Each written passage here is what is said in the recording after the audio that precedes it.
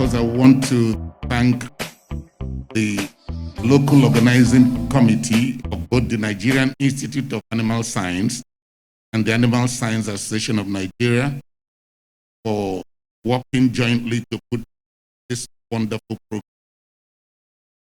I need to say this morning, but this wonderful program for the institute and for the association.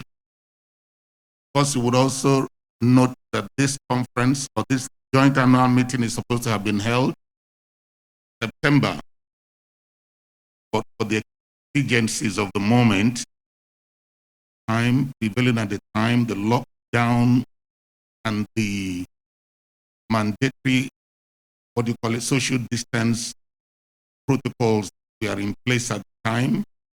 This is not to say these protocols exist, but do expect each person that is here at this conference to be mindful of the protocols that have been in place for this COVID-19 incidents or contagion. Much as possible, please maintain social distance. Expect people to be seated, maybe sit apart, except you are from the same family. Except you are from the same family, because if husband and wife here together, don't expect them to sit apart. So please, let there be a seat apart. And those at the high table, maintain a seat apart. Thank you very much. Thank you very much indeed. I want him to sit here because he's my colleague in the committee. Let him sit beside my own desk there. Thank you very much. I welcome all our members. We'll be starting very soon when we have a reasonable number of people in the hall. The MCP committee is ready. The speakers for this occasion, they are also here. They are ready. And they have been ready. We have since got their materials. No, the projectionist technical team, they are ready. So we are waiting for the members of the institute to please come into the hall. Members of the Nigerian Institute of Animal Science are registered. You have paid your MCPE dues for the year. You have registered for this joint annual meeting, both for the institute and for the association. Please make your way into the hall. The earlier we start, the better. This conference, this joint annual meeting, is actually a 2-day meeting. Everything has been compressed instead of 3 days, into 2 days, because of the need to finish the conference in good time, and then every one of us travel various destinations.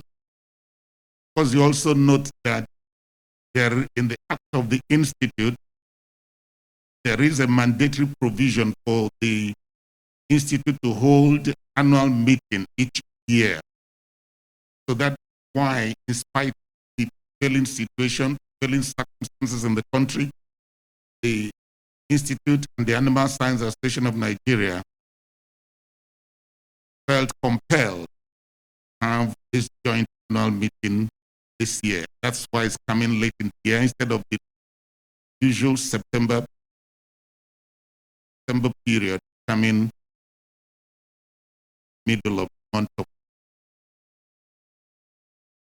2 months period. So please, protocol, those LOC members, staff of the institute, help us to draw the attention of members of the institute to please come for the program to start. Thank you very much. You are welcome, ladies and gentlemen. Inform the members institute, members ASAN, that this year Specifically on June 7, we lost the president of the Nigerian Animal Science, person of Emeritus Professor Israel Colorinshaw. And because you know him, former Vice Chancellor, Federal University of Calcutta. And time he left us on Sunday, June 7, 2020. He was actually preparing to hand over the reins of the institute, the scheduled program. September. We'll be, in a short while, we'll be observing a minute silence in his honor. Pray God will continue to protect members of Nigerian Animal Science. Also would like to recognize Foundation Registrar of the Nigerian Animal Science, Dr. Godwin Yedele Yedi. You're welcome, sir.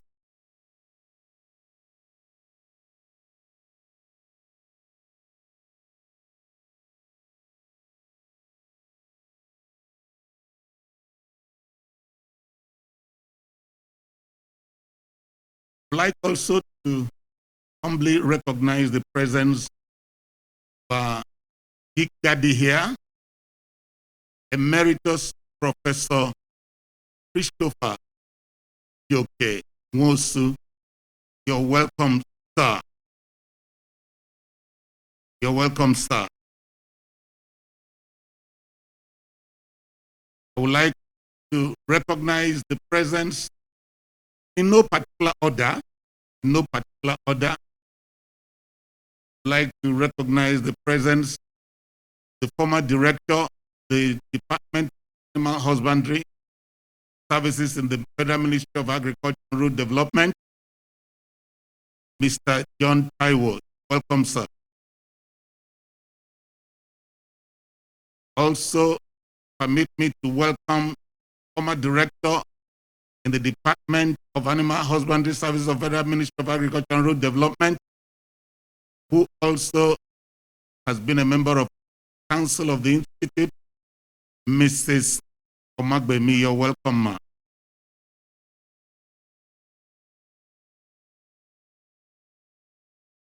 I would like to recognize the presence of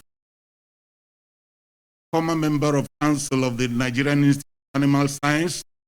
He was in the first council, he was in the second council. That is Professor Ikatwa, UJ Ikatwa from the University of Benin. Professor UJ Ikatwa. You're welcome, sir.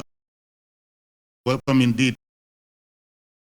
Permit me to also recognize the presence of the former Vice Chancellor, University of Uyo, member of the council, Professor A.A. Essien. Welcome, sir.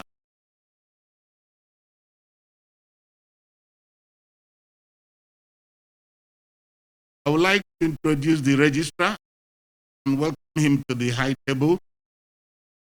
Gosha, the acting president, seated with him.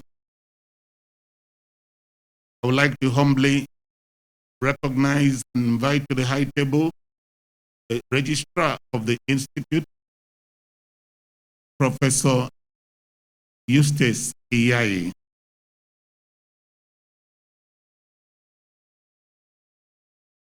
I wouldn't know whether the president of the Animal Science Association of Nigeria is here, but I would like to recognize him right away. And please, sir, if you're here, please make your way, sir, to the high table in front here. I would like to humbly recognize President of the Animal Science Association of Nigeria, Pastor Taiwo Adeoye. Pastor Taiwo Adeoye.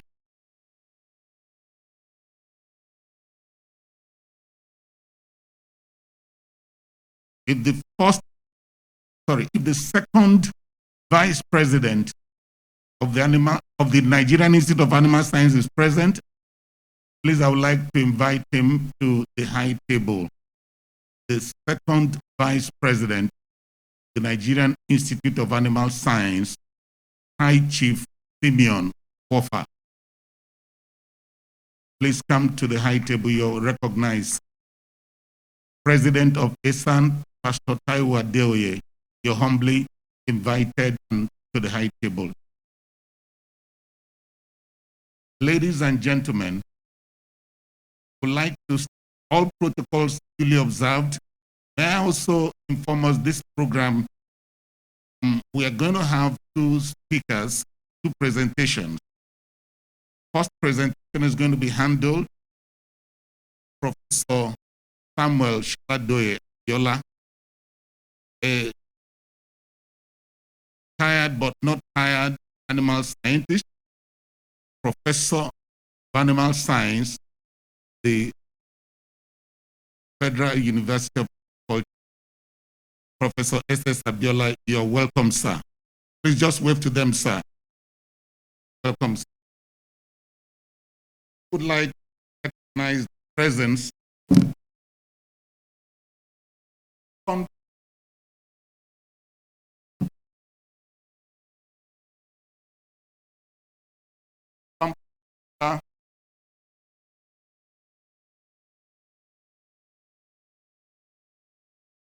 Mr. Johnson Upigo is the MD Management Endeavors Limited, which is an IT consultancy agency. Welcome, sir. Johnson Upigo, you're welcome, sir. I would also like to appreciate members of the Committee Institute. Please, if you're here, let me know. Have Professor M.A. Bamikole, immediate past Dean, Faculty of Agriculture, University of Benin. Thank you very much indeed. Services Institute as a member of the Committee of Institute. We also have Mr. Raymond Tiadinso. He is also a member of the MCP Committee Institute. Raymond, you're welcome, sir. We also have Dr. Mrs. Adejimi of the Federal College of Animal Health and Technology. Bless you. And I forget,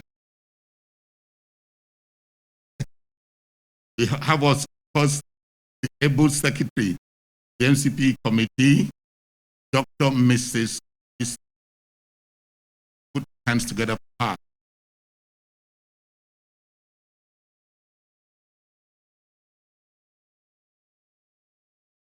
Thank you very much indeed.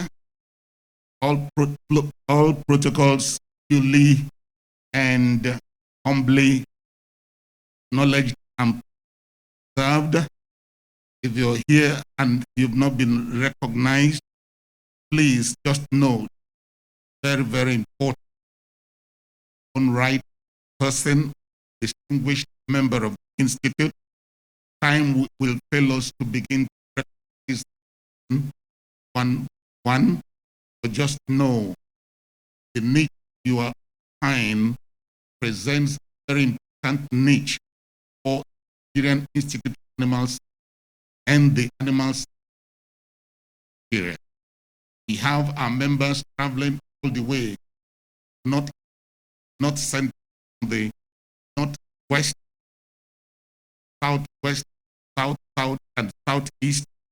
Just know, wherever you are coming from, where you are, whatever you are doing an important job, animal scientist, your own right. You are. Thank you very much.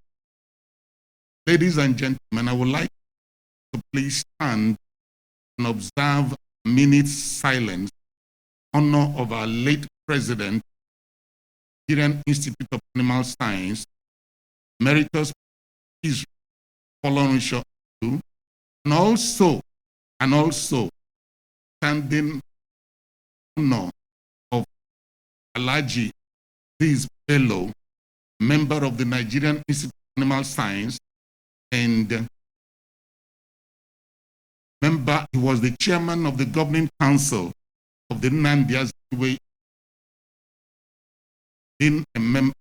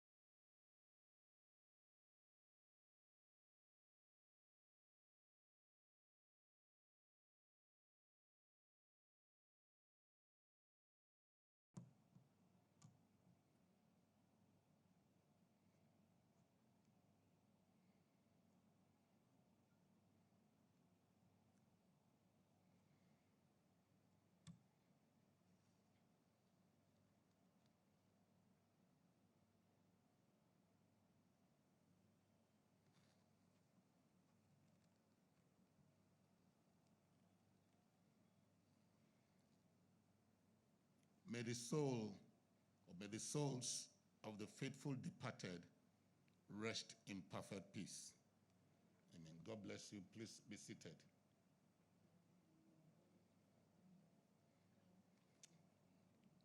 Ladies and gentlemen, without much ado, or without further ado, you've been welcomed, and I just want to let us know that by way of what we do, there will be a quiz after the presentations. Of course, there will be discussions.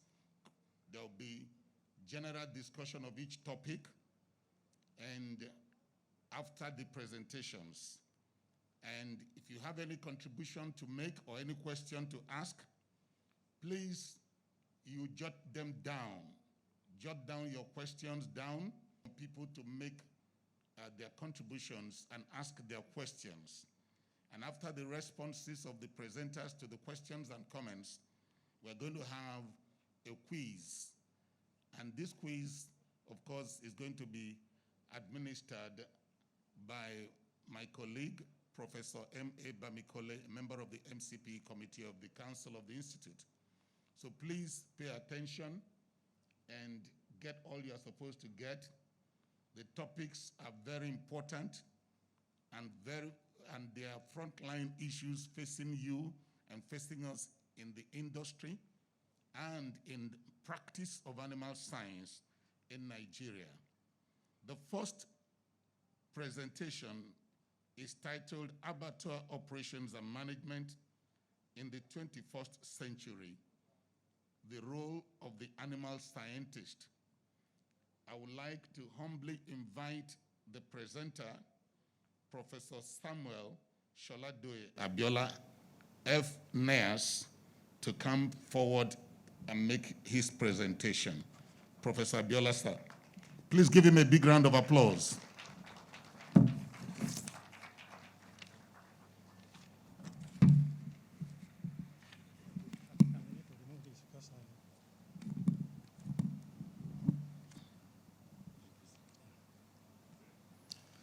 Well, good morning, everybody. First and foremost, I would like to express my profound gratitude to honorable council members of NIAS for giving me this opportunity to be a resource person in this training program. And I strongly believe that this training program will be of tremendous benefit to animal science profession in Nigeria. Well, the title, as advertised, is abattoir operations and management. Please wear your face masks, please. Wear your face mask over your mouth and nose. And maintain social distance. God bless you. We've announced this earlier on. So we have the title there. And a couple of days ago, I asked my question, what is the status of abattoir operation in Nigeria? If now we are talking of 21st century. From my personal assessment, abattoir operations in Nigeria, as we speak, is 15,000 century. So we still have a long way to go, because we have identified a lot of inadequacies in our abattoir operations. We have identified a lot of irregularities, and all this must be corrected if we want to improve the quality of the meat produced in the abattoir. This is the only country that I know where sick animals are slaughtered every day. This is the only country where I know pregnant animals are slaughtered every day. We have facts, we have records, and we have the figures. This must not continue. Next slide, please.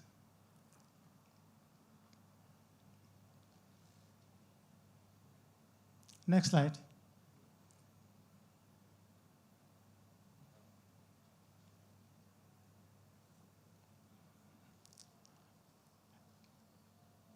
Before this, there should be a slide introduction.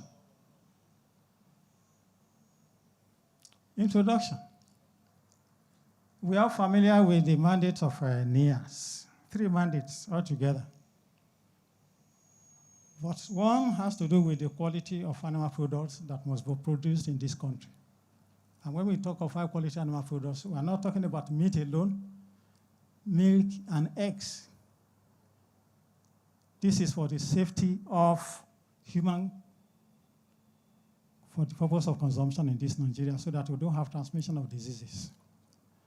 And to achieve this objective, stakeholders in the meat industry must work together. And when we talk of stakeholders in the meat industry, who are the stakeholders? We have 2 groups. We have a group working in the abattoir that are producing the meat.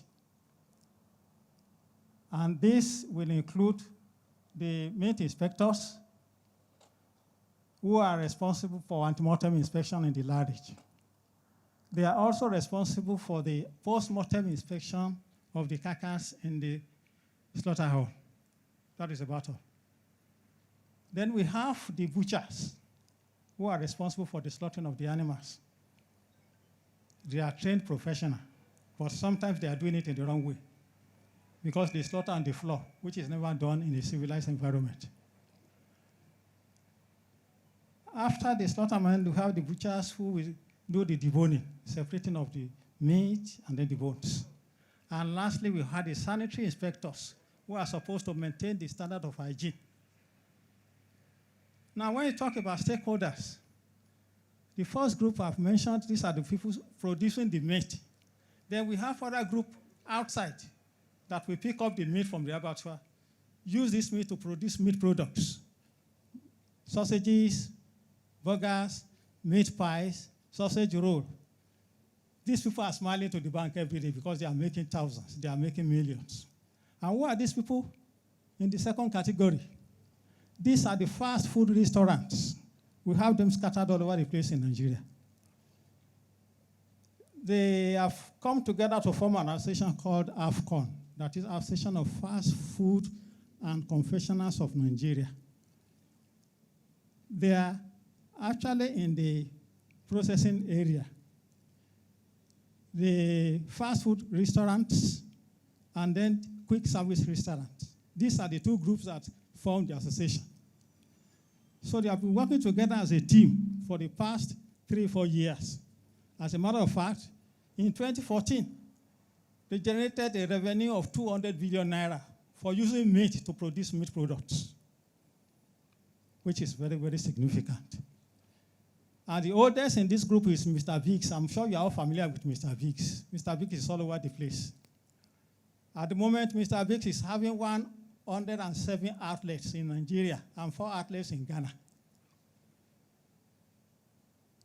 Mr. Biggs came into existence in 1986. These are the people working every day from January to December. No Saturday, no free period. And that is why I said they are making millions and smiling to the bank every day. We have Tantalizer as well. We have Chicken Republic. Altogether, as we speak, we have over 800 fast food restaurants in Nigeria that are using the meat produced from the abattoir and from the slaughter's lab. Next slide, please. Now, what will influence the consumption of meat? And what type of meat are we talking about? We have the beef, the mutton, the poultry, and pork. From the Global Perspective Studies team of 2018, we are quite aware of the fact that consumption of meat will increase. You can look at the figures for 2012 and look at what will happen in 2050. So 30 years from now, we will have higher demand for consumption of meat in Nigeria. It's not unexpected because the population will increase. Next slide. What are the factors that will influence the demand for these animal products? Human population. There is a projection from United Nations in 2017 that the Nigerian population will increase from the present 200 million to 398 million by 2050. In other words, we are talking of 30 years from now. I should not be in Nigeria by that time. I should be in Jerusalem then. 30 years from now. So human population can influence the demand for animal products. Again, income per capita. We are aware of the fact that we are talking of minimum wage, 30,000 naira per month. That's the minimum. In other words, an average Nigerian should be able to afford eating meat or milk or egg on a daily basis. So it's one of the factors that can influence demand for livestock products. Again, we have urbanization, that is migration of people from rural areas to the city. That will continue. People migrate from rural areas to capital cities looking for employment opportunities, looking for collar jobs. So these are factors that can influence demand for livestock products. Next slide, please. Now for today, we have this outline, fully loaded. I'll be giving just a few minutes, I think 30 minutes or so, because we are operating behind schedule. So I will try as much as possible just to scratch this on the surface. I'll prepare for a lecture for 2 hours. But because of time constraint, I will just try and see if I can condense everything. Now, the first on the list there, we have a brief report of training workshops which we had in the past, within the last 2 years, sponsored by NIAS and NIAS. We had a training workshop in Ibadan, Uyo and Bauchi, and I want to seize this opportunity to appreciate the management of NIAS, particularly the registrar, for the financial support, for the success of the training programs. At the same time, I want to appreciate the executive of ASAN for the moral and financial support, particularly the president, Pastor Taibu Adioye, because we traveled together to Uyo, we traveled together to Bauchi. It was all over the place for the success of the training programs. I want to expect that we'll continue with this. The history of slaughter slabs and abattoir in Nigeria, we are going to examine that. We look at the legislations. Do we have rules? Do we have regulations governing slaughtering operations in Nigeria? Then abattoir operations in the 21st century, we look into that. What would be the role of animal scientists in the operation of abattoir in Nigeria? Then we examine the risk factors in abattoir operations. Some of the disease conditions, zoonotic diseases, notifiable diseases that they can be contacted by virtue of the fact that you work in the abattoir. Of course, there's compensation because we have hazard allowance if you're working. This is not enough to scare anybody. There is risk everywhere. Even in life, there's risk. So we're going to examine some of the disease conditions. Then we come up with conclusions and recommendations. And I have some references because I remember when we went to Bauchi, some people were asking me for some references on abattoir operation, particularly students, because of their student project on abattoir operations. I have some references which you can copy later on. Now, I have video clips as well on abattoir operations. Ideally, we should leave this space and go to the abattoir so that we can identify facilities available, identify some of the deficiencies and inadequacies in our abattoir in Nigeria. But because of logistic problems, we will not be able to do that. So I have video clips for slaughtering operation on cattle, sheep, goats, pigs, and turkey. So if you have time, I think we'll be able to look at them. We appreciate them. Because our operation is 100% practical. You will understand better when you go there and see some of the operations going on. So we have the clips. Then lastly, there's another clip on meat importation. It's ridiculous that as at now, we are still importing meat into Nigeria. The last one came from South Africa, and nobody is saying anything about it. People are importing meat because we have problems. It's a disgrace to the country. We have problems with abattoir operations, and people will continue to import meat. I will not want to give reasons why people are importing meat for security reasons. Next slide, please. Now, like I said earlier on, I've just spent a couple of minutes on this. We had these training programs in Ibadan, Uyo, and Bauchi. And then the big question is, where are the results?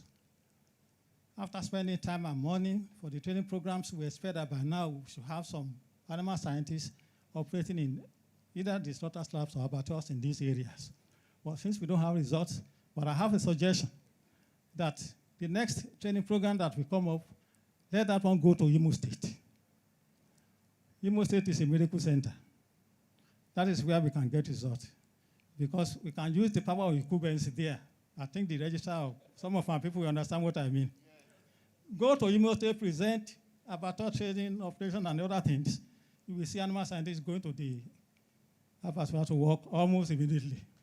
That is an opportunity. Next slide. Issue of slaughter slabs and abattoir in Nigeria. Well, there's no documented evidence, but there are some facts and figures here.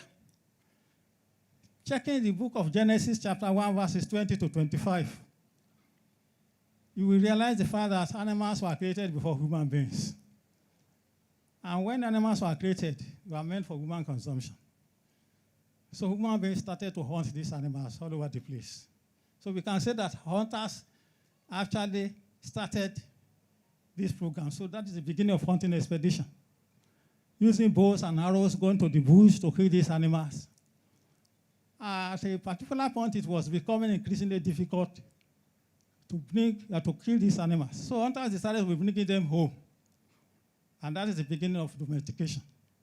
So now we have some animals at the back of the house, and people for ceremonial purposes started slaughtering some of these animals. But there must be a dedicated place where you can slaughter slabs, concrete floors. So that was the beginning of slab operation. Gradually, people were not going to the bush, just go to the back of your house, pick up the pig, pick up rabbit or anything, and start slaughtering. That was how people started slaughtering slaughter slab operation. But now we have quite a lot. There's proliferation everywhere. So as at the year 2008, we had 1,077 slaughter slabs in Nigeria. And the total abattoirs in Nigeria, 162. We don't have enough, but I want to believe that by now, the figures would have been almost double, because they are springing up almost every day, because people are making a lot of money from this. The Okwapa Agege Abattoir, Lagos State, can be considered as one of the first generation abattoirs in Nigeria. It was actually commissioned in 1992 by former Vice President Augustus Ayom. I've been there on 2 or 3 occasions. All the facilities are there, quite all right. But about 50% of the facilities are wasting away. But I want to believe that Lagos State government will do something about it. The latest abattoir that we have is Ibadan Central Abattoir, which is in Oyo State. It was established and it started operation in 2017. We had this training program in Ibadan, 2018. After the election, we went to the abattoir. I'm sure some of my colleagues who are here can testify to the validity of my statement. We discovered a lot of difficulties, deficiencies in the abattoir. And this is the biggest abattoir so far in Nigeria. with the largest large in West Africa. It was built at a cost of 3 billion naira. And if you can look, I will show you some pictures about some of the facilities that are wasting away. So there, about 500 heads of cattle are slaughtered every day at the rate of 3,500 naira per head, which means the state government is generating 1.75 million naira on a daily basis for slaughtering of cattle alone in this abattoir, the latest abattoir in Nigeria. 1.75 million naira every day on cattle alone. And if you take into consideration the slaughtering of sheep, goat, and pigs, it means the revenue generated will be about 2.75 million naira. It can't be less than that. And as we speak, we have 7 veterinarians that are working there, smiling to the bank every day.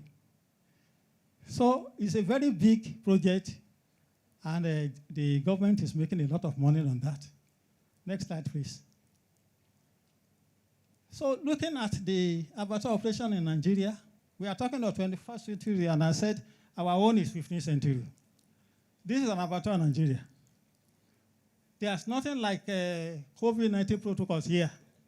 So you can expect community transmission, because people that are positive will transfer this to the meat will go to the market, and before you know it, it's already in the kitchen. So this is a typical example of what is going on in Nigerian abattoir or slaughter slab. No physical distancing. Everybody is just on his own. They are doing whatever they like. Next slide. That is the cheapest means of transportation for people that can move meat from the slaughterhouse to the market free of charge. In a civilized environment, you can see what is going on in the 21st century. Next slide. Legislation, regulations, and slaughter slab and abattoir operations in Nigeria. Yes, we have legislations, we have rules. The first one we had, 1942, in northern Nigeria, has to do with inspection of hide and skin for export trade in northern Nigeria. Then later on, we had another one, 1953, which was modified in 2007, a 22-page document. Well, I have that document is very voluminous, which has to do with setting up of a slaughterhouse and the management of the slaughterhouse, different types of methods of operation. Then the federal government made an attempt to come up with Meat Hygiene Act, Meat Hygienic Act in 2007. Up to now, we have not had anything. But luckily, NIAS is making efforts to come up with something. Of course, there's a draft regulation for abattoir and slaughter slab operation in Nigeria, which is already on the table. I think some people will give a round of applause for that. So we have to commend NIAS under the leadership of Professor Yayi, the registrar, for coming up with this. This has been considered, waiting for final approval. And once we have this, it means NIAS will be able to take over fully. But what is important is for any regulation on abattoir or legislation, NCDC protocols must be observed. We need to put this into consideration, because COVID-19 pandemic is still with us here. It's with us here, and it will remain with us here until we have therapeutic and prophylactic combination. Therapeutic in the sense that there must be drug for the treatment of that condition. Prophylactic in the sense that there must be vaccine available for people that are testing positive. For the negative people. So unless we have that combination, we will not get out of this. And it's not applicable to Nigeria alone. All over the country, everybody is complaining. In fact, they are having a second wave in other countries. So we must put this in our legislation or regulation, the maintenance of NCD protocols to be observed. Next slide. Now, abattoir operations in the 21st century. There are 11 activities going on in any abattoir in the world. So we have a list here of all 11 activities that are going on. So for anybody that will work in the abattoir as a supervisor, as a manager, you must be familiar with all these activities, especially if you are going to manage the activities there. You cannot turn around and say you don't know anything about it. Otherwise, you'll be accused of managerial incompetence. So it is important to be familiar. But I will spend a few minutes to run through this. Larraging of animals. What do you mean by larraging? What is larraging in the first instance? Larrage is a place where animals are arrested before slaughter. Animals are coming from different places with different types of transportation. So it's a place where animals are arrested before they are slaughtered. Now we have there 2 to 24 hours.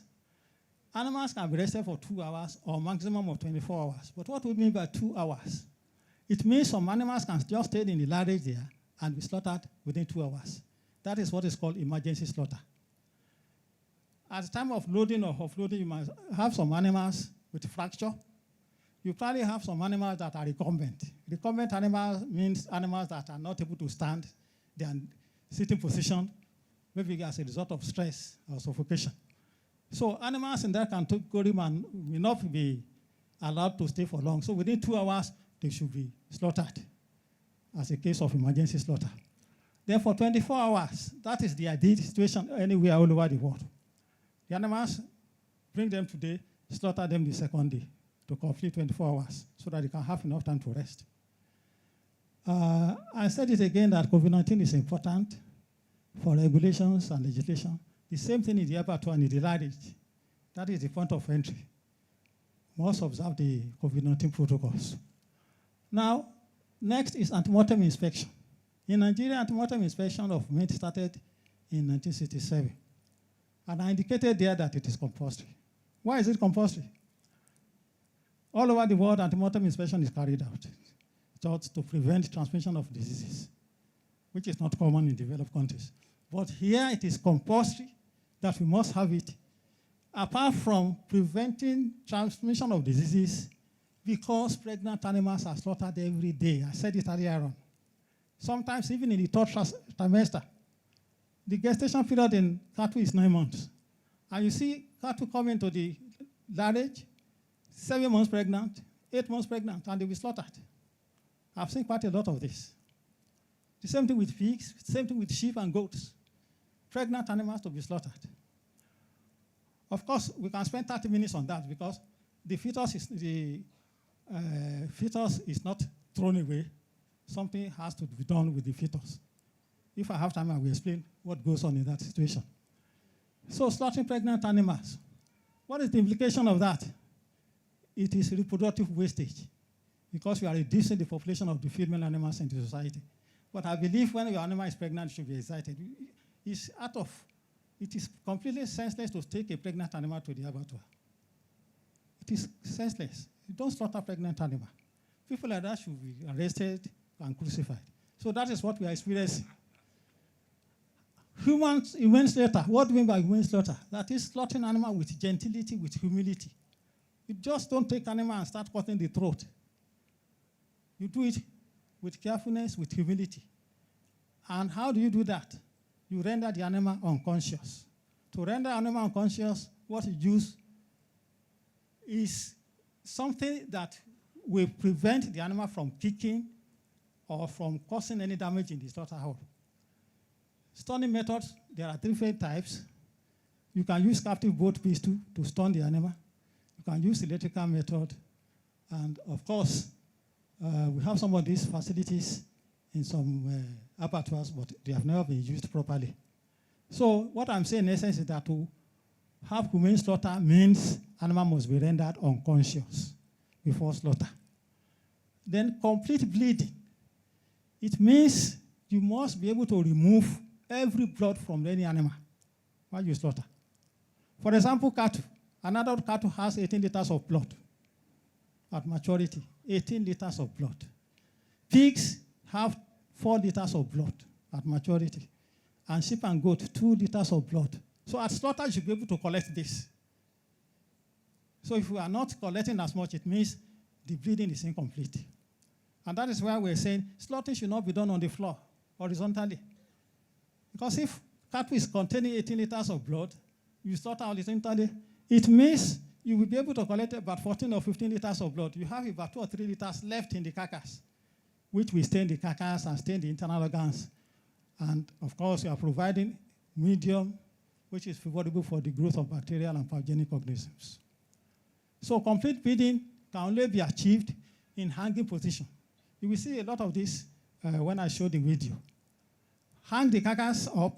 That is where you can collect up to 18 liters of blood from cattle.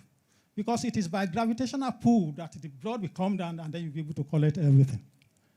Then hide and skin remover is very important. Let me differentiate between hide and skin because people use these two words interchangeably. Hide is not the same thing as skin. What is hide? Hide is the outer covering of bigger animals. Cattle, horses, camel. That is hide, the outer covering. Skin is the outer covering of small animals. Sheep, goats, and pigs. That is the difference. But a lot of people cause confusion by using them interchangeably. But in case of pig, the skin of the pig is never removed in any abattoir. You don't remove the skin of pig. It's still part of the carcass. And that is why the dressing percentage of pig is higher than that of other animals. You remember the dressing percentage, carcass weight over live weight is 100. So if you do the calculation for pig, you get about 70-75% because the skin is part of the carcass. But when you remove the skin of the carcass and you cook it, the name will change. It's no longer skin, they call it rind, R-I-N-D. Evisceration, that is the removal of internal organs. You will see that when we look at some of the pictures. Postmortem meat inspection. I indicated there as well that postmortem meat inspection is compulsory. It's compulsory in the sense that at the time of antemortem inspection, some animals are asymptomatic. You will not see some of these symptoms. So the animals will escape antemortem inspection. And by the time of postmortem inspection, it is then you can discover that you have some either pathogenic lesions or you have some problems with the carcass. Let me give an example. There is a particular condition known as fasciolasis, that is infestation with liver flukes.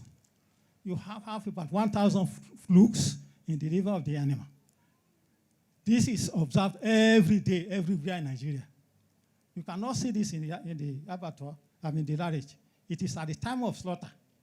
So when the animal is slaughtered, cut into the liver, then you can discover thousands of liver flukes. And that type of liver can be condemned by the meat inspector. So that is why postmortem inspection is very compulsory. Then post-slaughter handling and carcass treating. Post-slaughter handling is to prevent contamination. Carcass treating is cutting the carcass into 12 equal halves. Then you have carcass washing and cleaning using hot water. Again, we have carcass grading and then classification.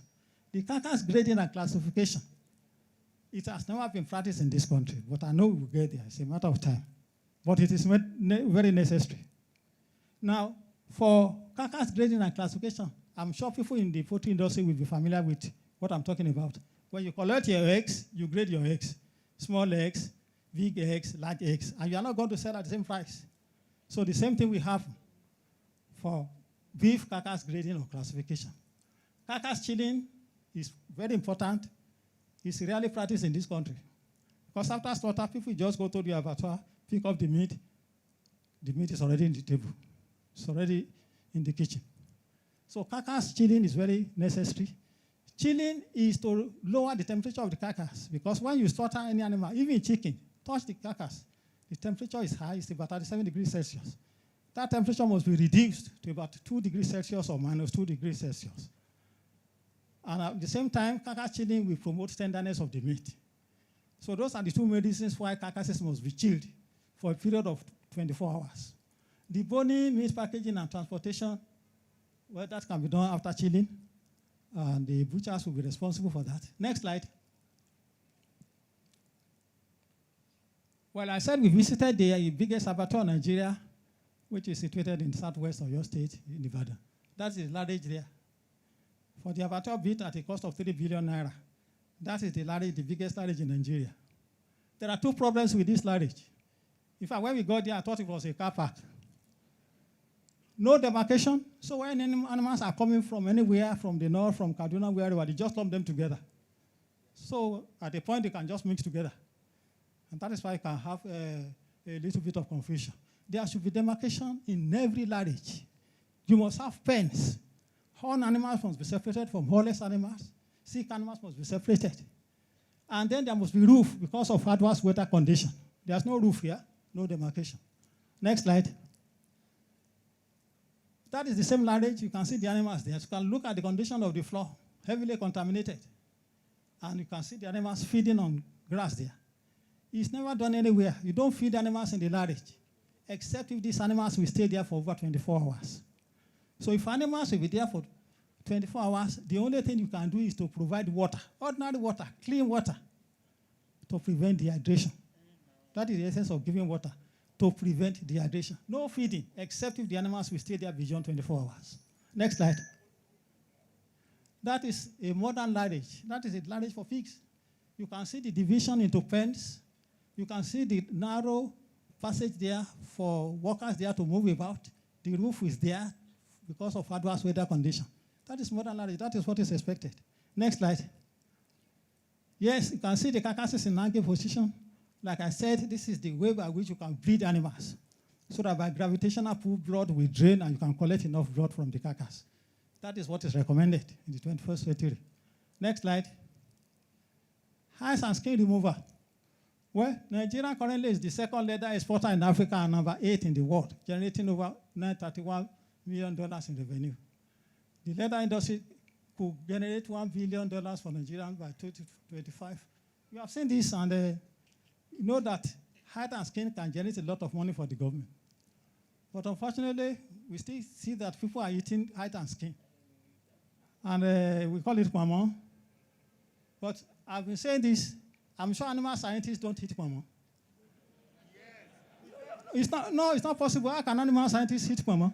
You can't eat hide and skin, it's not possible. People eating kwamo are poor people. It's a sign of poverty when you are eating hide and skin. Hide and skin, if you look at it, looking at the animal byproducts, hide and skin, animal byproducts, feces, horns, these are the category of animal byproducts. Hide is not meat. Skin is not meat. The definition of meat is completely different. It's the flesh or muscle of an animal that is fit for human consumption, which may or may not include offals. That is the definition of meat. The flesh or muscle of an animal that is fit for human consumption, fit in the sense that it has been examined. Hide and skin is not meat. So animal scientists cannot eat kwamo. Next slide. You can see the evisceration and processing in hanging position. That is what is expected. But here in Nigeria, we do this thing on the floor. Next slide. There they are observing the COVID-19 protocols, dressing 40 carcasses. Next.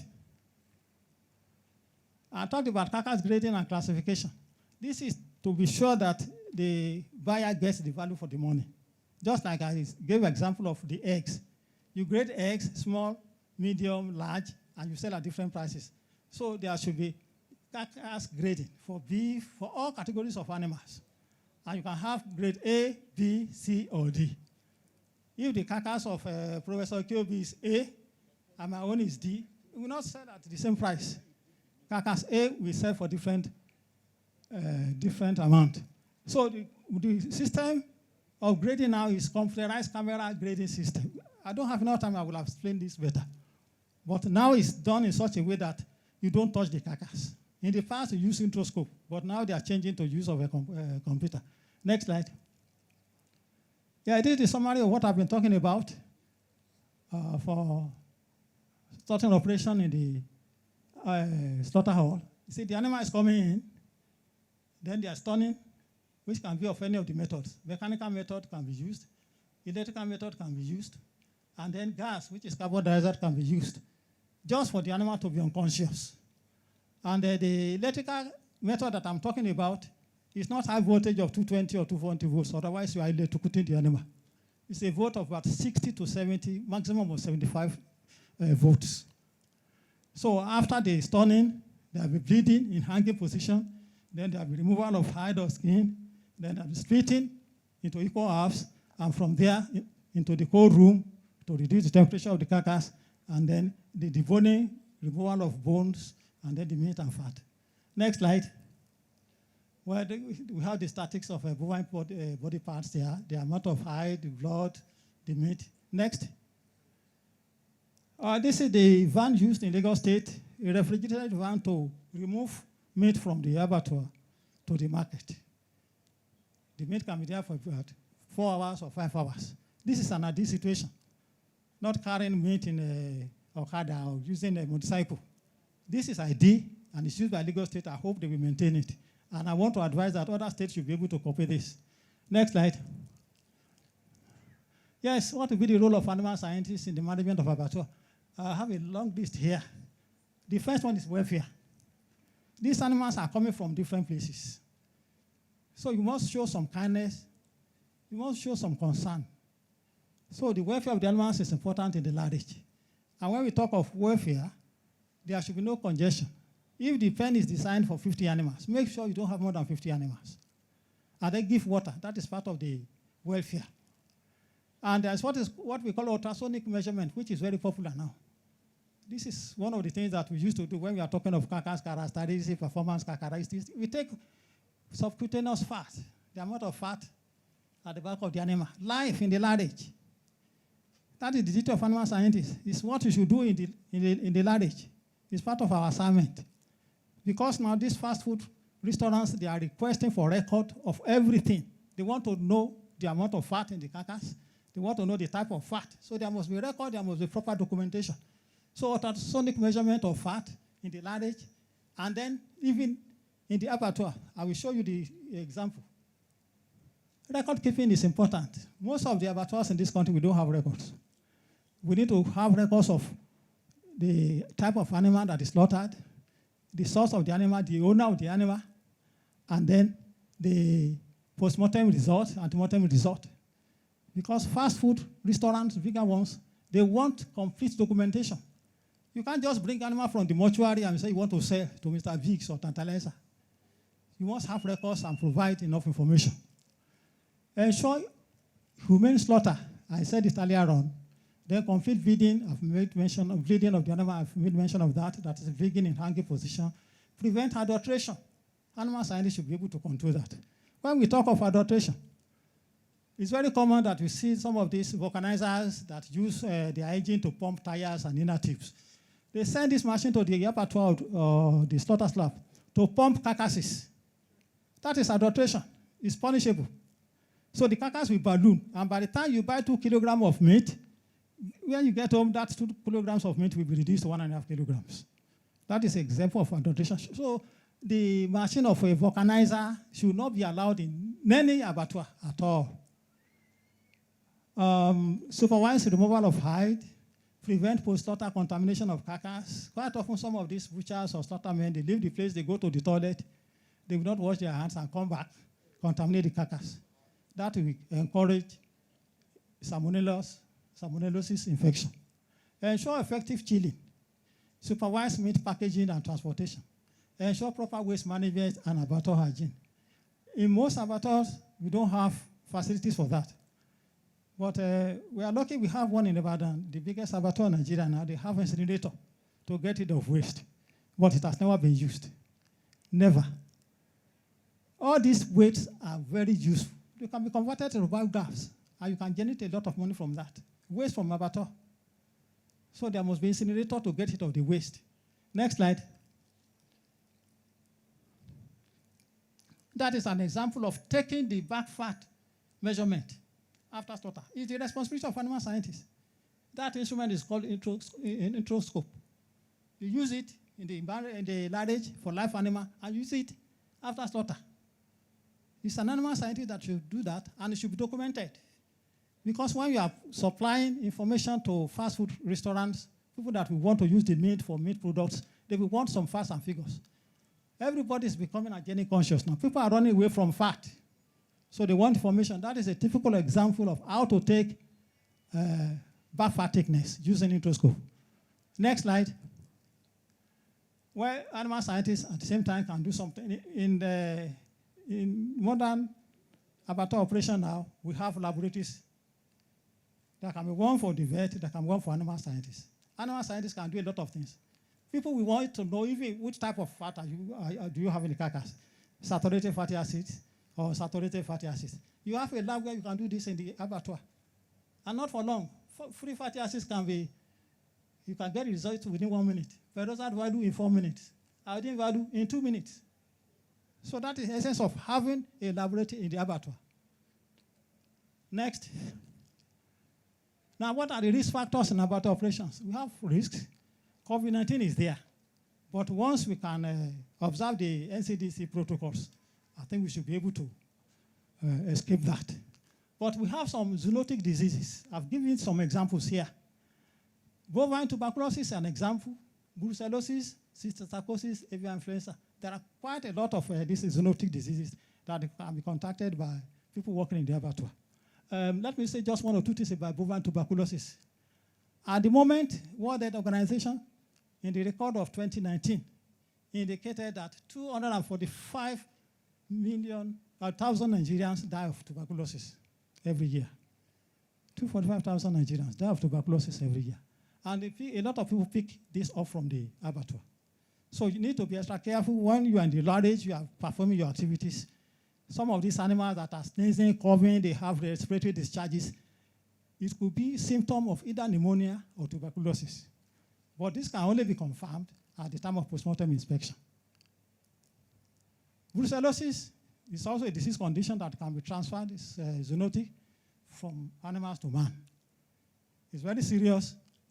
You will not actually see this in the abattoir, in the laboratory, because there are 2 common symptoms which are called pathognomonic symptoms. The pathognomonic symptoms are symptoms that are peculiar with some specific diseases. Brucellosis will cause spontaneous abortion in animals. It can affect cattle, sheep, goats, pigs. So that is the first symptom, spontaneous abortion. The next symptom is retained placenta. Those are the 2 symptoms of brucellosis infection. You will never see this in the laboratory because animals will not abort in the laboratory. Never. But what is important is to be careful not to touch the carcass, use the hand gloves, and don't touch the meat or any meat product. But it's not only the female animal that can be affected with brucellosis. The male animal also can be affected. So in the laboratory, if you look at the animal, the effect in the laboratory on the male is what is called orchitis. Orchitis is inflammation of the testicles. The testicles will be about 3 or 4 times bigger the normal size. So if you are working in the laboratory and you see a big animal, a bull with about 4 times the size of the testicle, that is a symptom of brucellosis. So you don't move anywhere near it. And it can affect human beings as well. But not that human beings will abort. There's no abortion in human beings. The effect of drinking milk from animals suffering from brucellosis or touching the carcass while you are there working in the abattoir is that human beings will end up with a condition known as undulant fever. That is the effect on human beings. What is undulant fever? It's a recurring fever. You continue to have fever every time. You continue to treat it. You come down with fever every time. Now, cysticercosis, that is heavy infestation with tapeworms. Not that we are going to eat the meat in the abattoir, but when we say cysticercosis, the infection is such that you can pick up the cyst from the abattoir, exactly from the meat. The type of worms that can actually be involved are the tapeworms. I'm sorry, I need to explain this. The tapeworms we are talking about are the human tapeworms. There are 2 common human tapeworms. They call them NIAS aginata, NIAS cilium. These are the 2 common tapeworms. As a result of open defecation, because Nigeria is #1 in terms of open defecation in the whole world now. So these eggs are released. The cattle, the pigs grazing, they will pick up the eggs. The cystic stage will develop in these animals. So at the time of slaughter, all the cystic stages will be found in the animal, particularly in the internal organs. Now the problem is meat from such animal will be sold at cheaper price. The butchers will tell you, oh, come and buy this meat, it's 15 naira per kilo, 100 naira per kilo, because they will see thousands of cystic stage. The meat inspector must not see it, otherwise the whole meat or the whole carcass can be condemned. But want to sell it at cheaper price. So you work staff, you will prefer to take it. If you take meat home and you cook, in cooking of meat containing the cystic stage, they will give you infection. It comes to human cystic stage, the animal. Be careful. Maybe influenza we have had quite a lot of this in the. Just make sure that you follow this non-compliance to COVID-19 protocols with one of the risk infection in the abattoir. In direct contact with infected animals, and also direct contact with precautionary measures there. Stay safe, treat cuts, treat wounds, abrasion, use protective wear, observe high standard of personal hygiene. So the compensation is that if you're working in the abattoir, talking of risk factor, yes, the risks are risk, but we smile to the bank because people that are working there, they are not running away because of the risk. Once you are protected, get about any risk that is in the abattoir. Next slide. Why these people that took part in the training workshop in the Southwest in Ibadan, University of Ibadan. Next, we went to the abattoir, the biggest abattoir in Nigeria. We have the participants there. You can see some of our colleagues, registered animal scientists. Next one. That one is at Uyo. We have the president of Asan there right in the middle. I told you we also went to Abu Bauchi. Next slide. The picture at Bauchi, the president of Asan also was right in the middle. There was a sad attraction in this one. 50% of the participants were planning housemen. So we enjoyed the place because of the interaction we had with them. Next slide. That was the presentation there at about. Next one. The conclusion. Well, let me just read through. Good quality animal products can be produced if animal scientists to work in the abattoir. We have other stakeholders that are working there, but not do it alone. So unless we have animal scientists trained and have been trained to give a certificate of attendance, they should be allowed to work there if we want to be sure that we produce good quality meat and meat products in Nigeria. Next one. I have this recommendation. The training workshop we had is not enough. We need to train the butchers and the stockmen as well. And then there's a collaboration between NIAS and Nigerian Veterinary Medical, working on regulations. Want to prevent. There should be uniform for all the people that are working in. It put on white people. Must have green or red, yellow, white. Maintain that uniformity whenever animal scientists are working in the lab. So there should be a dress code. And there's a federal government to be able to ban, or maybe in future. I know it's a little bit difficult. I think we need. Next one. I'll put some references. Project experimentation, some people asking me their references. So operations. Of this later on. Some of the references. Next. Now this woman I earlier on want to present some video clips. Operations on cattle, on sheep, goat, talk. There is ability in every disability. This simple Andy is a professor of animal science from Colorado State University. She has contributed a lot to the development of meat industry all over the world, not only in the USA. So she will feature in some of these video clips. So you are going to enjoy it. Next slide. Well, ladies and gentlemen, that is how far I can go. Thank you for listening.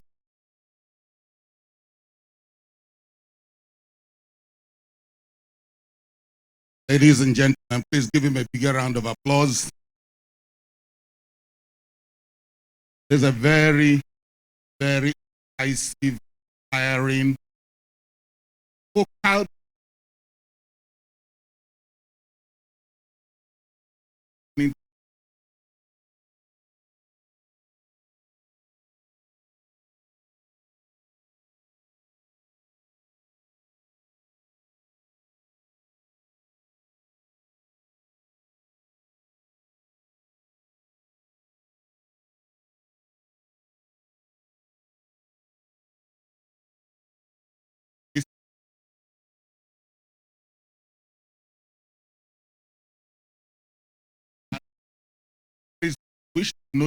and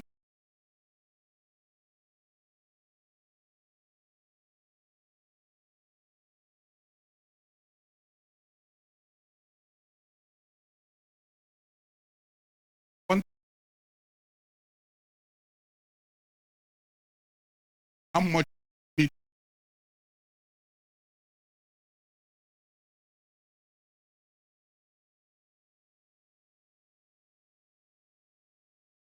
I regulation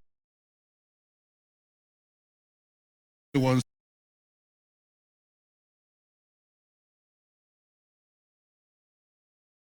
to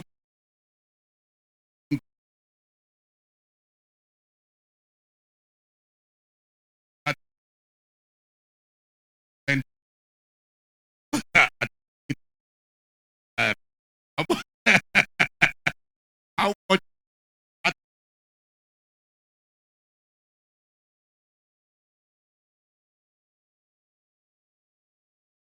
and regulation too. Thank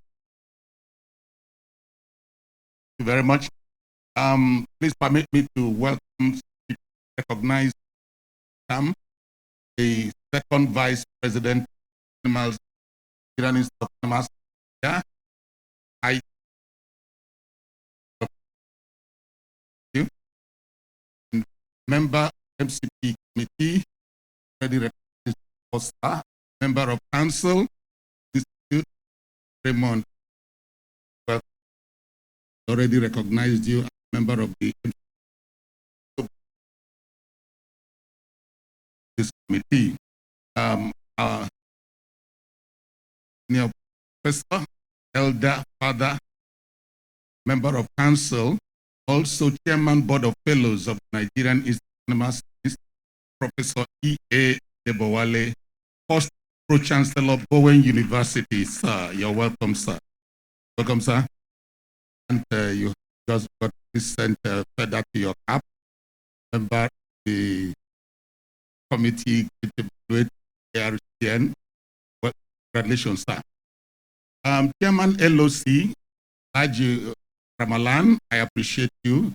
Sorry for delay or omission. Chairman LOC, we appreciate Haji Ramalan. Welcome, sir. Ladies and gentlemen, we also have our very own industry icon, Mr. Detoyi Olabode, Commissioner of Agriculture, Ekiti State. Please give him a big round of applause. Welcome him. He's an industry practitioner, practical animal scientist who has been benefit to the industry, the association. Welcome. Give him a big round of applause. We also have a member of the First Council, Second Council, and of course, Foundation Secretary of the ARCN, Research Council of Nigeria, and a member of Council of the Institute, Professor B.Y. Abubakar. You're welcome. Please give him a big round of applause.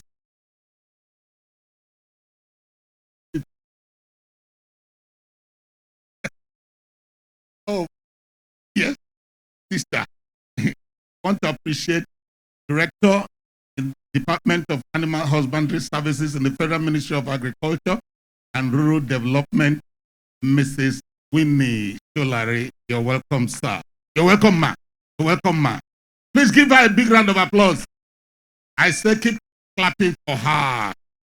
What a man can do, a woman can do better. Thank you very much, ma. Well, now,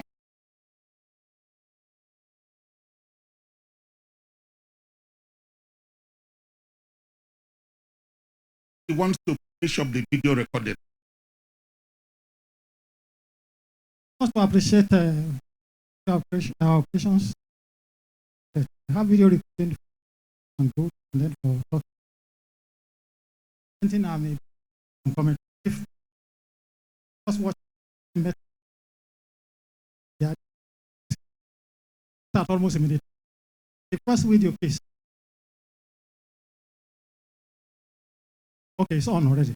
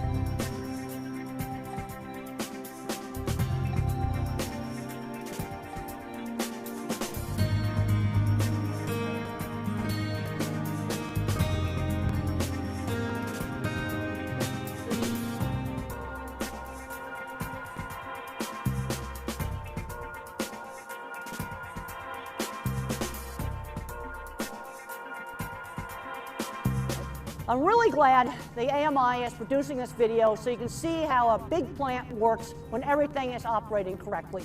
I have worked all my career on improving how animals are handled. And one of my biggest frustrations is you go out there on the internet and there's all these terrible undercover videos and there's not much video of things being done right.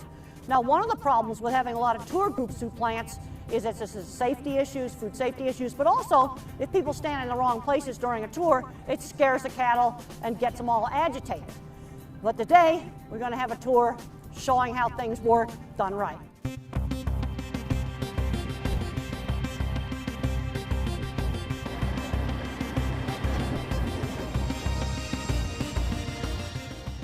Cattle are offloaded as calmly as possible to minimize excitement and prevent slips and falls. If an animal falls down, it can get bruised, it can get injured. Non-slip flooring is essential to prevent slips and falls. Cattle are usually rested in the pens for several hours before they go up to the slaughter line. This allows them to settle down, calm down, and will make them easier to handle, and they can get a drink of water. It's important to fill the pens properly and have some room for the cattle to move. It's usually recommended to fill the pens about 75% full. That also gives you working space, so that when you go to bring the cattle out of the pen, they're not just pushing right up on the gates. When cattle become stressed and agitated shortly before slaughter, you get adrenaline released and you can get tough meat. One study showed that if you poke cattle with electric prods several times 5 minutes before slaughter, you get tougher meat. Longer-term stresses can cause dark cutters. Also, rough handling of animals can cause bruising. And if you have bruised meat, you have to trim the bruised meat away. It cannot be used for food. Keeping animals calm makes them easier to handle, it's more humane, it's safer for the plant employees, and it's just the right thing to do. After the animals have rested in the pens, they're brought up in small groups into the plant.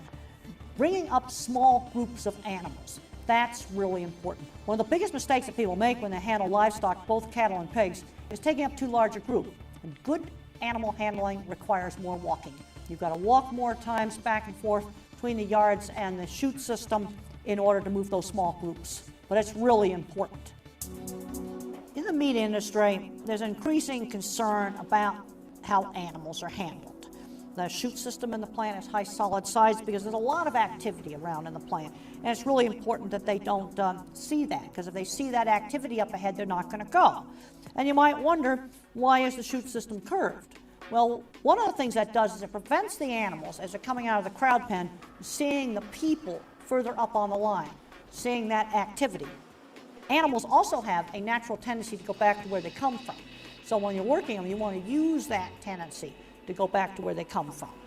Livestock think in pictures, and they become distracted by just simple little things, like a hose on the floor, a coat on a fence. Cattle have a tendency to go from a darker place into a lighter place. And this is one of the reasons why in many plants a light has been installed at the entrance of the stun box or the entrance to the cattle restrainer or the pig restrainer so that they will head towards the light. After the cattle move through the chutes, they enter into the cattle restrainer. This plant has a center track restrainer system where the animals straddle a moving conveyor. And there's a number of things that you have to have on this to make it work. You have to have a non-slip entrance ramp going in. You've got to have a false floor underneath so they don't see the visual cliff effect. You've got to get things just right with their vision, and then it's going to work. And the animals just ride along on the conveyor, and as they ride along, they're shot with a captive bolt gun. And that's the reason why you didn't see the animal drop when it was shot. The pneumatic gun in this plant is a very powerful tool, and the animal's brain is destroyed instantly. After the animal is shot, while it's still held in the center track conveyor system, a chain is looped around its leg. It's on a trolley that goes along on a track, and he falls out of the restrainer and goes down onto a takeaway conveyor, and the trolley goes into the bottom of an incline conveyor and it's lifted up. You will usually see some uncoordinated kicking, especially of the free back leg. That's spinal reflexes, because the circuits for walking are in the spine. And when you destroy the brain, that walking circuit just gets all hyperactive. So it's normal for that free leg to do some kicking. And there's a lot of undercover videos where they show that leg kicking and go, oh, it's a live animal. Well, what they need to be looking at is his head. Now the cattle hanging on this line had completely floppy heads like a floppy dish rag, no tension there in the neck. The head is dead. Check for corneal reflexes. If the tongue is completely extended, soft and flaccid, I know that animal is stone dead. If, in the rare occurrence that an animal is found showing return to sensibility, is immediately reshot with the captive bolt gun. This is a handheld captive bolt gun. Many small plants use this as their main method of captive bolt shooting of cattle. It works with a blank cartridge that propels a steel bolt into the head of the animal. Maintenance of this tool is really important. After the animal has been bleeding for a few minutes to drain all the blood, it enters the main slaughter hall, where the hide is removed, internal organs are removed, and the procedures for skinning are very carefully done to prevent contamination of the carcass for food safety. It then goes into the chiller to be chilled overnight in a large cooler before it is then cut up into large pieces of meat called primals and subprimals. And then the big primals are then cut up into the smaller pieces that are bought by restaurants and consumers.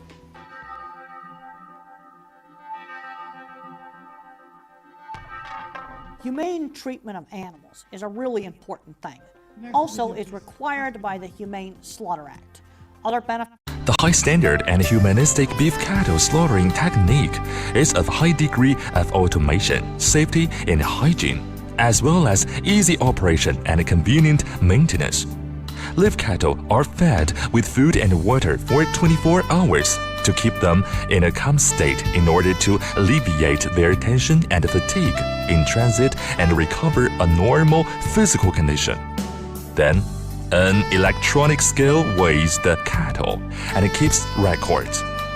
The cattle are driven through an S-type ring chute, which minimizes their panic and fear, meeting the requirements of animal benefits and reducing the secretion of stress toxin for beef of better quality. The cattle are delivered into the halal slaughter box with a reverse loop. The halal slaughter box minimizes the labor intensity and reduces damages on the live cattle. The upper lid presses down as long as the cattle head is out of the window, and the cattle is now completely fixed. The box rotates and imam kills and drains the blood in an Islamic way. There are safety piles around the working environment for operators to go in and out. Well noted for the cattle.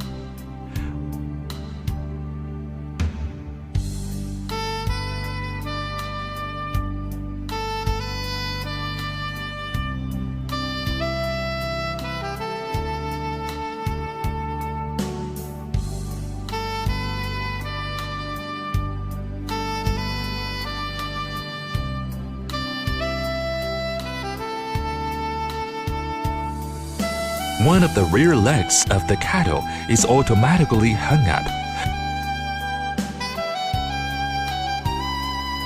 Two-time pneumatic rollover is available as well, where one of the rear legs is hitched up with chains, and the lifter lifts the entire cattle up to the hanger that conveys them to blood draining tract to be killed.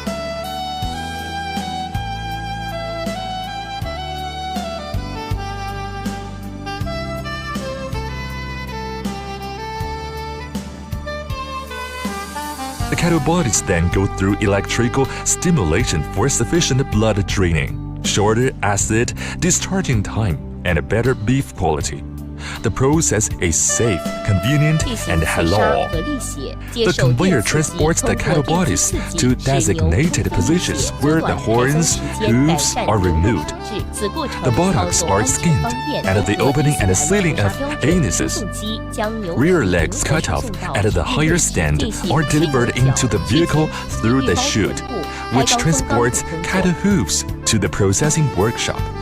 The chains return to the position for the next cattle.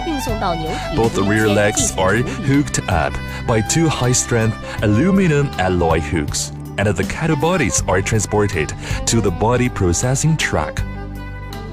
The cattle bodies enter the processing conveyor through the advanced PLC system and a pneumatic scale, and the initial skinned bodies are transported to the skinning position where the skinning chains fasten up the bodies. The skinning tubes are lifted to a certain height by the hydraulic system, and the bodies are skinned from the rear end to the head. The single-pillar skinning machine, which is of simple design and runs steadily, is also available. The chests of the cattle are cut open by the chest saw for the next step. The conveyor is also equipped with a two-time pusher that pushes the two rear legs from 500 mm away to 1000 mm away. White internal organs are taken out and dropped into the chute, through which they are delivered to the trays for inspection.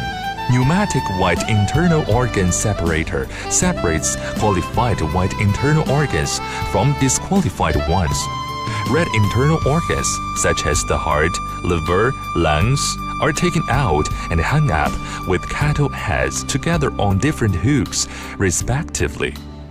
As for the cutting in half process, the operators stand on the auto-lifting platform and use the draper-type saw to cut the bodies in half along the spine.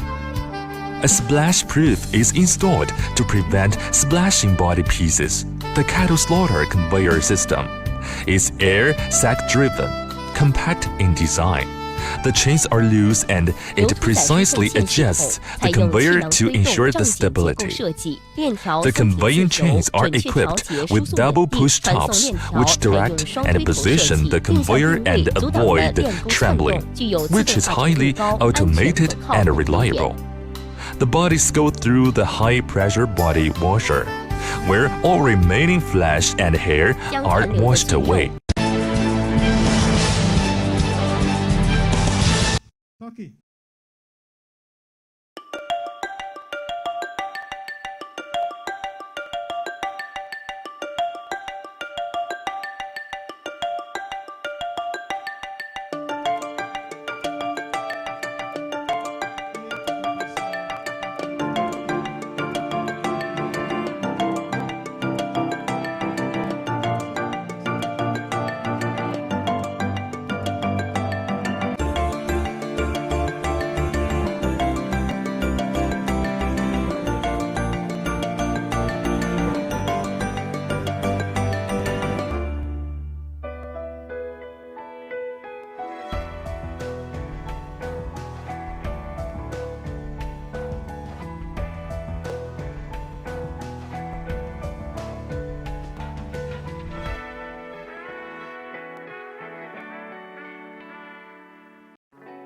I'm Temple Grandin. I'm professor of animal science at Colorado State University.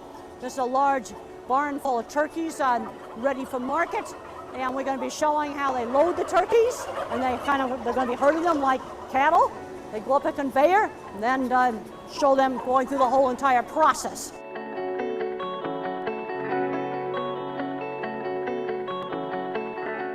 I am really pleased that we've got this opportunity today to see this barn full of turkeys, and we're going to watch them being loaded onto the trucks tonight and going on through the processing plant.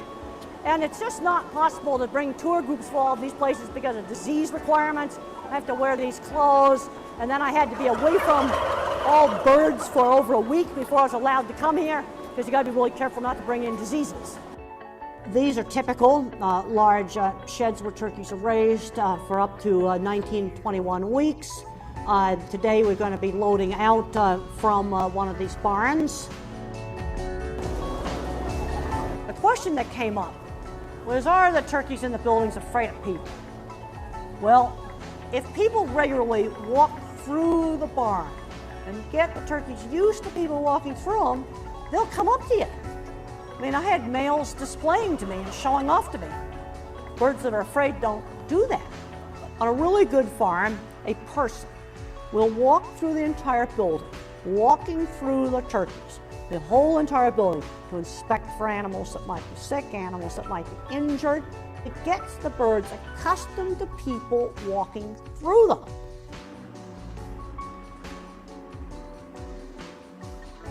These sheds have curtains on the sides so they can be opened up in summertime to keep the building cool, close them up in the wintertime. Those are the waterers. And when the birds are loaded out, the waterers are left on. It's always important, always have access to water.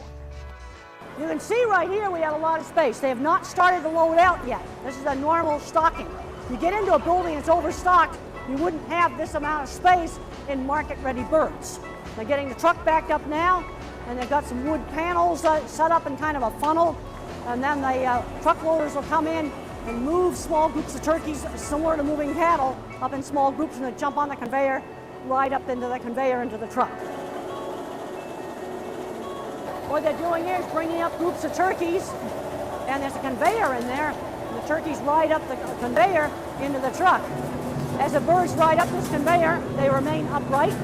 They will stand on the conveyor as they go up and be loaded into compartments. This whole entire conveyor can be raised up and down to load the different level compartments on the truck.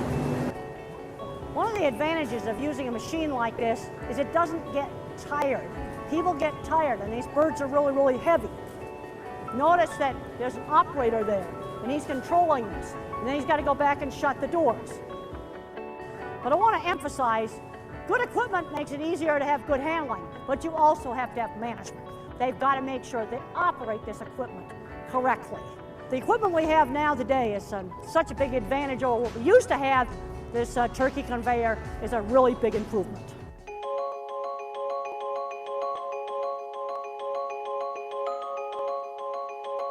This is a truck arriving at the plant after loading at the farm, and a plant employee is going to inspect the load of turkeys to make sure they were loaded correctly, make sure they didn't have trapped wings or other obvious problems. The next step is to weigh the truck with all the birds in it. And then after the birds are unloaded at the plant, the empty truck is weighed so they can get accurate weights. Another really important part of this is record keeping. And the plant employee here at the computer is entering the name of the farm, name of the loading crew, time that the load arrived. This is all really important information for tracking down problems. The truck is backed into a holding shed, which is equipped with a big bank of fans. One whole side is just solid fans. And it has misters to blow on the birds to keep them cool. It's extremely important not to let them get overheated. In the summertime, the trucks have completely open sides. You've got to have that for ventilation when it's 90, 100 degrees hot Fahrenheit. In the wintertime, the birds would get too cold if they were in open trailers. So fiberglass panels are put into the side of the trailer so that the birds do not get cold. In the summertime, it would be too hot to have the sides of the trailer covered. The trailer with the birds in it is pulled into the unloading bay, and there's a hydraulic lift, and the cage doors are open, and an employee moves the turkey into the conveyor, takes it down into the controlled atmosphere stunning.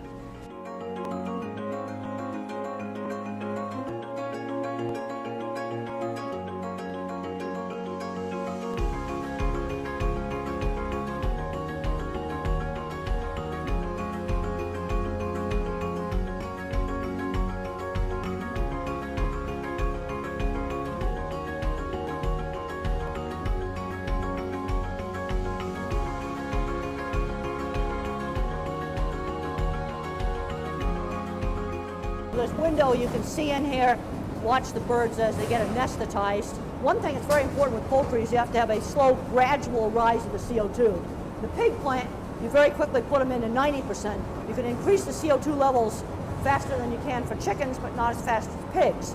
And you have to get that just right to avoid flapping and escape movements trying to get out of the chamber.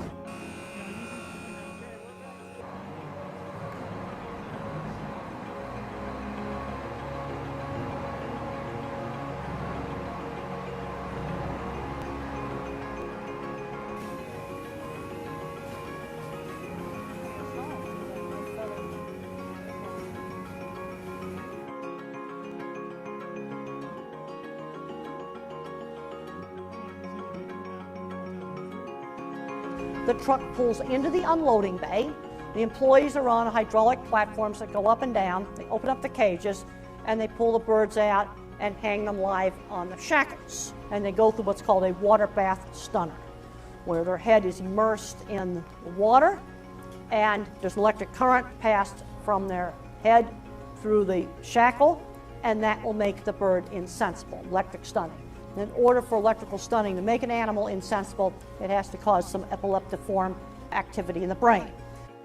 When the birds emerge from the stunner, you will have some twitching and movement, but you have to make sure there's no blinking. And when I'm training people to audit electrical stunning, I say go out into the holding shed. I want you to look at the live birds in the holding shed and see what a natural blink looks like.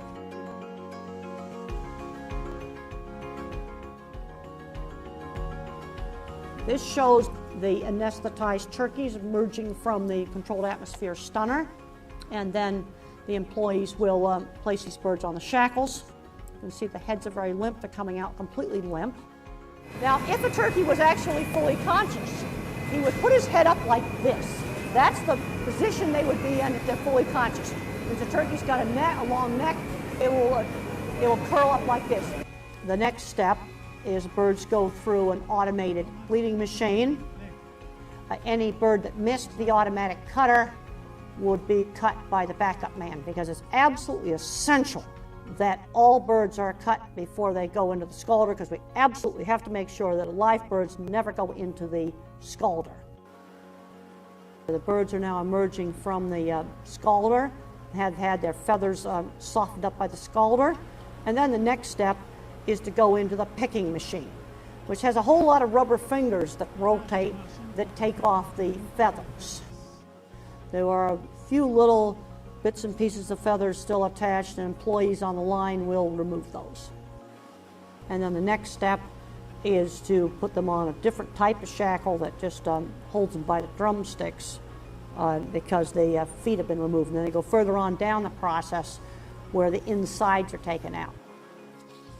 The first step in making sure that carcasses stay clean is a hose is used to evacuate feces. It's very important to avoid fecal contamination on the carcass. And then as the turkeys move down the line, the innards are removed in varying steps. And it's really important during these steps to not rupture and break the innards, because again, that would contaminate the carcass. Many of these processes are done by hand in turkeys. This would be very similar to pork processing plant. In chickens, a lot of these processes are highly, highly automated. But in turkeys, they're bigger, the lines are slower. So these, step-by-step process of carefully removing the innards is done by hand. At this point, there is a USDA inspection station where the innards of the bird are inspected. In all types of meat processing, you don't want to waste anything. So all... The last one on the partition of meat.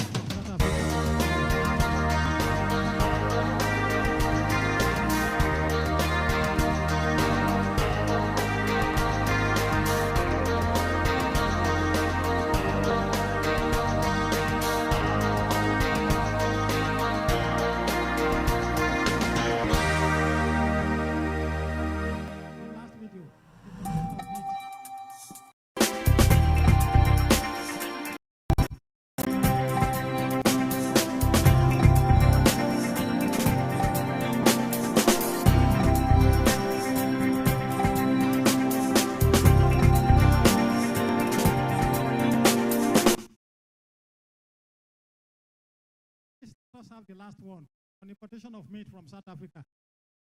Last one for 3 minutes.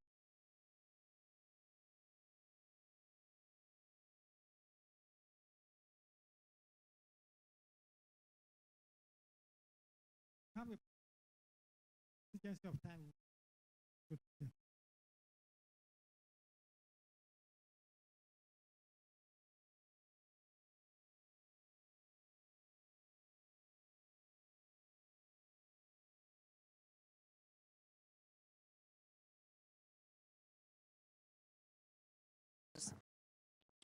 The Nigeria Agricultural Quarantine Service has intercepted and destroyed raw meat concealed in 17 travel boxes at the Murtala Mohammed International Airport, Lagos.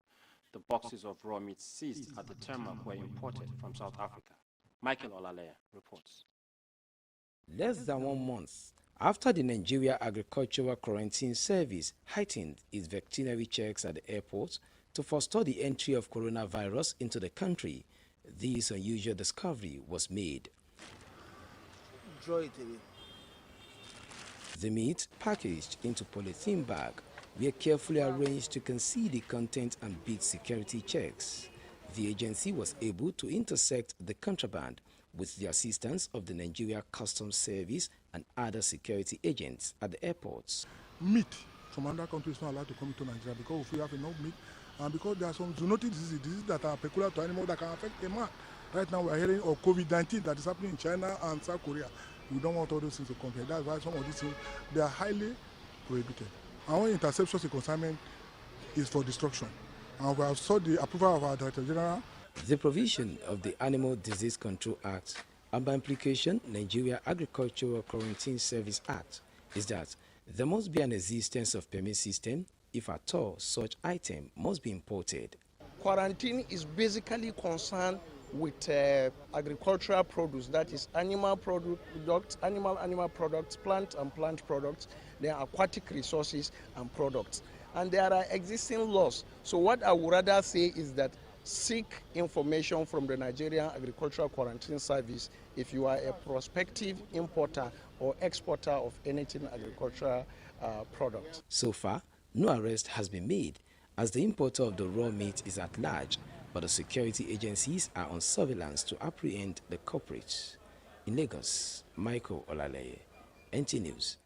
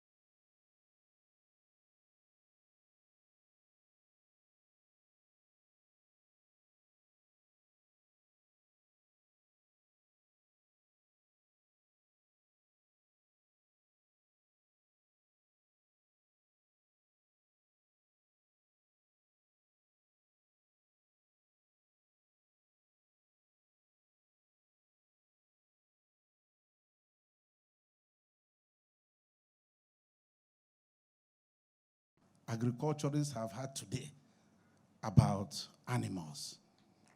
It's amazing. I have never been so educated. Thank you, sir. God bless you. I have a lot of questions to ask because when we see people throwing animals on the floor, they take a chicken there and wring the neck, and the next thing you know, the chicken, the head is off. And some of us don't even cringe. And then we see animals being slaughtered on the floor. And for us, over the years, that become like a normal thing. And now we come to see how it's being done in civilized climbs. It's amazing. Thank you very much for this education, and I'm going to take it further from here, even if I'm not a specialist. Thank you very much. I want to thank the Institute of Animal Science for bringing me here to throw some light on some tools that most of us may not be aware of. Some of us have been using some tools, we don't even know what they are. We don't know how useful they are to us. And some of us are so stuck in our ways that sometimes when we bring this topic, some are amazed that where have I been all this time? That there are tools to help me, but I've been doing things the hard way. And as we have said in most of our training programs, we do not encourage people to work hard at all. In your place of work, please don't work hard. It might shock you, but that's the truth. Don't work what? Hard. I've been told that this is a class, so I'm not going to give a lecture. I want it to be participatory. Don't work hard, but rather you should work what? Smart. Because smartness involves certain things. There are certain ways of doing things better. Having done things through drudgery does not make you a hard worker. It makes that person an ignorant worker. If you think that by manual labor, sweating, struggling, using all the effort you have to do a small task in the office, if you think that is working hard, I have good news for you. You are not working. That hard work is not necessary. You can accomplish certain tasks in 5 minutes, things you have been doing for 1 week. And that is what we are going to look at today. Today, I've been told that I have 35 minutes. And normally this training takes about 5 days. But we are going to run at breakneck speed to look at these tools in a manner that will make you whet your appetite, and perhaps, if we are invited for some kind of serious multi-day training, then we can break down these tools for you to be able to use them in a situational context. Because right now, we are just going to look at them, but we're not going to do practice, and which is not too good for this kind of training. But we'll try our best. Now, we call this learning opportunity. Why is it called a learning opportunity? It is because it is not common at all to go to a place and they tell you how you can use everyday tools to accomplish great things. Everyday tools. Now, I'll ask a small question. Please indulge me. I want to just make a small survey. How many of us here use email? Can I just see your hands up, please? If you ever use email at all. Thank you very much. How many of you don't have email at all? You have never used it. I can see nobody's living under a stone here, which is good. So how many of us, going further, use what is known as social media tools? Social media. I know what I mean. I know the first thing that comes to your mind is Facebook. Am I right? But is that the only tool? It is not. So if you have ever used any tool apart from Facebook, please just oblige me. Let me see your hands up. Any tool apart from Facebook. Beautiful. I can see almost 80% of here. People here said they have used other tools. Fine. Now, do you know what these tools are called? We are going to introduce to you what is known as Web 2 and social media. These tools I've mentioned and which you know are what some of us have called the read-write web. Please note it down. And it will come very handy when you start to understand the nitty-gritty of Web 2.0. So the natural question to ask is, What the heck is Web 2.0? Why is it called Web 2.0? Does that mean there is a Web 1? Or possibly, maybe there is a Web 3. Do you understand where I'm going? Why is it called Web 2? Because most of us are conversant with what is known as the web or the internet. Okay? But when we start to talk about Web 2.0, it now starts to confuse some persons to say, then what have we been using all this while? So let's look at this topic deeply now. We're going to look at the introduction to Web 2.0 and social media. Then we'll go on to look at certain aspects of Web 2.0, which is search magic, which is very interesting. For those of us who are researchers, those of you who are into any form of publishing, you need to know about search magic. Then we'll look at information self-service. Just like you can serve yourself, you can ask something to do something for you without your intervention, asking somebody else to do it for you. Then you can do also, we'll look at also remote collaboration, online conversations, online mapping, online publishing using blogs and microblogs, social media networking. We'll look at photo publishing. Then, very importantly, I'm looking at NIAS as a COP. NIAS itself should be a community of practice. And that will come to in a moment. Then we'll look at Web 2.0, the application of Web 2.0 and social media in agri-business marketing. These are some of the things that we are going to look at. But they are much more deeper than the way you see them line up there. So let's look at Web 2.0. Next slide, please. Let's look at what is Web 2. What exactly is exciting about Web 2? I know we have run this training program several places and people say, this thing is so exciting. I didn't know about it. But what is it that is exciting people? Well, we'll tell about Web 2.0. So let's start with the definition. And from there, we will now look further into what it can do for you as an agri scientist, as an administrator, as a lecturer, as one who is either a professor in a particular subject and you have been using old methods to carry out research. How come that even these days I still see people administering questionnaire by hand? The physical questionnaire. I know there are other things that we can say about physical questionnaire, but there are things you will look at in Web 2.0 and start to ask yourself, how come it is not being widely used? How does this affect my own work? That's what you'll be asking yourself. In my office, how can I apply these tools? Those are the things that we shall look at very briefly. So, let's look at the definition of Web 2.0. It says what? It calls it the second generation.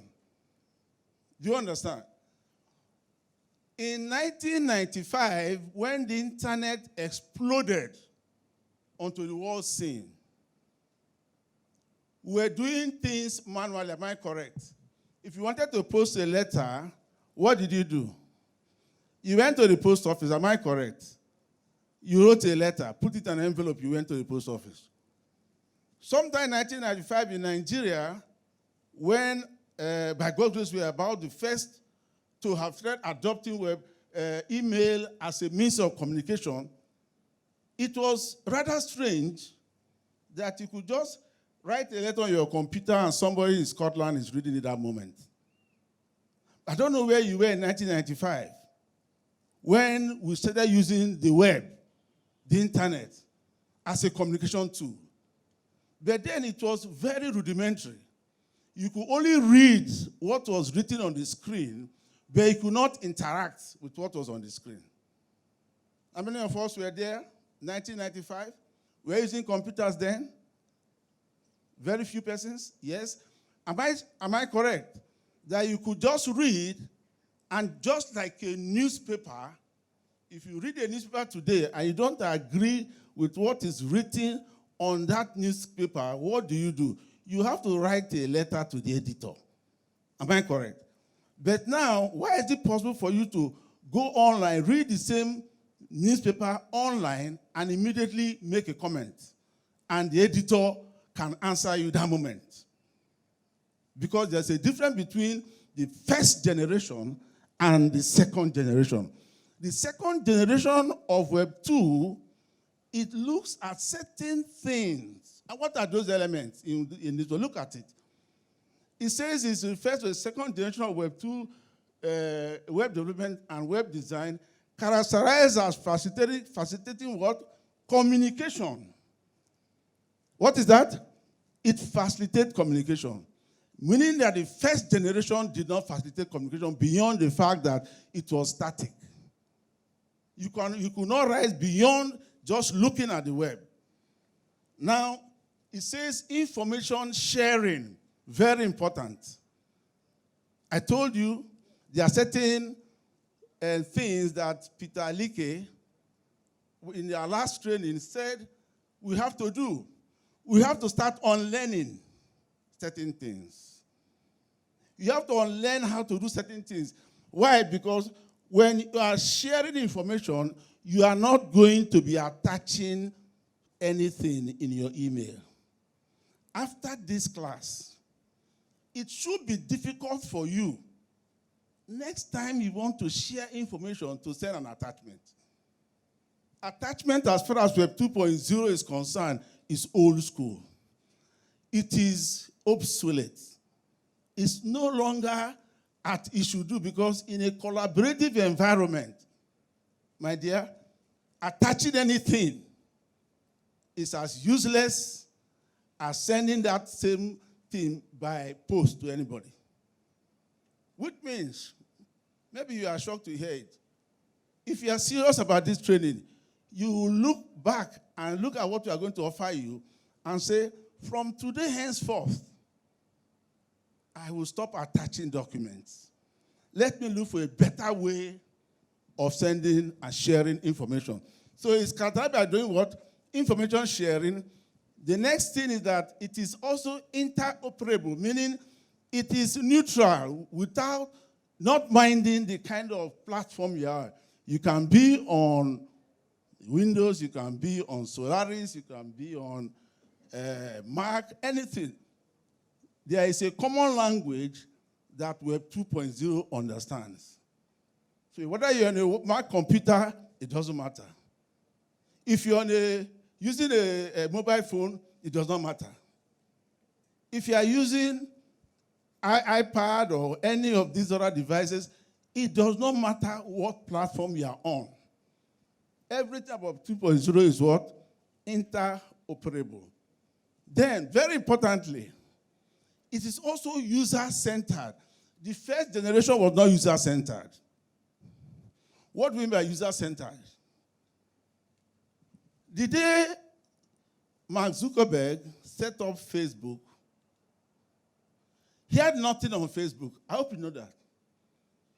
Beside the structure of Facebook, which is set up as a blank screen, there was nothing on Facebook.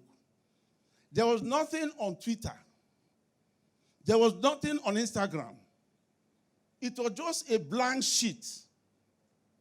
Then he told you, please, what are you doing today? And some person said, today I'm celebrating birthday. And they put there, all their friends. Everybody said, congratulate him, oh, wonderful. That information about birthday, was it put by Zuckerberg? It was put there by who? By the user. That is how it comes about, that it is a user-centered design. It has nothing to do with the big players in the market. Now the whole world is suffering from fake news, all kinds of stories we hear about. This one, people are publishing rubbish, they are publishing nonsense. Somebody is sitting down, refusing to leave his office, and is tweeting everywhere. What is happening? Because information is being democratized, you understand? There is democracy in the way you can share information with people. Those days, if you wanted to talk to somebody in Australia, you have to, I'm talking of 1990. You have to have a pen pal. Have you of us remember pen pal? Yes. You just write a letter. Oh, I've seen your profile somewhere in one place. You send a letter. It will take him by what? Ship to the man. I become a pen pal. It might take 3 weeks, 1 year to get to the person. And by the time he replies you may have even forgotten that you asked somebody to be your pen pal. But now, is that the case? At the moment, you can influence somebody's thinking in Istanbul. You can influence somebody's thinking in Russia. Using social media, Web 2.2 tools, you can influence somebody's attitude about Nigeria, his perception about Nigeria. The man in the US. But who are most of the most ignorant people about Africa? They don't know the difference between Ghana and Nigeria. But you can educate such a person using a Web 2 tool. Do you understand what they are saying? So here, we are talking about user-centeredness. It is a user that has now the power to be able to influence others. All right? Then we'll talk about, very importantly, collaboration.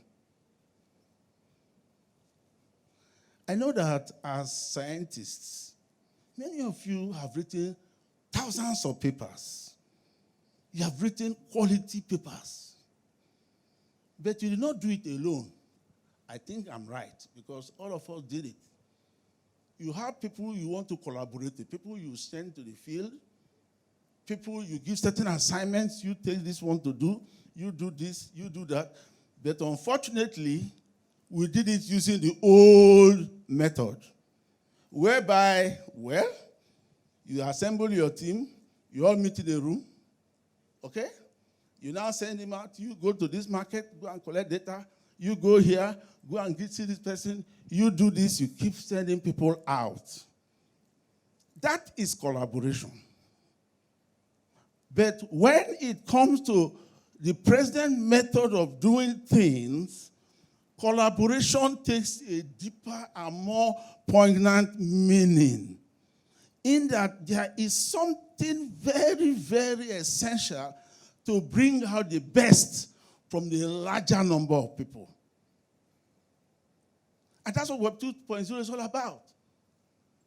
When some people sat down and wrote Encyclopedia Britannica, how many people are involved in the editing of encyclopedia?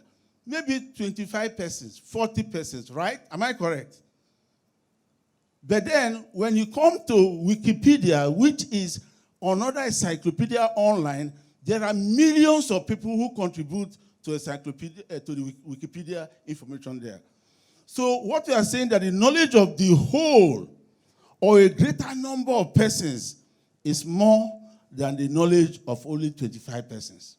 And that is where collaboration comes in. When you share information with a large number of people and be able to receive information from them through a Web 2 tool, then indeed you have deepened your knowledge. That is what it is. So let's look at it. Social media is another subset of Web 2.0. And I want to tell some of you who are prejudiced against social media, I understand you. We know all the rottenness going on there, the disinformation going on there, and all the nonsense when it comes to social interactions. I understand that. But I have good news for you. Even Facebook can become a very productive, collaborative tool. A thing is not useless in itself, but in how it is used. We're running this program in Gambia. When I got there, they whispered to my ear. That was when the other man was there with his long titles, you know, very brutal. He didn't want any information from anywhere else than the one that government was giving to the people. So I said, please, when you are training, don't talk about Facebook. Okay? We don't want it here. I say, why? He says, it's breaking so many marriages. People are posting nudity. They're posting typo things there. And here, we don't want it. So whatever you do, don't teach Facebook. I said, okay, I won't teach it, but can I just mention it? He said, oh, you can mention, but don't teach it. I said, okay, fine. Then I came. I said, look, if you give a butcher a knife, what will he do with that knife, please? Will he kill himself? He will use it productively on an animal. Is that also? Okay, if you give a saw to somebody, he will cut a tree and make plank out of it. But that same knife, that same saw, in the hands of a villain, a murderer, can create a lot of havoc. Is that also? Now, the problem is it with the knife or with the person using the knife? It's the user, isn't it? So would you say because somebody used the knife to kill somebody in Yanya, therefore you stop using a knife? You don't say so. So can we just look at this Facebook, just briefly, and see how we can use it in a collaborative sense? All right? So, okay, here we go. Let's now start looking at what Facebook can do for you in this university. We're holding the University of Gambia, and the faculty, the whole school was there. So what we did, we just gave them, so, okay, just you look at Facebook, and let's do this one or two things. You take this topic, you take this one, and you take this other one. Let's collaborate and bring your information. We'll write something out of it. And we did the experiment. At the end of the very next day, the whole class, everybody signed on to Facebook. And up till now, I'm still communicating with my students in Gambia. Why? Because people now saw that it is not the tool, but how people are misusing it. It doesn't concern me how people misuse it. If I form a team, 3 of us were to use Facebook properly, then of course, why am I going to be shy about using it? So all these tools, many of them are so misunderstood, and there is a groundswell of people who spread false information about these things and now label them as useless tools. They are not. Okay, so let's look at social media definition. What is social media? Please go back to the next, no, the other one, the previous one. The previous, please, previous. No. Go front again. Again, you've run. I want to look at social media, please. Social media. Again, forward. Forward, here. Go back here. Now, please look at this diagram. Many of you, if you can see it, please look at it. Look on the left. Most of those things you see there are what we know as social media tools. Can you see Facebook there? Okay? You can see Facebook, you can see Google, you can see Flickr, you can see some other ones. Am I correct? Now, on the right, you see people there, illustrated. Okay? When it comes to the use of social media, it is not the tools. You can see the tools have been crossed out there. It is not the tools that are important, but what? The people, the users. It's about human interaction. So what are we talking about now? Going deeply now. When you use a social media tool, you are communicating with another human being on the other side.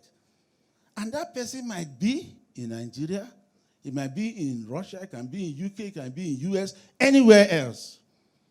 All right? What you discuss with that person is now what is that's what we are talking about now. You can discuss with that person academically. Am I correct? You can discuss with that person sensually, talking about the body, talking about this, talking about irrelevant things. You can do that. That's your choice.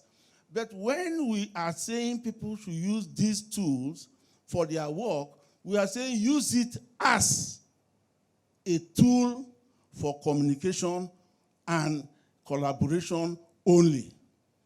And that is all that we can do with all these tools. You have to look at the person behind the screen. It's not the screen that is before you that is the problem. It's the person behind. So if we say, okay, we have formed ourselves a community of practice, and I'm talking to somebody on a matter regarding NIAS, there is no room for where is your birthday? When is your birthday? Can I send you a birthday greeting, send you one useless emoji and all that? That's not the purpose for our use. So please have that in mind. It's about human interaction and what? Communication. That's what social media in our context. And this context is in the developmental context, not in the entertainment or socializing context, please. Okay, next screen, please. So officially, social media is an umbrella term that defines the various activities that integrate technology, social interaction, and the construction of words, pictures, videos, and audio. Somewhere in Kenya, when we were doing this training in Kenya, somebody came up to give us a story about how he was able to, I don't know, this is an agri, so we're talking about extension workers, right? And that some of the people they were interacting with and offering services were in rural areas, so far from civilization. But luckily there was internet access. So via Facebook, they were able to show the native women how to use certain agricultural implements and give them some information that will help them in their animal husbandry. To that extent, is Facebook a good tool or not? It's a what? It's a good tool. So it depends on what you really want to do with the tool. So we do not demonize social media and say everything is so bad. If you go to the politics, I agree with you. There can be horrible things, lies, stories that can break your heart and make you feel you don't belong to Nigeria. Correct, that is social media for you. So there is a video here I want to play. If the video is ready, please, can you play the social media in plain English? Operator, are you there? Okay, let's watch this brief video on social media so that you will better appreciate where a tool, this kind of tools can be used in collaborative settings. Please. It's not showing there, it's showing here. There's no volume, please. Hold on, please, hold on. This is not the video I'm expecting, but we can look at it as well, okay? This is a video showing what Web 2.0 is all about. And I'm sure many of you will relate with what is going to be shown here. Basically, just keep your eyes very closely. Look at some of the intricacies of the Web 2.0, and thank God we have session for quiz. So it will come up in your quiz. Please watch very closely. Okay, play it. Stop there, please. Now, every social media tool has certain characteristics. Okay? How many of you have bought Guardian today or this day and you saw a mention of Gombe? And then you look at the paper, you put your hand on the paper, and then it takes you to Gombe. Is it possible to do that? No, because the newspaper is not interactive. Is that also? But with the web, all of us here, every one of us here have been to the web and we know what it is all about. When you click on a link, that link can take you somewhere. Am I correct? That is why that link is called a hypertext. In other words, it's also called a rich text. Okay? And that is where the read-write comes about. I mentioned read and write. So now I'm going to use that terminology very often now. Okay, go on. So, see. Hold on. So you see that when it comes to the web and it comes to the internet, there is a lot of information here, there, and there. You all agree with me, that also? When you go to a website, the website can transport to another website. Am I correct? Good. So that ability to be able to transport you from one place to another place on the web. I did say on the internet. There's a difference between the internet and the web. Many of us are confused by it, and you shouldn't be. So I'm talking about the web now. The web is a subset of the internet. The internet contains the World Wide Web. It contains other technologies like email. It contains FTP. It contains Gopher. It contains Veronica. All these are technologies. So they have funny name like Veronica. It's also a technology that can take you to certain aspects of the web. And by the way, it will interest to know that most of the things you are seeing on the web is 0.1% of what is on the internet.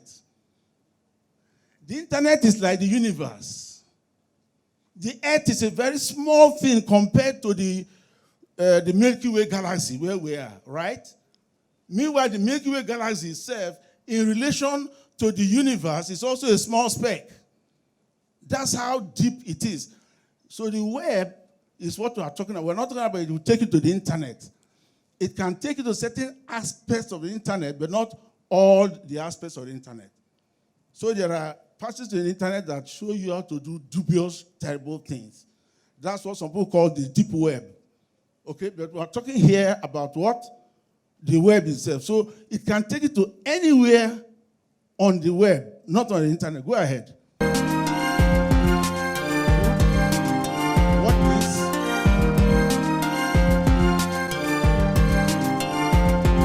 Stop there. Stop there. So I told you about the first generation of the web.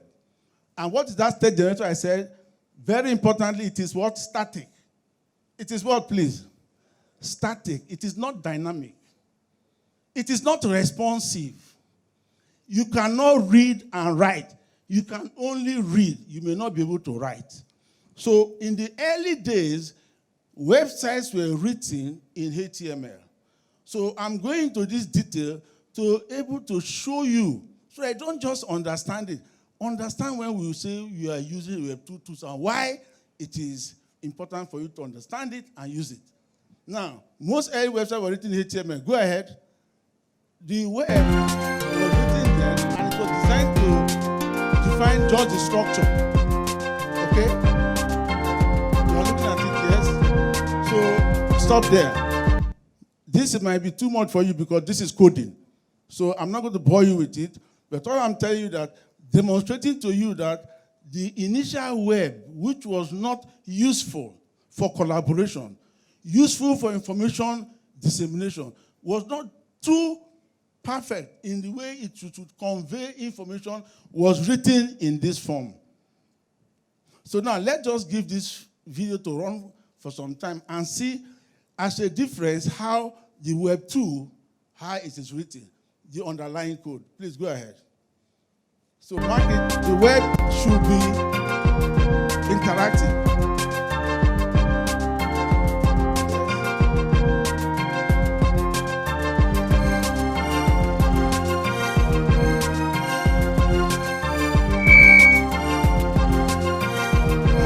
Stop there.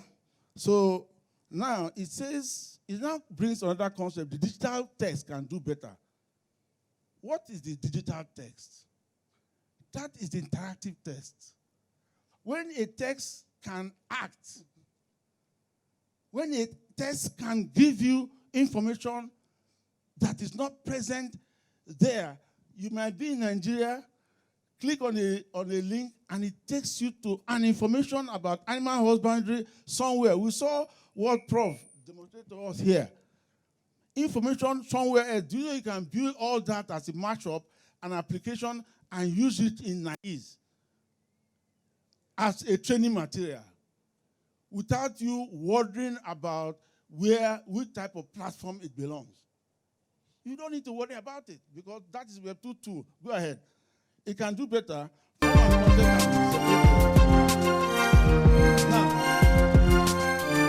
this page you are seeing is different from the earlier page you saw. In here, there is a new element introduced called XML. Stop there. Please stop there.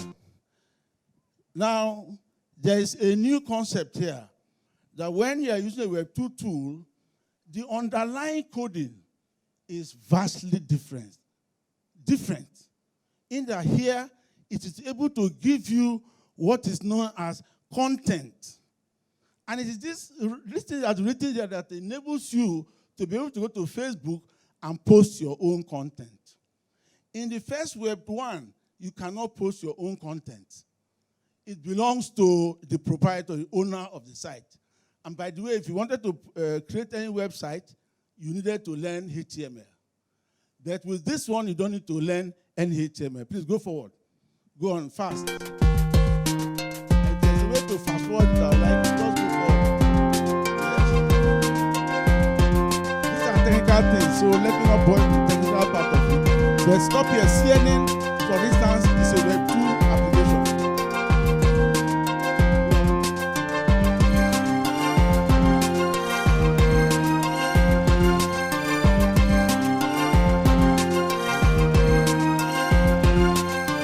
Stop there. Google. How many of you use Google? You have been using it for some time. It's a Web 2 application. What does Google do? Can somebody tell me? What does it do? It's a search what? Engine. Very good. And how does it do it? How come that at that moment you are searching, 200 million people are searching at the same time and the machine is not tired? How come? And you know just one messenger who is serving everybody in the world. You say Google, somebody is searching in Nigeria, another one in Onitsha, another one in Australia, another one in Istanbul, somebody in Guatemala. Everybody searching the same thing. Meanwhile, it gives you this information at what? What? Lightning speed. Okay? Why is it able to do that? Because it's a Web 2 application written in that language I just showed you, XML. It could not do that written in the first language called Web 2, Web 1. It couldn't do that. Okay, go ahead. This is a Web 2 tool. You didn't know it. This is it. Now, stop there. Many of us, hold on there. Many of us have heard about blogging, am I right? Have you heard the word blogging before? Bloggers, influencers. We heard things like this. During the NSAS, we heard so much about social media influencers and all this. Many of them don't know nothing about coding. All they do, they have a platform, a tool that is available free of charge, a blogging tool. There you can write anything you want, and it will be available all over the world. Whoever cares to search for anything, if you now write an article and you put a keyword, NIAS there. Somebody can search for anything NIAS in Germany, and your web page will appear. And do you know, all for free. You don't need to pay for this service. That's democracy in action. Go ahead. So this one of the web tools, you can just create a website for yourself. Web creation is now not the exclusive result of those of us who design websites, but for everybody, every one of us here can have our own blog. Okay? Good. And what do you stop there? Stop there. And when you are creating, you can also have multimedia content there, meaning you can have pictures, you can have videos, you can have text, you can have anything there displayed on the page. You can do it yourself.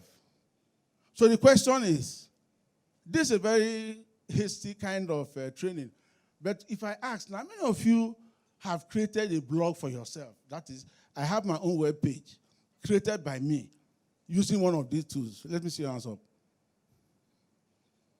And that's why this training is important. Now, excuse me, sir. That research work that you did, that research that you labored to produce, how many people know what you have written on the World Wide Web? I know there's proprietary copyright concerns and all that. Very good, but those have been taken care of by all the safeguards possible. But do you know that you can create your own content and publish it to the internet and to the web? Okay? How? That's a good question. In a very practical class, what we do in our 5-day training course is to get our participants to each create their own blog. And we have created blogs for the last 15 years. I believe. Many people have never created content on their own. They have created one. So we are thinking, when the time comes, maybe we'll look at the opportunity to demonstrate this to you. It cannot be done here. Because many of us here just came for a conference. We don't have our laptops. We don't have the environment to do that. But if we have the environment, we'll be able to teach you practically how to have your own content. I know many of you are seeking ways of publishing some content. And as you know, content is being monetized now. Am I correct? There's a young girl called Linda Ikeji. I'm sure nobody's strange. Nobody's is ignorant about that lady. You've not heard about Linda Ikeji, then you were living under a stone or somewhere.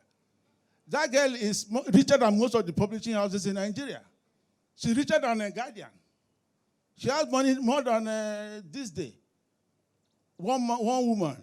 Meanwhile, she started with this tool called Blogger. And every day people queue up with millions of dollars to pay her just to be mentioned on her blog. Why? Because this tool gives you power to be able to express yourself beyond your imagination to the whole world. And in the process, make money for you. So there are a lot of us who know what they are making from these tools. We don't want to just come and be blowing trumpet, but you know that it is something that empowers you as long as you are willing to unlearn your old ways and move over to the new way of doing things. Web 2.0 tool, one of them is Blogger. Okay, go forward, please. Go forward so you can make whatever under the earth, whatever, even if you are a trader, you can have your own blog. If you're a lecturer, you can have your blog. Students can forward their assignments to your blog, okay? You can make comments on the blog. You don't need to ask them to come to your office. No, what for? Please go on. Please, fast. Time is good, yes.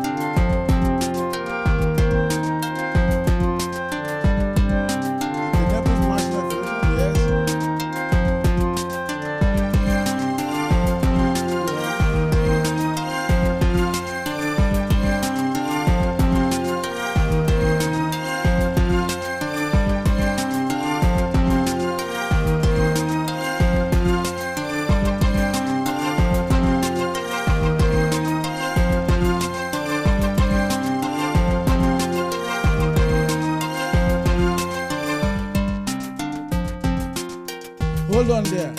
So, excuse me, hold on there. So there's an important statement there. I don't know whether it just scrolled by you there. Did somebody see where it said we are the web? So you see what we are talking about? When we are talking about the tools, we are not talking about those applications you see. You are the web. Me, I'm the web. If I contribute information on the internet, on the World Wide Web, then I'm part of the web. Okay?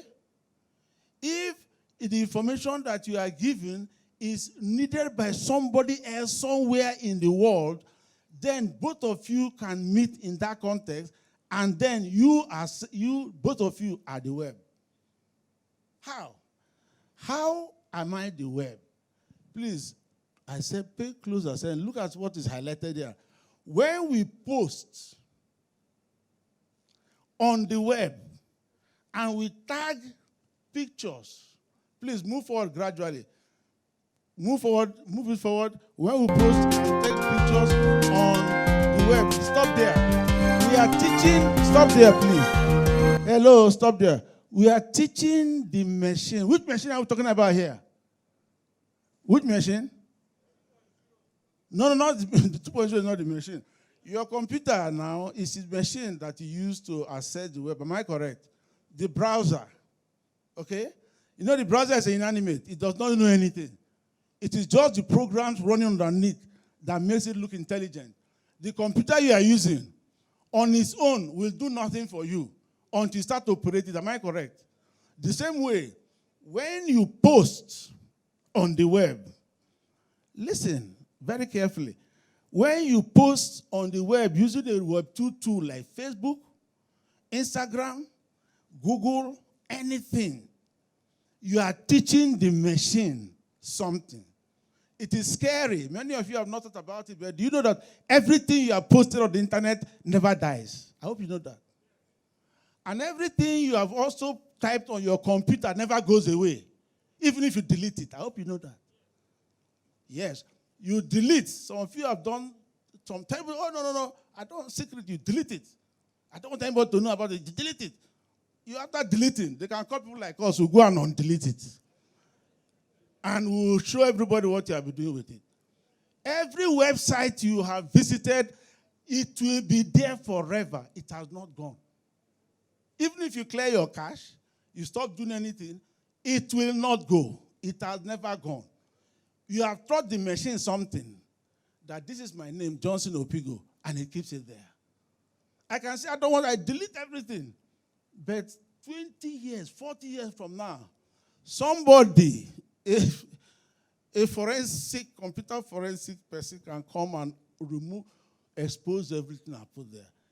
So for your online integrity, from today, be careful the kind of things you post. That's why we feel sorry for those who post everything about their children on the website. On Facebook, every small thing happens. Look at it. You fall down, you post it. You get up, you post it. Your children laugh, you post it. They smile, you post. Everything you post. Post until you post everything about your life is there online. Well, I'm thinking it might not be too problematic for you, but there's a time coming, you might just be surprised the kind of information you have about yourself. All right? That is it. So you have to be careful. And then with this time of malicious code, people are posting bots, okay? Posting scripts. And what they call script kiddies.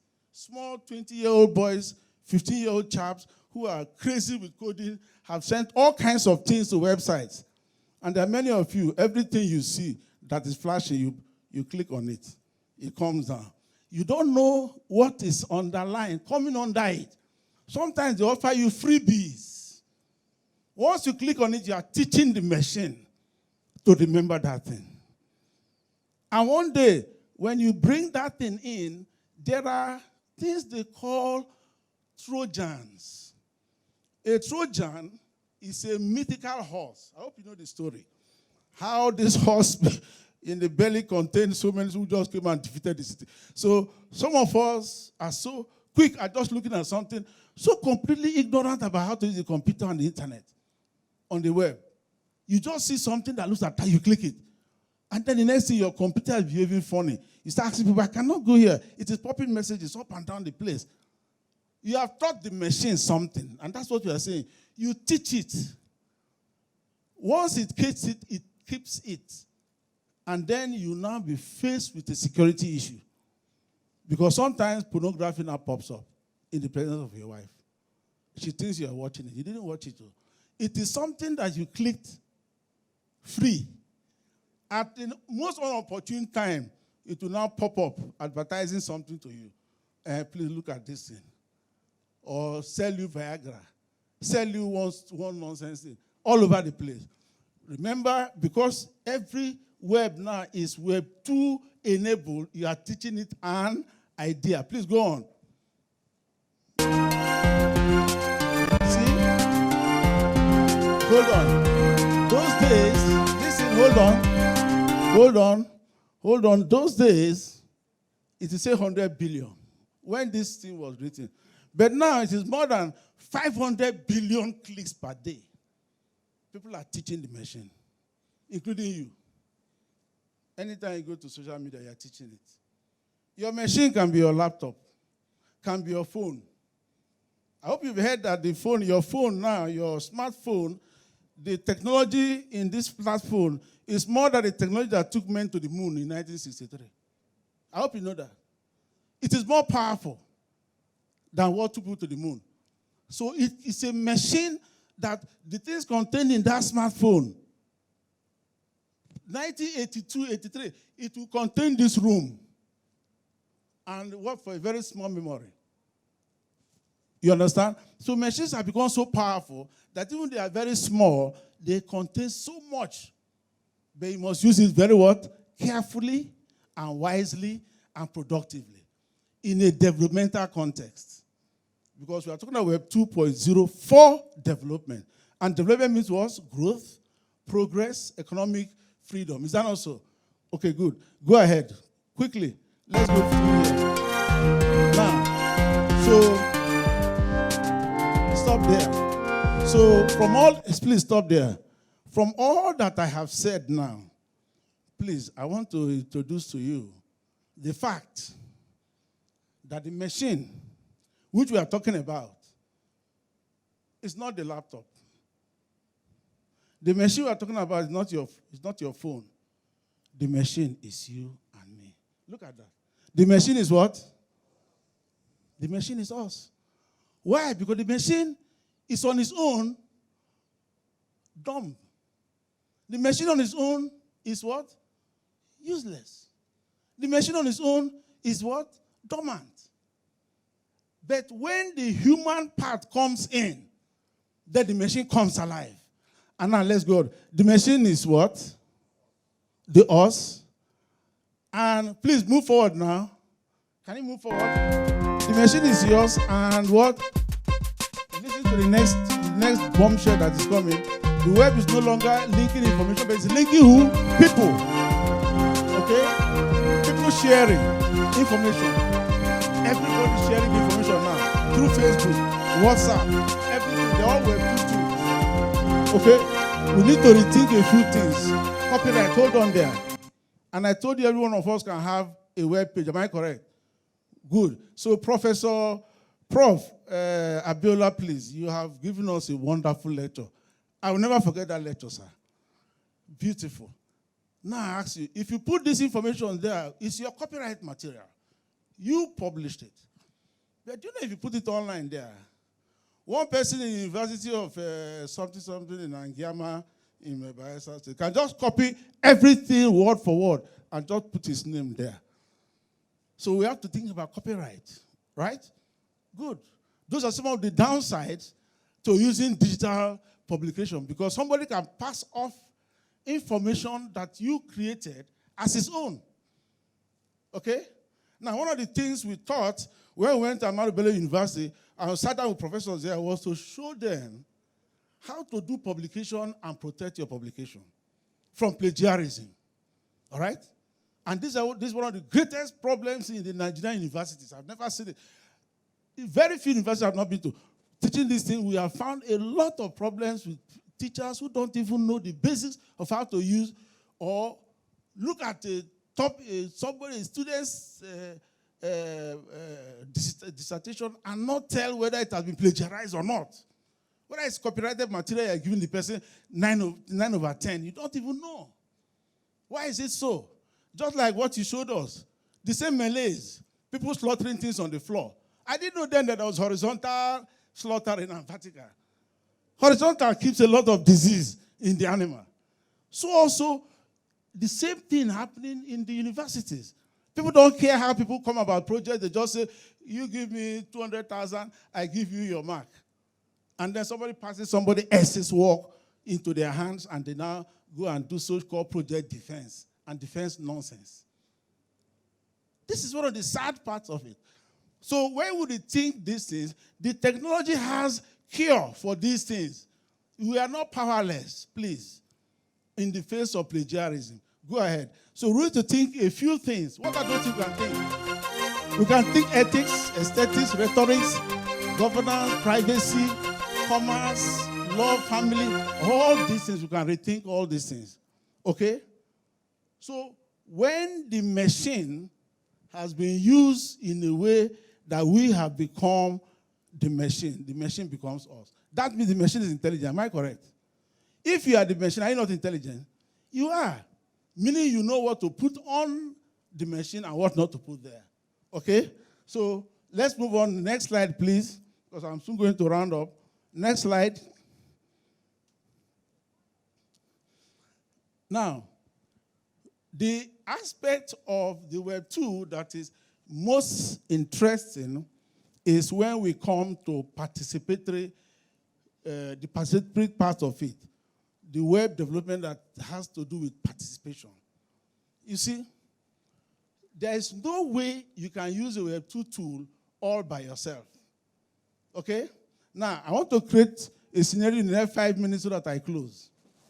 Imagine you are a lecturer in the institute. Okay. Where do you keep your documents? Where do you keep them?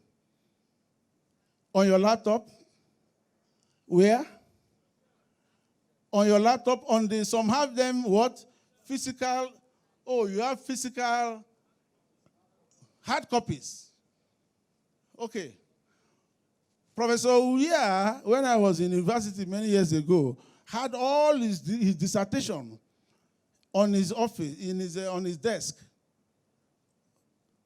When students rioted, they went to that office and burned the place down with his dissertation.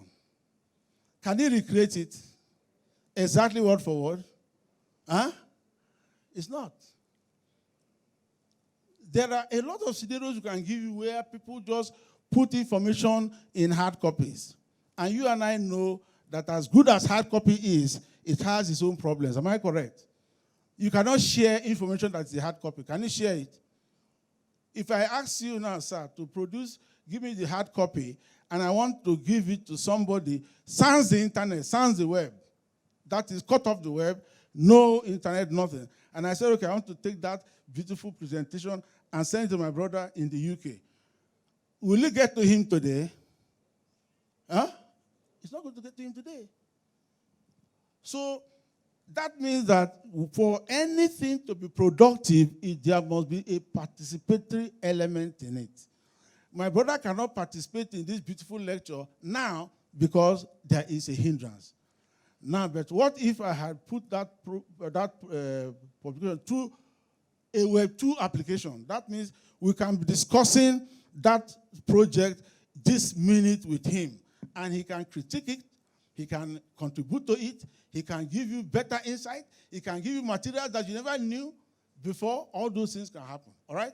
So please, shortly, let us go through now. Fast, let's go through to this. What is participatory web development? We'll talk about the 5 fingers. Please look at it. We are coming gradually to the meat of this session now. We are talking about the two. Can you see 2 hands there? Please move to the next slide. Now, these 2 hands signify something. 5 things on the left hand. Okay? These 5 things are the 5 tools. What are those? Number 1 is what? The blogs. Number 2 is what? Collaborative tools, Web 2.0. Number 3 is what? Tagging. Okay? Number 4 is what? Feeds.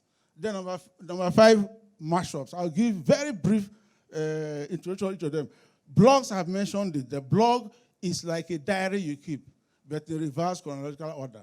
It is like it's a website of its own. You can create it on the fly, meaning you don't need to know the technology, you don't need to know how it is written. All you need to do, like your word processor, you just put the topic there, discuss the topic. When you are done, share it with 10,000 people, and all the 10,000 people can now give you feedback. That moment you can discuss. That's collaboration. Number 2, collaborative tools. We have tools that enable you to look at documents. Now, for Web 2.0, we introduce our participants to a tool known as Google Docs. All right? It's a tool that enables you to present documentation to people so that you can all share in that document. Now, if I have a document for collaboration, before I came to Web 2.0 class, I will send that information to another person via what? Email. Am I correct? And you share that information to that man. Is that also? So I take Prof's presentation, for instance, now. Imagine I'm a scientist like him. Maybe not a professor, but a scientist. And he sends me that document by email. Sir, when I look at your document, I might have something to add to your document. Am I correct? Then I send it to you. That one I've sent to you now is another version of your document. You look at it and you accept or reject what I have sent, right? And when you accept and reject, you send it back to me. Now, that's making how many documents now we are talking about? There are 3. I look at it again. I said, oh, sir, I don't agree with you on this side. Can I give you another picture of somebody? I share a video on that document. I give it back to you. We keep going back and forth. Before we know it, do you remember in the interval, there are emails coming in? Am I correct? Emails are pumping in. So at some point, sir, you'll be looking for the document and the version. You start having versioning issues. Okay? Now, the version that interests you most, you are looking for it. You said it was, I think you sent it 2 days ago. I went to Akure. But I came back, my mail is filled up. And I will look for it. You are wasting valuable time, working too hard. You see? Now, that is the failing of email attachments. However, if you call up the almighty Web 2.0 and say, Web 2.0, please come here, help me. How do we solve this problem? I say, okay, this is your document. Let us put it on Google Drive. And I share it with you. That means anything he's doing on that document, as he's doing it that minute, I'm seeing it here in Nigeria. He's in UK. As he's changing it, I'm seeing it. And we can discuss one document. Let me tell you what people do now. In the office, previously, before now, I know many of you do it in your office. Your boss has I remember when I used to deal with John Taiwo before he retired, you know. He has a birthday. So everybody now sends a birthday card to John Taiwo. On his desk, you have 200 cards. Am I correct? From different persons. So some smart person said, no, why do you have to send everybody sending cards? Why don't we just take one big card? Everybody sign on that card. And we send only one card to him. When he opens it, he sees everybody in his office wishing him happy birthday. Is that not a more productive way to look at it? He'll be happy. That's it. We are talking about this document. When you now look at this, now this is what I'm talking about between you and me. What if we say we have 50 persons looking at your document? That means we'll be sending attachment and revised attachment between ourselves. Before we know, we have so many versions, we are confused. We can't know what's happening. But if you put that document in a Web 2 tool, like Google Drive, any amendment on that document done by Johnson Opigo will be shown in a different color. Another one by Timothy will be shown by a different color. Another one by Professor Ajayi on different color on the same document. And it will be keeping the versions for you neatly. So that when you look at this document, at the end of the day, you all can agree on which of these version is okay. And we get that document passed. That is how Web 2.0 tools work. So I'm going to close now by telling you about the 5 other things of the right hand. Yes, the 5 other things are these. Needs. We have talked about the need for collaboration. The next thing is that we'll talk about access. There are problems about access. People don't have internet access, some don't understand English language, so you have to use another language to communicate with them. Then talk about participation, content, change. After you've done all these things, there must be an impact of Web 2.0 in your life. And what is that impact? It's for it to change the way you work. So when we have the opportunity to do practical demonstration, you will see how it can change the way you view documentation, view collaboration, and view the power of the internet. Thank you very much, and God bless you.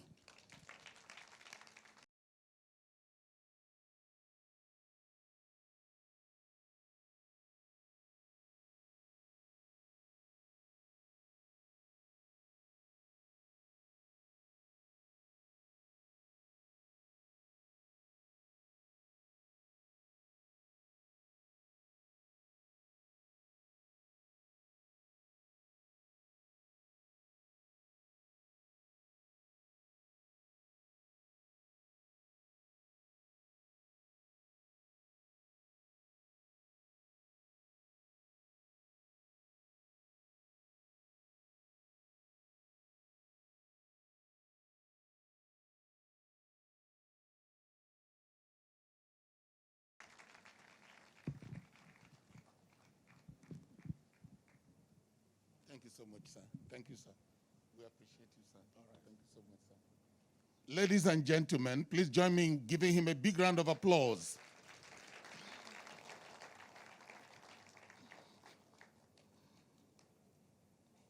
What he has given us today, you can call it an eye-opener. You can call it a change and a kind of thing to make you have a different picture of what you do on a daily basis.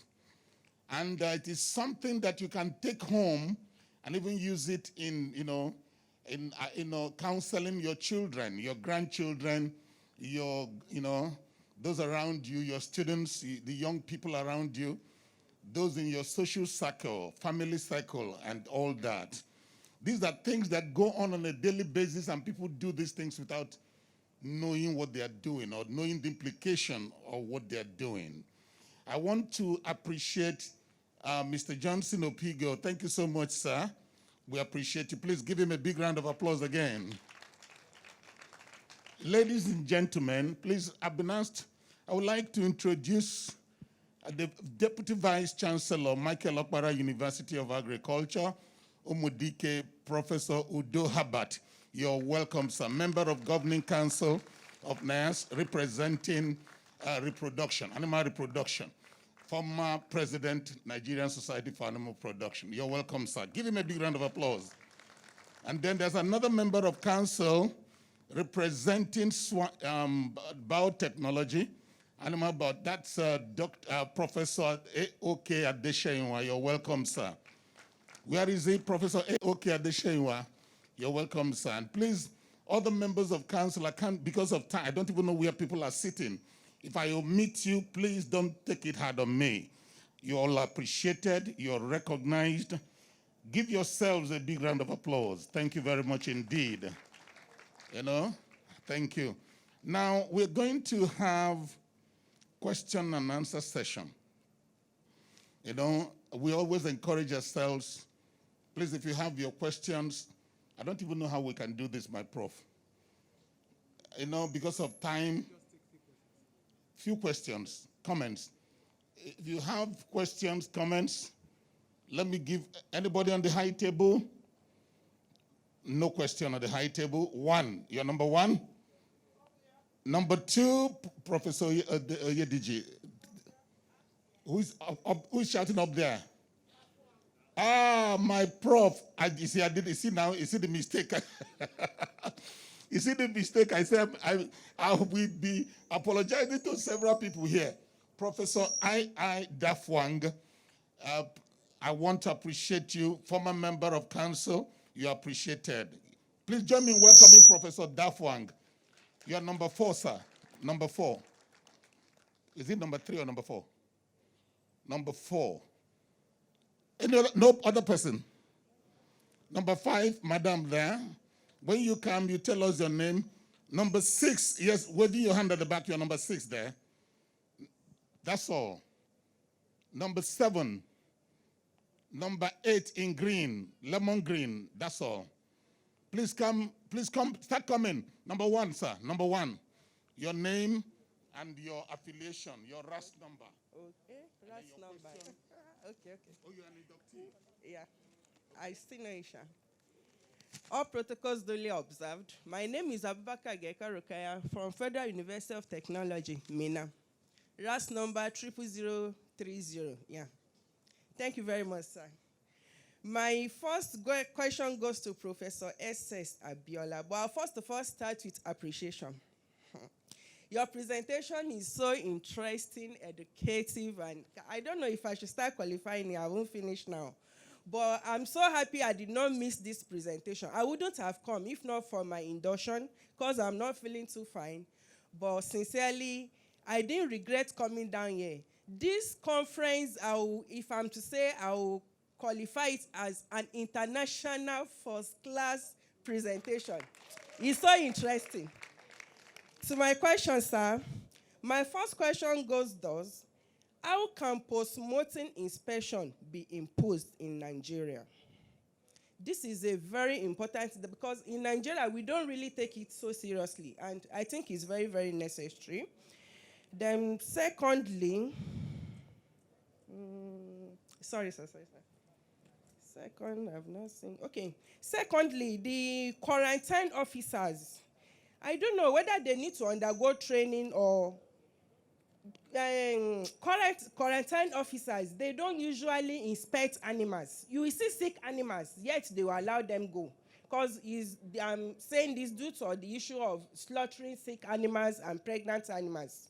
They allow the animals go. Some will even die along the way. They will slaughter it and hang it. I think they should seize it and they should have what is it called? This place, incinerator to burn it. I don't know what effort can be done. Maybe to train the quarantine officers and whatever, just like that. Then the third one is the issue of chilling meat. You said it's good to chill meat, but in the process where meat is not chilled, and when it is slaughtered and processed, while keeping it on the table, can that serve the purpose of chilling, or one still need to put it in refrigerator to chill?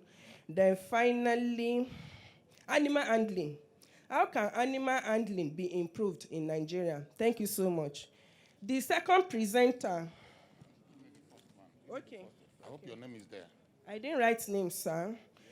I will do that, sir. The second presenter, you said a lot of things anyway.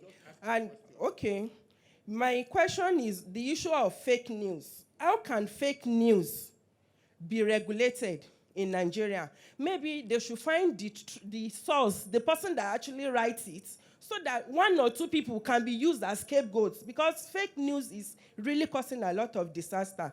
Thank you so much. Please write your name. Okay. Please give her a big round of applause. Just to correct, you have not yet got a RAS number. Until you are inducted, you don't have a RAS number. Because, somebody can claim he has a RAS number and it doesn't come for induction. Thank you very much. Number two, please make sure you write your name, write your question or comments on the sheet of paper, but you can, so that we have record. Number two, Professor Yediji.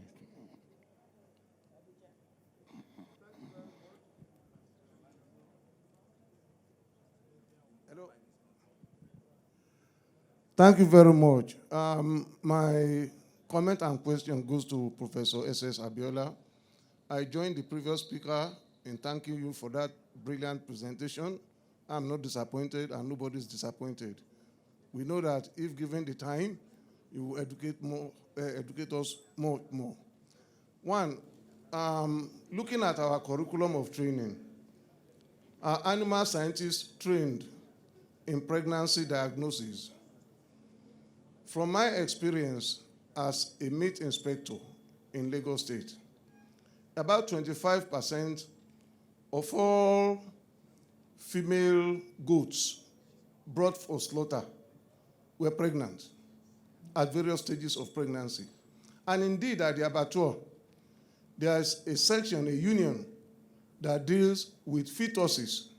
That is their own trade. The abattoir has several unions.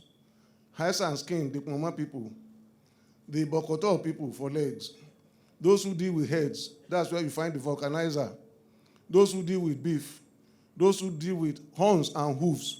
They are trainees, they graduate, and when they are even graduating, I preside over handing over certificates of graduation for them, which made things very difficult for law enforcement in that place.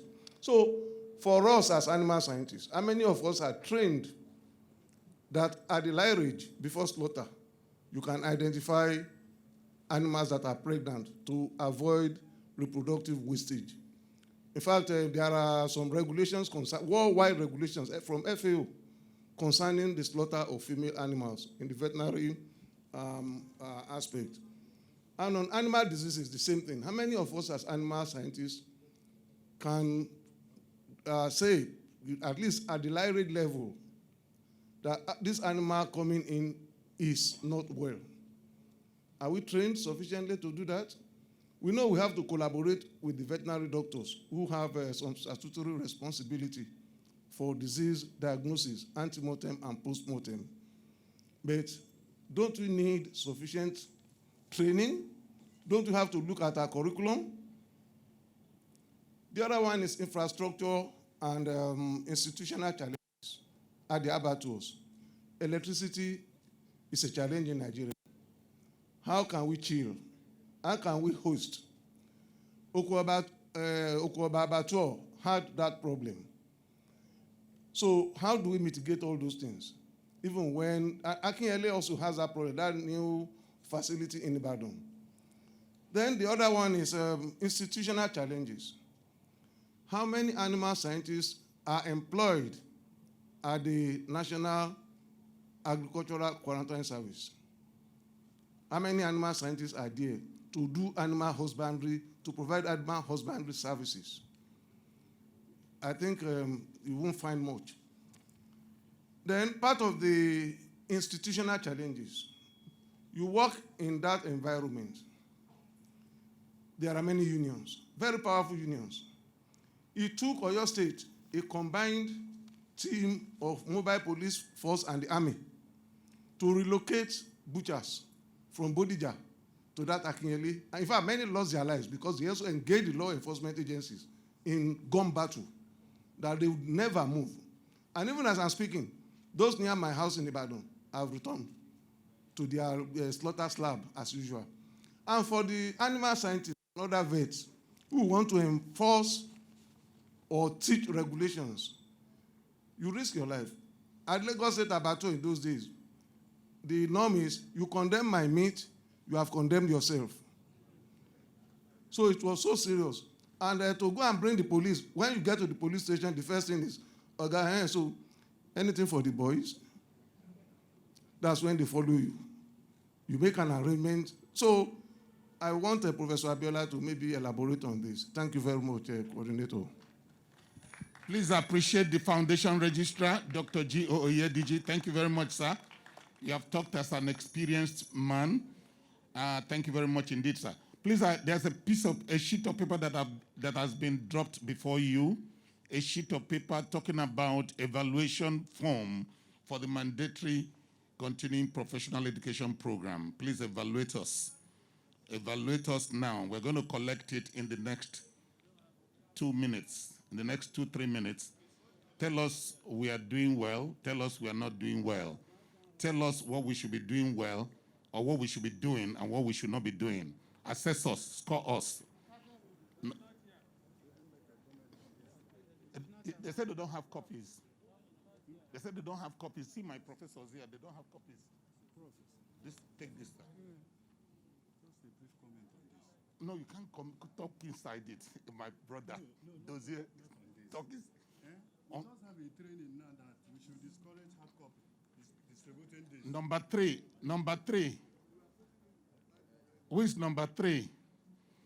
Okay, they said we should do digital evaluation.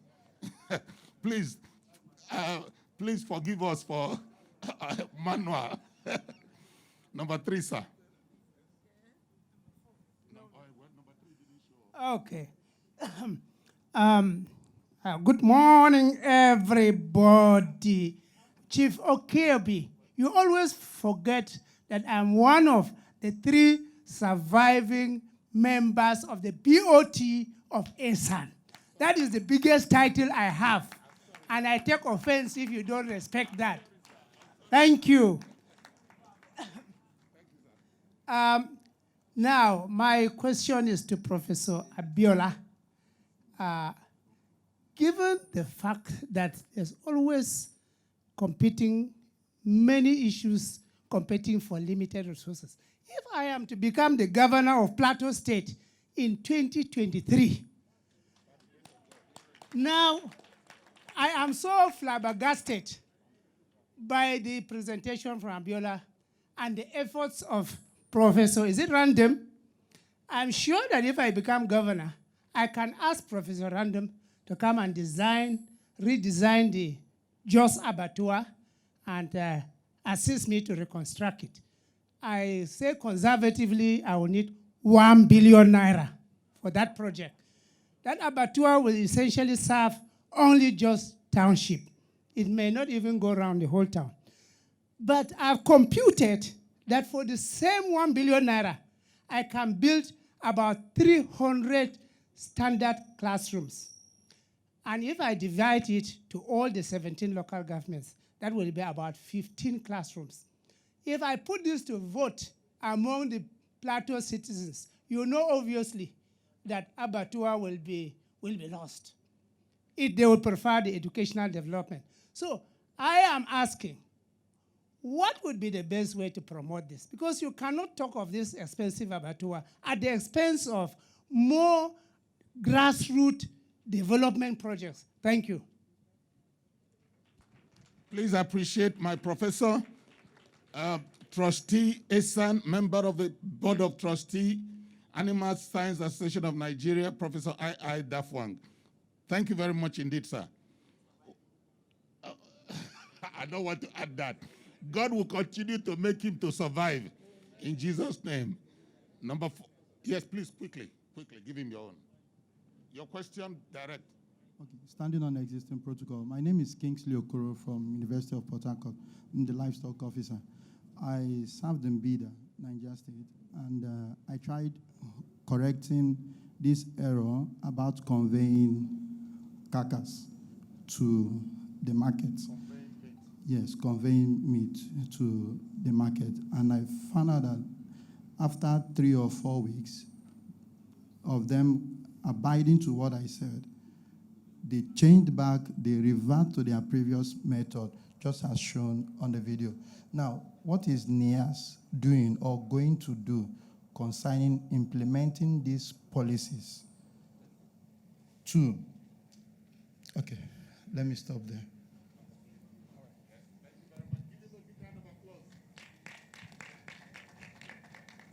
Thank you. I want to also appreciate the presenters for those wonderful presentations. My comment is majorly on the first one, on abattoir. I want to find out, of course, Professor Idiji mentioned something about pregnancy diagnosis by the animal scientists, that do we have the capacity? Now, my question is, will animal scientists be involved in this pregnancy diagnosis? Okay. So, number 2, for example, I come to the abattoir with a pregnant cow, and my cow is diagnosed to be pregnant, and it can be slaughtered, and I don't have any means of survival. That's all I have, and my animal cannot be slaughtered. Is there any plan to compensate or to reward or whatever to the farmer? Then number 3 is, in case animal scientists will be involved in pregnancy diagnosis, will NIAS be open to collaborative training on ultrasonography? Real People Concept in the last 10 years has been promoting pregnancy diagnosis through ultrasound scanning in Nigeria, and I will be glad to have collaboration with NIAS if in future that will be necessary. Thank you. Thank you very much. I know you very well. And I would like to recognize the presence of the President, Nigerian Society for Animal Production, Professor Abeke. You're welcome, sir. God bless you. I've just seen you. Thank you. Yes, Prof. Ma, your question, your comments. Thank you so much. I think that's the last person. Okay. Professor Cordelia Benebe, RAS number 787. I want to thank the speakers, all of them. The speeches were so informative and insightful. But I want to start with a comment. And that is about what... Web 2. Web 2. Because I want to emphasize on that, because I learned about Web 2 the first time from Winnie, when we came for micro tracer technology at UI. And then thereafter, I went for training by UNITA on Web 2. And then through Winnie also, I organized this CTA Web 2 program in my school, also handled by Johnson Opigo. And he wouldn't know, and I didn't know I would meet him here, but I just want to give a brief on what he did to me. He taught us on how to do blog. And then I went home, I developed my own blog. And through that blog, a company came from Sapele to my school to see what I was doing. And then when they saw what I was doing, through them, I now got connected to USAID. It was USAID that sponsored my training to Netherlands on this use of livestock waste in production of larvae. And so I'm thinking that blog, a lot of things he said here are so important to any academic. It will take you places. It will ensure that your students don't bring works that are plagiarized and then you give them scores. So many things. It's been wonderful ever since we did that training at Unizik. And we're going to do it again. And I also advise everybody to do that training. It's for your good and for the good of your school. Thank you. Thank you very much indeed, Professor Ebenebe. I just want to confirm what she said. I have a student, a master's student. He has already graduated and is living on blogs. He's living on blogging. That's what sustains him. So I'm just confirming the usefulness of what she just said. The last person, but not the least. Please, for time. I didn't recognize you. For time. Did I recognize you? Thank you, sir, for this opportunity. I am Obako Belief, a head of agriculture department in my local government. I want to ask questions as it concerns the abattoir lectures that was just delivered. I don't know whether my observation is correct that among the stakeholders in the abattoir operations, RAS, or the animal scientist, seems to be the new entrant in the operations by certification. Now, because we have so many of these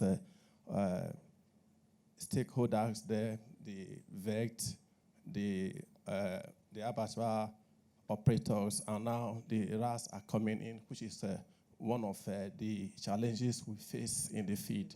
I want to ask of the collaborative measure, what NIAS is doing to make sure that the animal scientists are fully blended in the process, because if you go to the field, truly it's not as easy as we are saying it, just like our prof have already said. Thank you. Thank you very much. Thank you very much.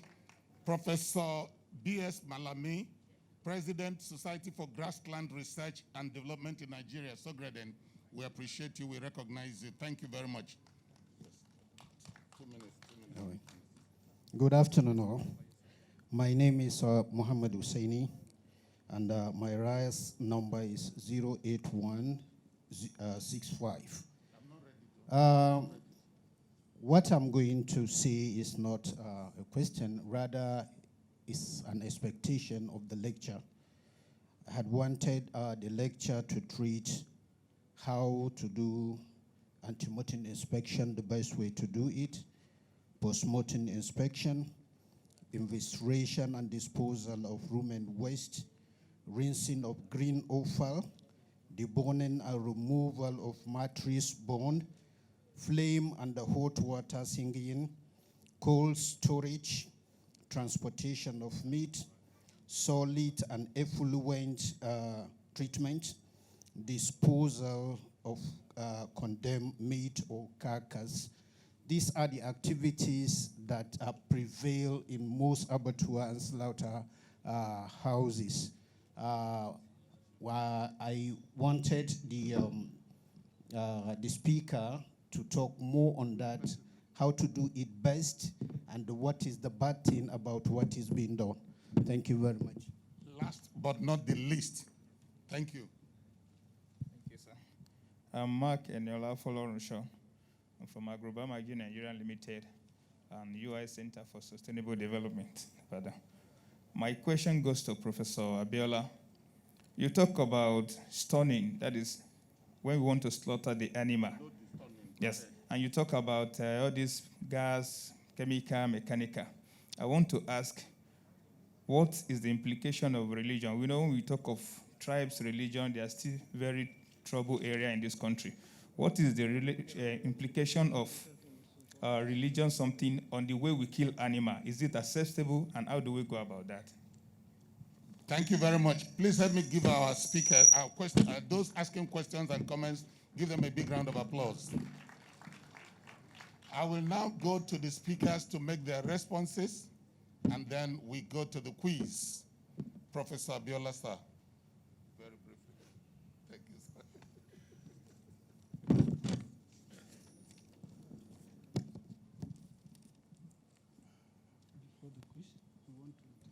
Thank you very much. My presentation has generated a lot of controversy.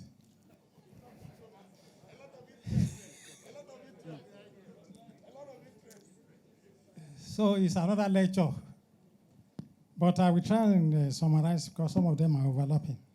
Let me start with the first one. How can we impose inspection? Well, there should be ante-mortem inspection in the larynx, post-mortem inspection in the slaughter hall. These are compulsory anywhere in the world to prevent transmission of diseases. It must be imposed if the standard or if the construction of abattoir or the slaughter site is efficient enough. There are only very few people that should enter the abattoir. It's not for everybody. The meat inspectors must be there. The slaughterman must be there. The butchers must be there. The sanitary inspectors. Those are the people that are supposed to be inside the abattoir. So if you have them in that order, then we will have orderliness as far as ante-mortem and post-mortem is concerned. But the problem we are having, particularly in Nigeria, is all these things are possible in developed countries. Abattoir is not just for everybody. You have other people that are going in, we call them passengers anyway, or area boys. Some people go in there, as early as 6 o'clock, they go there to smoke in their home. We have other people that go in there as area fathers, they will tell you they are there to offload or load animals or whatever. So strangers are not supposed to be in the abattoir. If the abattoir workers are there, they have identification documents, then it will be possible to conduct ante-mortem inspection and post-mortem inspection. But the way it is now is open to everybody. It is open. It's not a place for everybody. So it can be controlled if we have the right people in the right place. The biggest abattoir we have in Nigeria now is in Ibadan, Oyo State. And there are 7 veterinarians working there at the moment. So these are the people that are supposed to be there from January to December. No break, no public holiday. So it's possible to control ante-mortem and post-mortem inspection. In fact, it is compulsory. The two aspects are compulsory. Ante-mortem is compulsory, post-mortem is compulsory. Quarantine officers. Yes, some years back, these quarantine officers, they used to work on crops alone, agricultural products. But about 2 years ago, they have been given assignment to be involved in meat inspection, particularly the abattoir, to control meat coming in. Some of them are veterinarians. So they are already involved in the inspection of crops or plants or meat products coming into the country. That is their primary assignment, the quarantine officers. But mostly some of them are veterinarians. So they know what to do. And they stay in the abattoir, or sometimes they visit some farms as well. Now, chilling, from the same person, chilling of meat. The chilling of meat is compulsory, but it is rarely done here. We don't have excuse that we don't have electricity. No, it is compulsory. And I gave 2 reasons why chilling of meat is compulsory. One is because as soon as you slaughter animal, even chicken, check the temperature. The temperature is always very high. It's about 37 degrees Celsius. That temperature must be lowered. And the only way by which you can do it is to take it to the cold room to reduce the temperature, because when the temperature is as high as 37 degrees Celsius, you are provided conducive environment for the proliferation of pathogenic and the bacteria, other organisms to grow. But taking them to the chill room at 2 degrees Celsius or -2, the temperature will be reduced, and the carcasses will stay there for 24 hours. That is chilling. Another thing that is important is once you have the carcasses there, biochemical reactions will take place because the main proteins in the meat, actin and myosin, will come together to form actomyosin. And that is the beginning of tenderization. That is where rigomotis is taking place, which can last for about 6 or 7 hours. So chilling of carcasses for 2 reasons: to reduce the temperature of the carcass and then to promote tenderness of the meat. Animal handling in Nigeria is a very difficult situation. because we have indiscriminate grazing of animals. I actually wanted to discuss this when I went to Bauchi, but I kept quiet because 50% of the participants were Fulani herdsmen, so I decided to keep quiet. And because a day to the presentation, I asked the LOC member, they told me that Fulani people will be coming there. And incidentally, the president of Hassan, we were together in the same hotel. And I said, well, if there's any problem, there must be divine intervention because he's a pastor. But he left almost immediately after the presentation for Abuja, so I was left alone in the hotel. So I started working on my laptop to remove things that can implicate me. So you dare not talk about this open grazing or whatever. And it's one of the problems we are having in this country. If there's restriction of animals' movement in terms of taking them to the field, roaming about, we will have less problems. Because it is as a result of this indiscriminate mating that we have indiscriminate grazing all over the place. They pick up infection, and straight they go to the abattoir. So animals' movement must be restricted. Unless we get to that level, where we have area ranches or somewhere to keep them, we will not be talking about pregnancy. But when they are on free range, there will be free mating here and there, and they will bring them to the abattoir with pregnancy.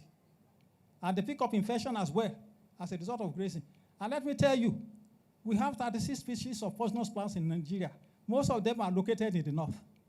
So when these animals are grazing all over the place, they pick up a lot of herbicides and insecticides, and they have a lot of toxins, which will be passed into the meat. And we keep eating this meat. So this is the problem. We have to control and restrict the movement of these animals if we want hygienic meat in our abattoir. Pregnancy diagnosis, Dr. Yediji. Yes, pregnancy diagnosis is very straightforward. Animal scientists can do that. Veterinarians can do that. And it's because people are not doing it correctly in the abattoir. That is why pregnant animals will escape from the larage into the slaughter hall.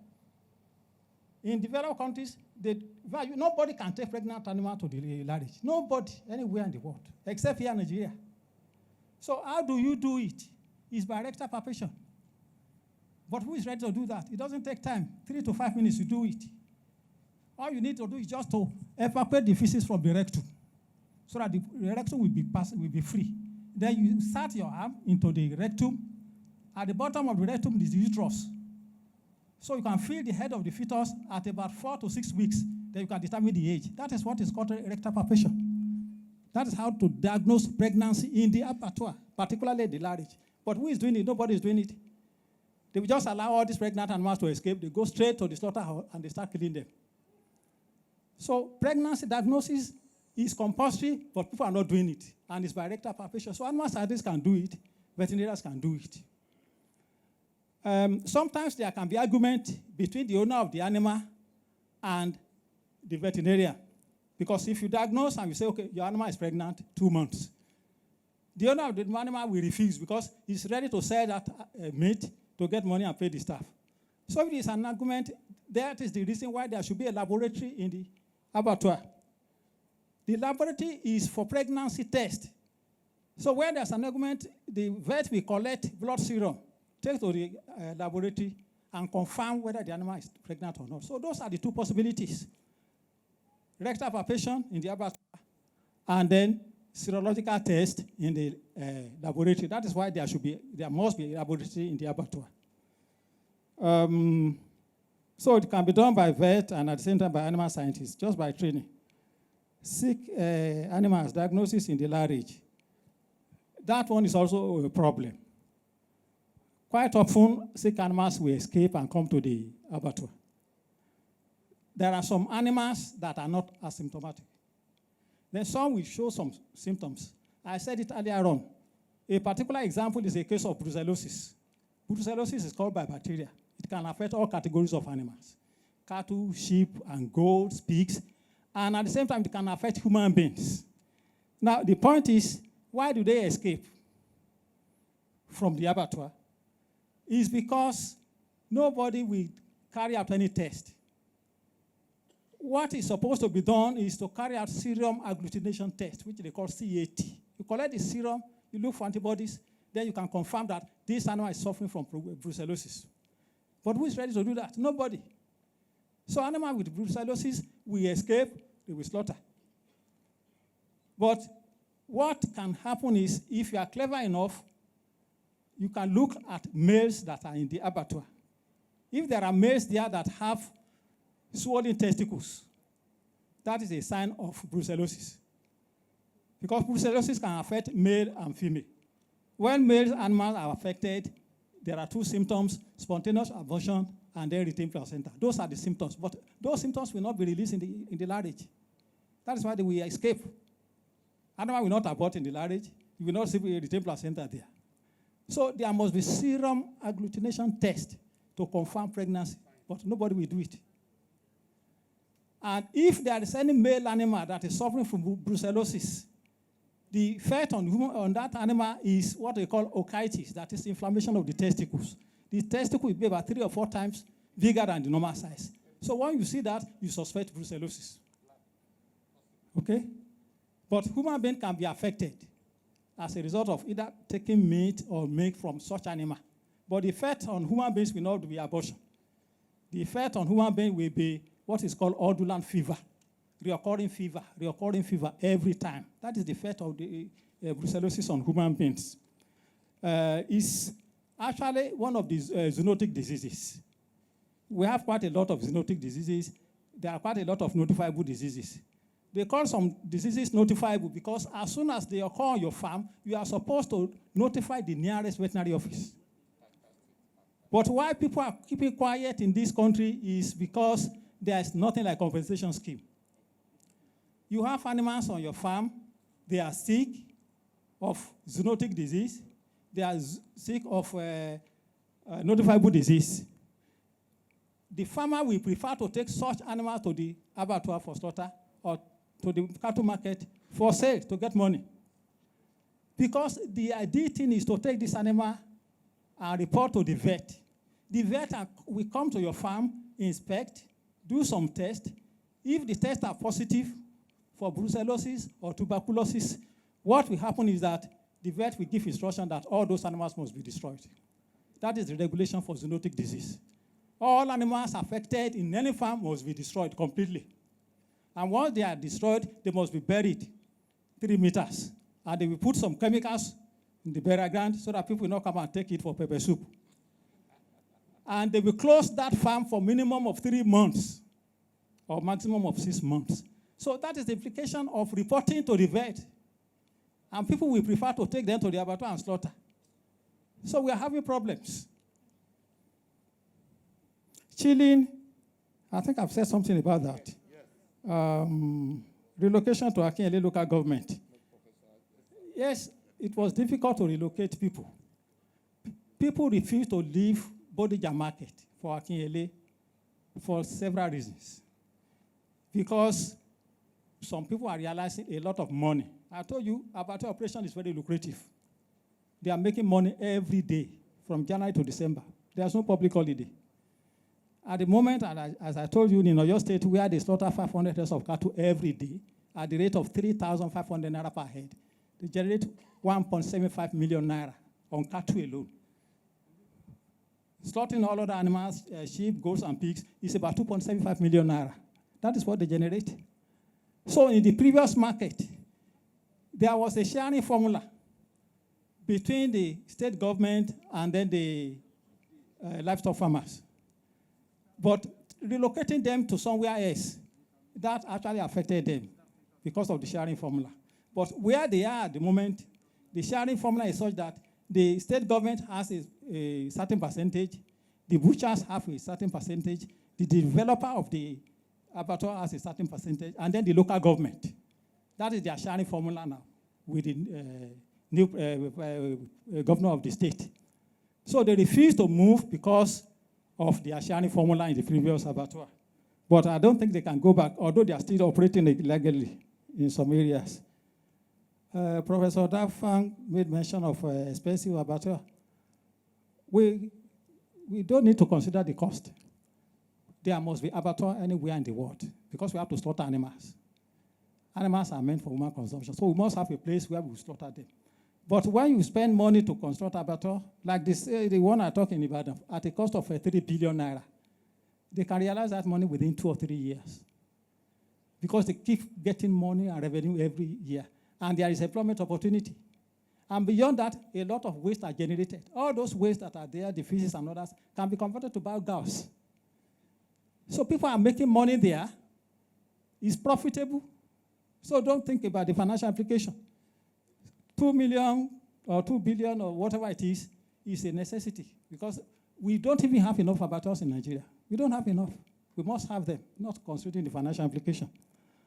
That's one case talking about conveying meat to market. Meat must not leave abattoir to the market. It is wrong. Meat must leave abattoir to the chill room first. There must be chilling or cooling. It is after 24 hours that you can take the meat to the market. Yes, it's necessary. We are not doing it. That is the problem we are having. Because the meat we are eating is tough meat. The meat is not tender. Pregnancy diagnosis, I've said something about that. Somebody said something about pregnant animal. Now, I think that questioner actually wanted to know what happens to pregnant animal. Let me say this because I didn't have the opportunity while I was presenting. The pregnant animals, when they are in the abattoir and they escape,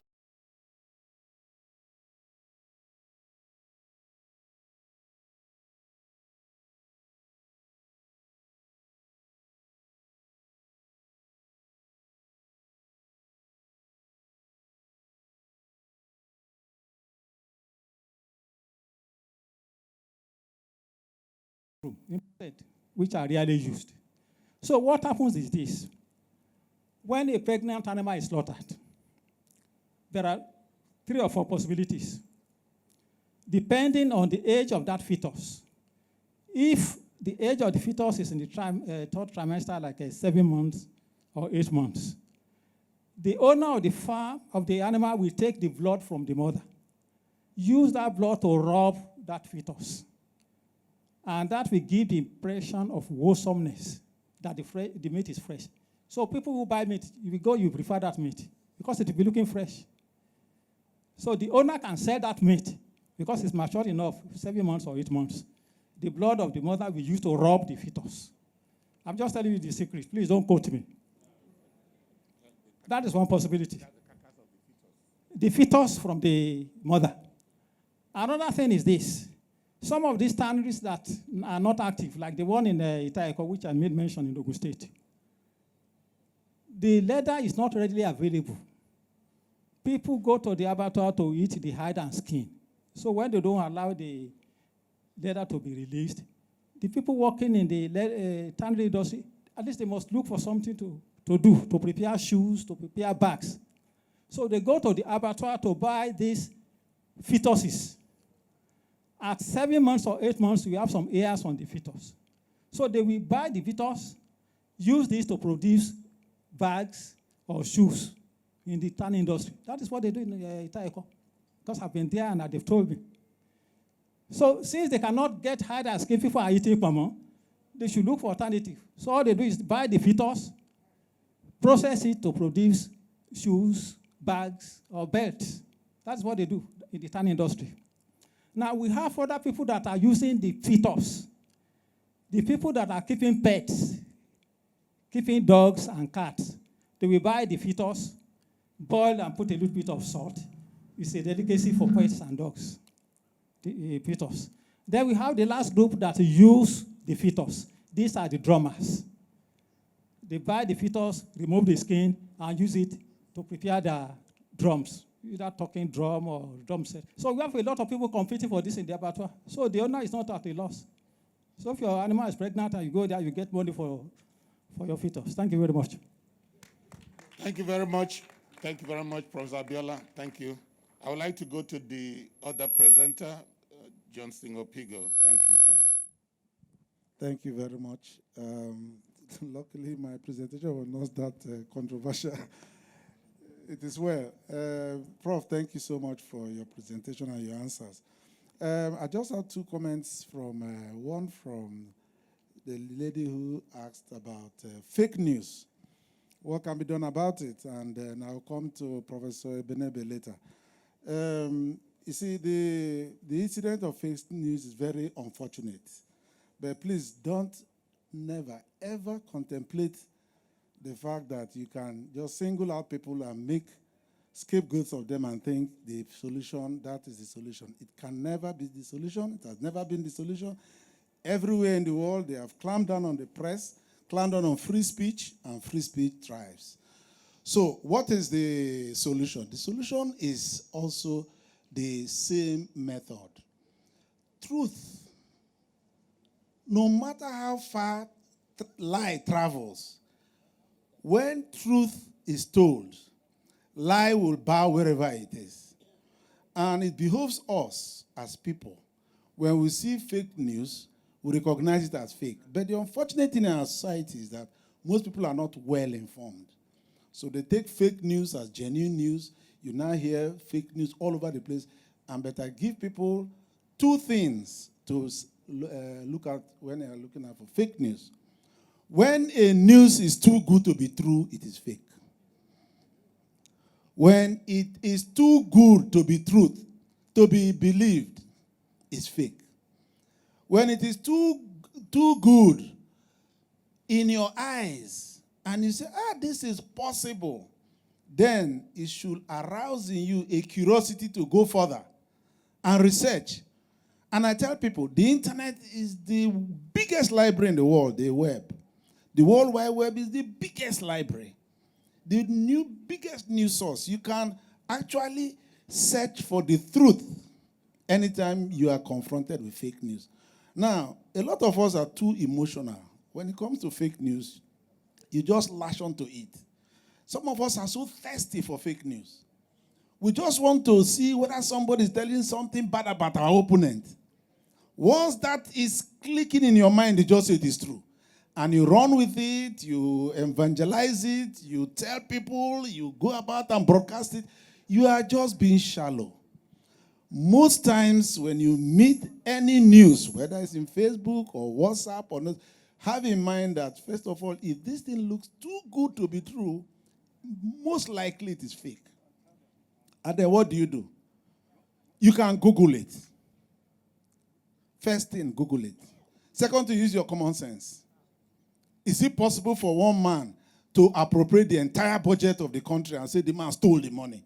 Even a child should think very well and say, can one man steal all the money in Nigeria and put it in his pocket and just disappear? Then some people believe it. You understand? So it is left for you to really do the homework. I have 3 things I wrote down somewhere, and I said, 1, check the news. 2, check yourself. 3, check your friend. Check all those who are telling you this story. Most of them, have already prejudices, so you shouldn't believe everything that comes from them. So fake news, don't use government power or fiat to kill it. It won't die. Don't deceive yourself. They tried it in Germany. Did it work? It didn't work. It collapsed in the end. So don't even try it. Don't use oppression, suppression, and repression as a tool against fake news. It won't work. You will only be trampling on the rights of people to enjoy their free speech. Free speech is the right of every human being, fundamental human right. So if you tell a lie, I have a right to tell the truth. So if you have an alternative truth, tell them the real truth and let that truth stand. That's what it is done. Now, I thank you, Professor Ebenebe. Where is she? God bless you. I have in my hand there, when I look at this, I say many of the things that CTA has done for a lot of us, I was discussing with Prof here, who was also a member, used to be in the board of CTA. We just acquainted ourselves here. He also confirmed that CTA did a lot for Nigeria through us. And she is just one of a few persons we know who have really got this thing going with Web 2.0. This guy here, in addition to Benebe, I can see a publication by CTA embracing Web 2.0 and social media. There's a man called Robert Kibaya. I don't know how many of you know him. He has become a world authority in broiler beds. I'm not an agriculturist. I don't know what Quilla. What is the name? Quilla birds. It's not in Nigeria. How come I've not seen it? I don't know it. Okay. Oh, this guy has got funding from several international organizations for Quilla birds. Quilla birds, right? Right. And from what? From his blog. He came to the training. We did this training like we did for Ebenebe. Ebenebe, by the way, took me to Unizik, and we ran that training twice, I think. Yes, we did. And then she was a doctor. Now I'm very happy to hear she's a professor. Please, can we raise her hand? Thank God for your progress. God bless you. That's what we want to see. She embraced Web 2.0 with all her heart and said, look, Mr. Pico, I don't want you to come and do it for my church even. Come. And I had to go to where? To UDZ to do that. And also, there are some other persons we did in some other universities who are also doing well, getting funding. Why? Because they're able to showcase what they are doing through their blog. It is very necessary. For those of you who are looking for funding, the only way you can really creatively convince donors is for you to have a good show outside there to the world that you are prepared and you are ready for funding. And I believe and I pray that those of you who are latching onto it know that your labor will never be in vain once you enter into Web 2.0 publishing. Thank you very much. Thank you very much. I appreciate everyone here. Members of the executive of ASAN. I've already introduced the president of ASAN. Members of the executive of ASAN, you are very much appreciated. Members of council of NIAS, you are very much appreciated. Industry captains, captains in academia, various levels, polytechnics, universities, and colleges, whatever, you are appreciated. And then those in government policy-making bodies, ministries, and parastatals, you are very much appreciated. Thank you very much indeed. I would like to appreciate the speakers again, the presenters, Professor Abiola and Dr. Pigo. Thank you very much indeed. God bless you all. It's now time. I want to ask if you have done the evaluation, the non-digital manual, and what do you call it? What do you call the old system of doing things? Analog. Please pardon us. Next year, we will make sure you can. Please, we want to collect them now. Thank you. I just hope everyone here is a version 2.0 Web 2.0 compliant to be able to do the evaluation online. Thank you very much indeed. It's my pleasure to invite my colleague and member of the MCP committee, Professor M.A. Bamikole. Please come to administer the quiz. And this quiz, no plagiarism. He talked about plagiarism. No examination misconduct. Make sure that you put away all possible expo materials, and we will.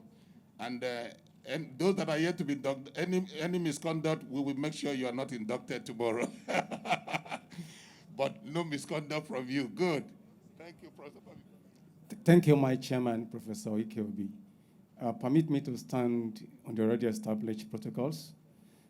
You agree with me that it's a very difficult task for me. Yes, difficult because I have just stated my teachers in the university. I don't have the power to examine you. I'm only trying to carry out an assignment that NIAS has given to me. But I will not be comfortable doing this without paying respect and recognition to my teachers in the university. Permit me to recognize, first of all, Professor Uche Ikatua. It's my first teacher. I learn from this man every day. Since 1999 that I joined the University of Benin. The registrar of our institute, Professor Iyayi, was my teacher during my MSc program in the University of Ibadan. He taught me feed formulation. I appreciate you, sir. Professor Udo Albert. He was on his PhD program when I was in my final year in Animal Science Department, University of Ibadan. He taught me animal physiology. Thank you very much, Prof. And the chairman board of fellow, Professor Adebawale, was my PhD external examiner And during that exam, I learned a lot from Prof. I appreciate all of you. I pray that God will continue to bless you and grant you long life with good health by His special grace. We go straight to the business. All you need to do is just take a sheet of paper, put your name in full, and put your RAS number if you have one. If you don't have RAS number, you don't need to bother. And let me quickly say this. Because of time constraint, the second presenter didn't cover all the slides. Yes, there are about 2 questions coming from the slides uncovered. We are aware of that. And nothing to worry about. We'll take care of that. You can be sure of that. We are good examiners. So let's have question 1, please. Let's just write only the answer, whether it is A. Question 1 is on the screen already. Okay? Do you want me to read? Because of those at the back. The demand for livestock products in the country is influenced by all of the following factors except one. A, animal population. B, human population. C, per capita income. And D, urbanization. Just write whether it is A or B or C or D. We're going to spend 10 minutes or 1 minute per question. We can move to question 2, isn't it? Okay, can we have question 2? Question 2, Okwaba Gege Abattoir was commissioned in the year A, 1989, B, 2005, C, 1992, and D, 2007. Just give us the correct alphabet. Yes. Don't forget, it's a mini examination, so please, no communication. We go to question number 3. Question number 3, abattoir legislation is essentially to achieve all of the following but when. 1, to ensure proper management of abattoirs. 2, to ensure proper slaughtering and dressing of livestock for human consumption. C, to protect people's health. And D, to make distribution of meat possible in Nigeria.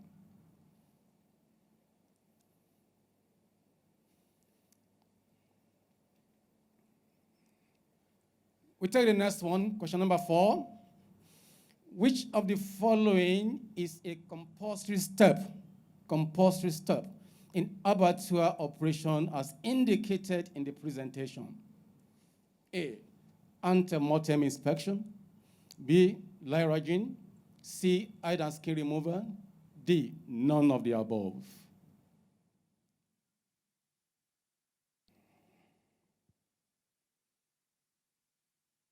We take the next one, question 5.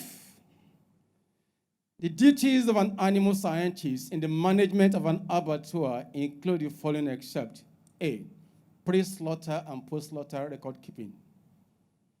B, ensure effective chilling of carcass. C, prevent pre-slaughter contamination of carcass.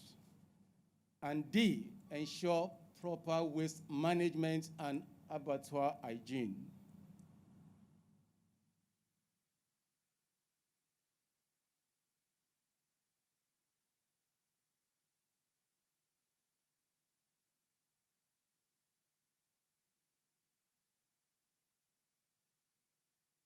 Question number 6, please. The abbreviation www in internet search means A, World Wide Web. B, Wide World Web. C, Web Wide World. D, all of the above.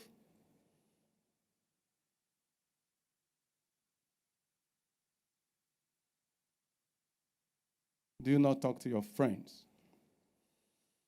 We take question number 7. Number 7. Which of the following is not correct about Web 2.0? A, it facilitates communication and information sharing. B, it is a second-generation tool. C, it is meant for only the youth to socialize. And D, none of the above.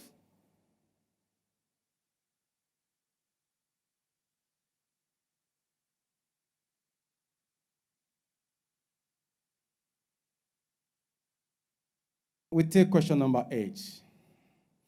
Number 8. Which of these is not true about social media?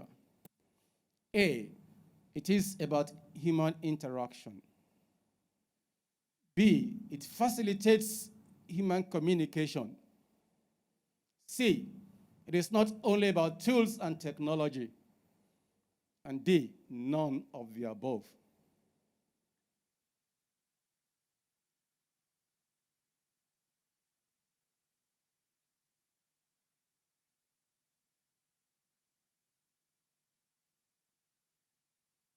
Can we take question number 9? Question number 9. Information gathering can be achieved through all of the following except one.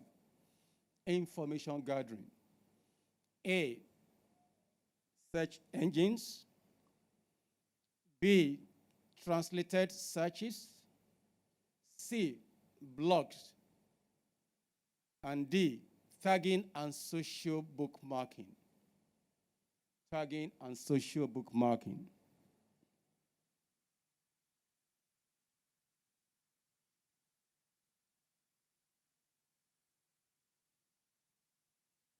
The final question, question number 10. That is the last. Question number 10, Web 2.0 and social media potentials and opportunities include the following except A, wider outreach and that should be sharing, I beg your pardon, sharing of content. B, income generation. C, remote collaboration and networking. D, all of the above. We have 30 seconds to go. 20 seconds more. 10 seconds more. Colleagues, please, let's stop writing. Just exchange your papers. Exchange your papers. We quickly go through the questions.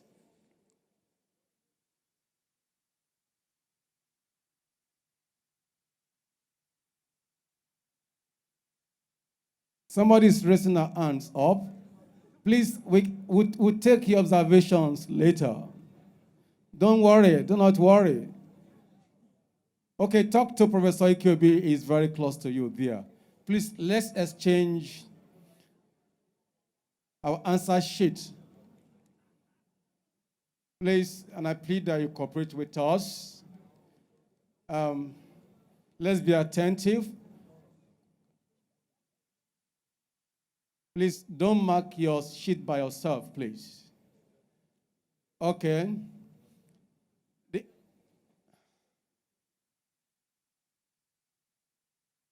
Didn't get 1 and 2.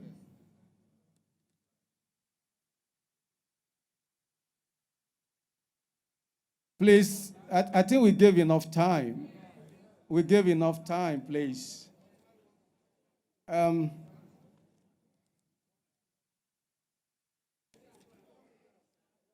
They have already exchanged their answer sheets. Please, there's nothing to worry about. Let's just continue, please. I think we gave enough time. So let's quickly go through. Yes, I'll just give the answer. Please, no need to project the questions again. Question 1, the answer is A. Answer is A for question 1. A for apple. Number 2, the answer is C. C for cat. C for cat. C for cat. Number 3, the answer is D. D for dog. Number 4, the answer is A. A for apple. Number 5, the answer is C. C for cat. Number 6, the answer is A. A for apple. Number 7, the answer is C. C for cat. Number 8, the answer is D. D for dog.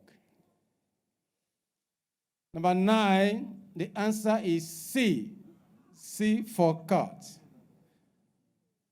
And number 10, the answer is D. D for dog.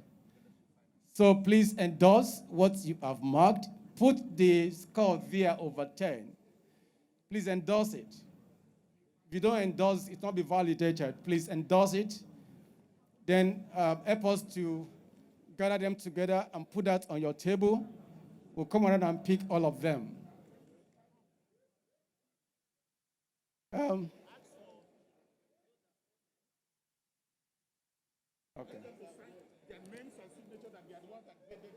Please endorse the scripts, please. Endorse it. Put your signature on the one you have marked. Put your signature on the one you have marked. Yes. And the name, please. The examiners who have marked should put their signatures and their names. And please help us to gather them together, put them on your table. We'll come around and pick all of them. Thank you very much.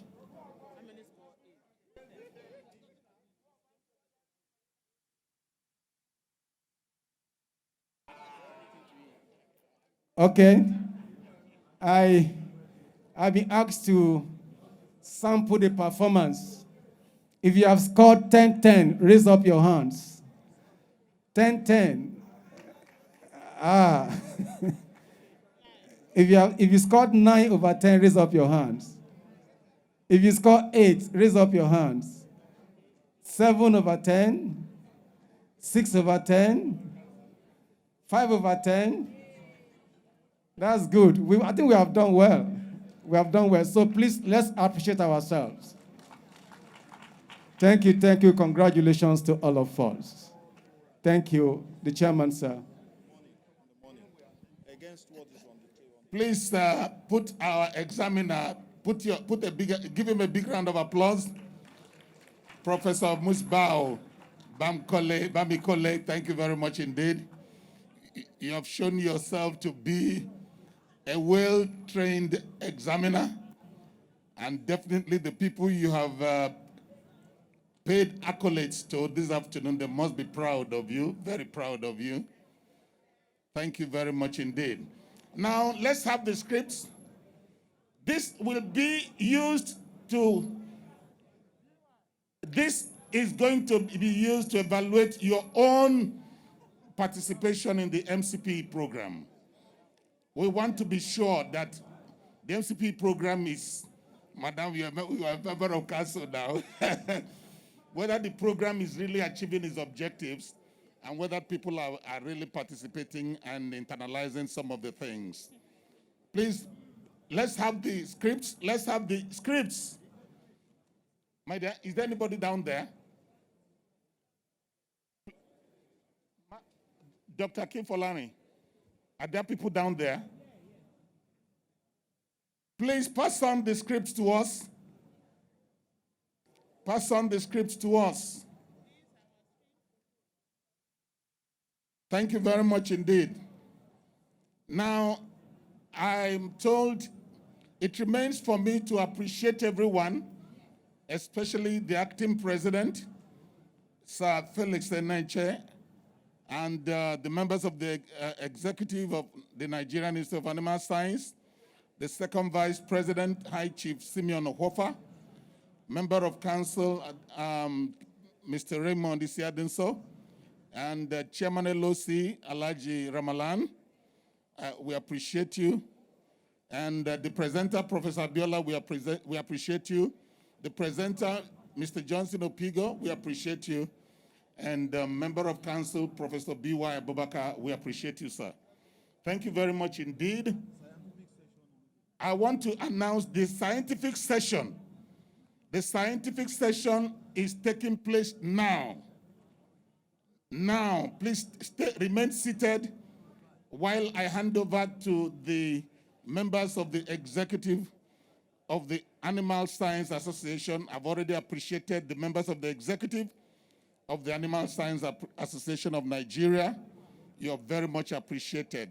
The Vice President is here, Professor Comfort Tulane. You're appreciated, ma'am. I would like to hand over to the editor-in-chief.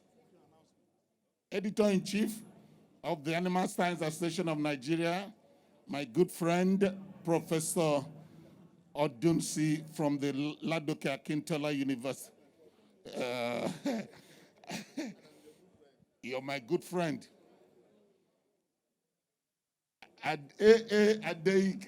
Odunsi, I think I taught you, you should appreciate me. When you get there, you appreciate me as one of your demonstrators. I don't know. Okay, I wanted to demonstrate.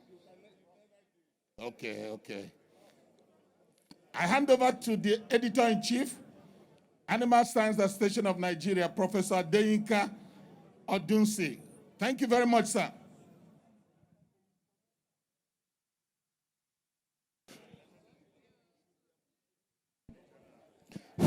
Thank you, Professor Ikeobi, my very good friend from FUNAP.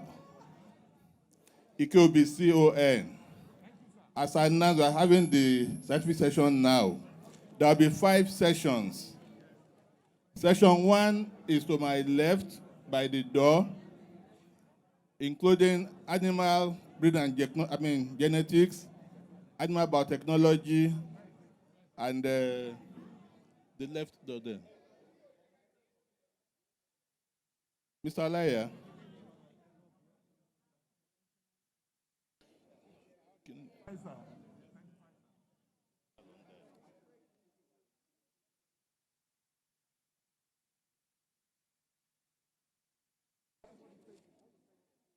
And then micro-livestock and aquaculture, animal breed and genetics, animal biotechnology, micro-livestock and aquaculture. They are under session 1. The chairman of that session is Professor OTF Abanikonda. Please go to the screen by my left, close to the exit door there.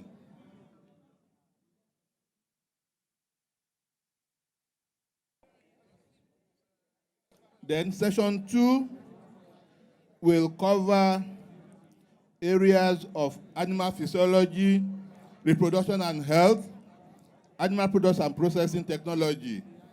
It will be shared by Professor Udo Abad from, so they'll be using the right side of the hall, my own right side here. There will be a screen there. Then session 3 is a monogastric production and nutrition 1. So if you are a presenter, please check the program. Check the program. Pages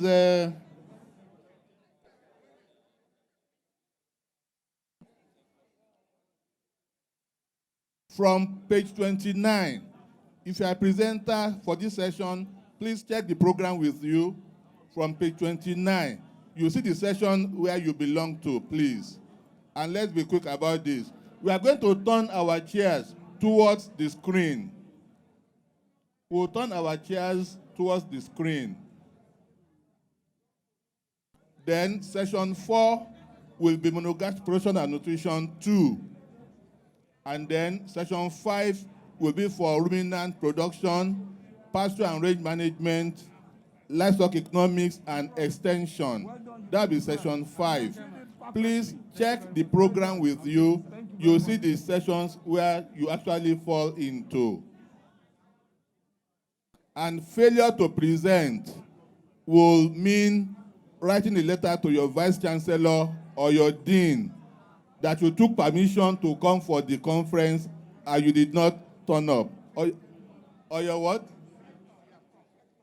Or your rector or provost. And we are serious about this.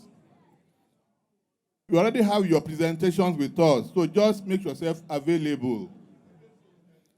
Then the NIAS support staff should please come forward with their laptop. Our NIAS support staff should please come forward with their laptop to collect the sessions, please. Mr. Alikwe.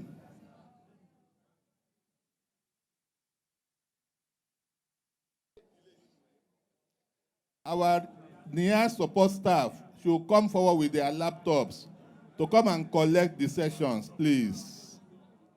The 5 of them.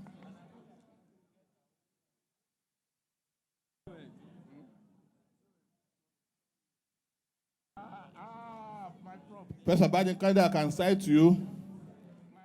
You always be with the breeders. He's a breeder now. That's why he's with you. Are you not a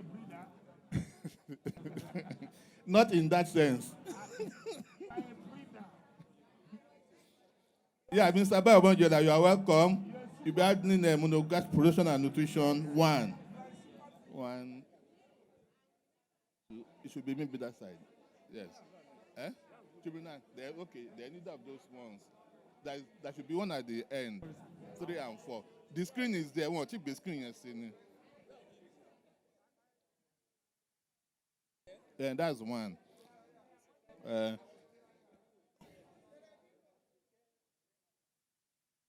If you are presenting, please go to your section, please.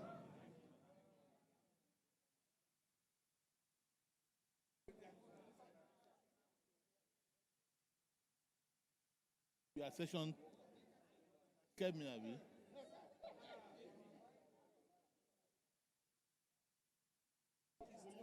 Monogastric production, I think that side.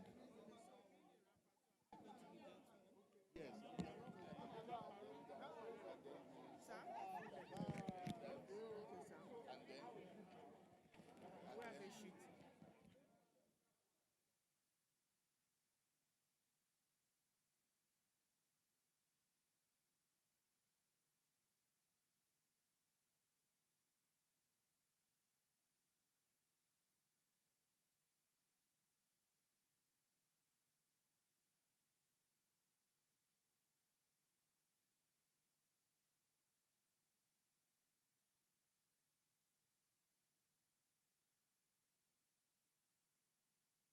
Too much egg.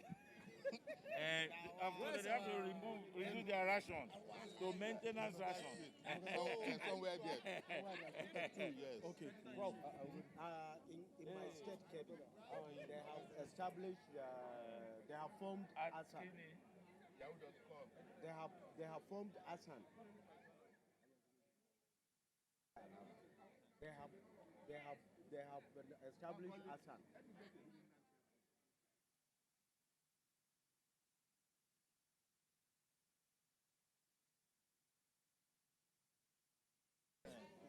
They have formed ASAN, Kebbi State chapter. Okay. And the officials are here. Aminu,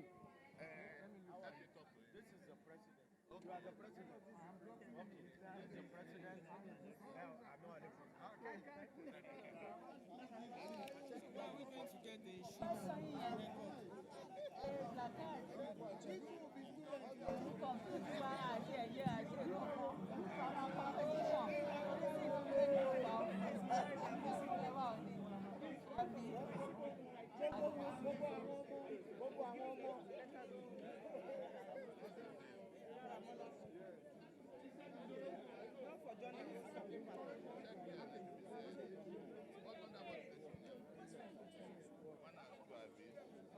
Just check properly.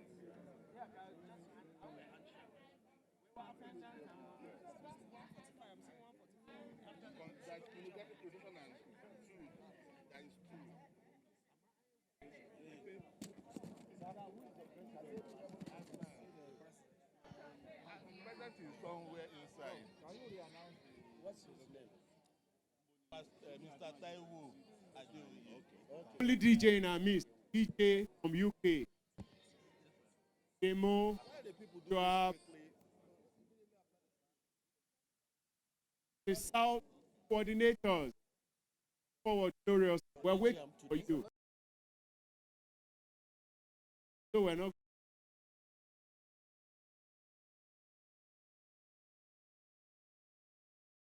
Come forward. Come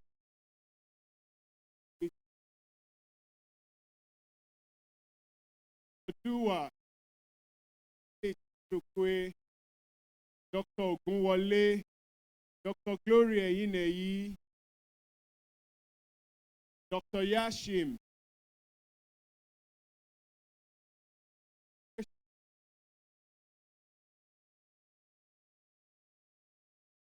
the men, women, Mr. Chiam, Yamen, tribe, men and women,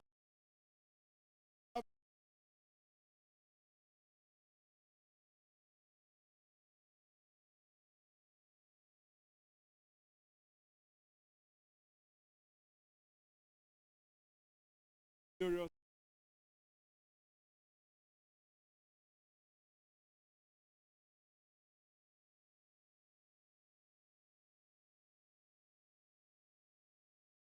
Taiwo Adeoye, we are waiting for your full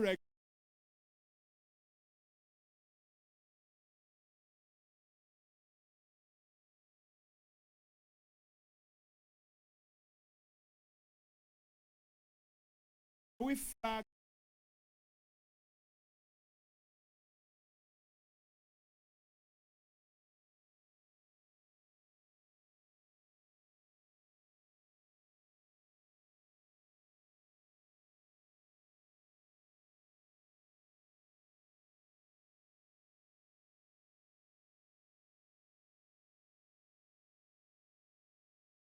representing Kwara Oyun North Senatorial.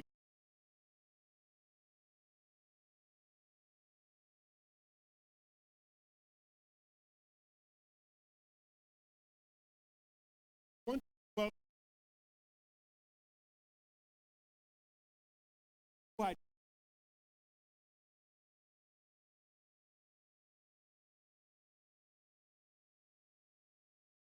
Have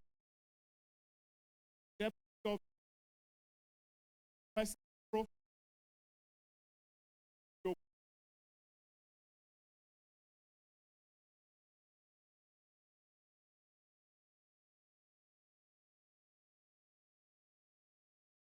want to bring note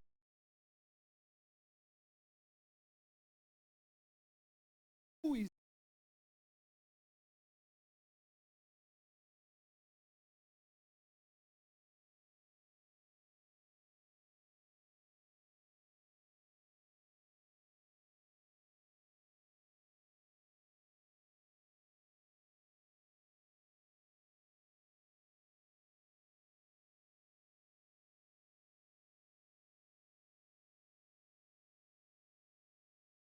first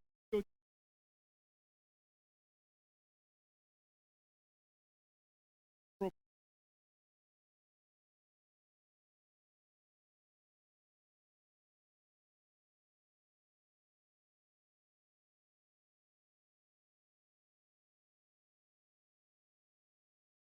professor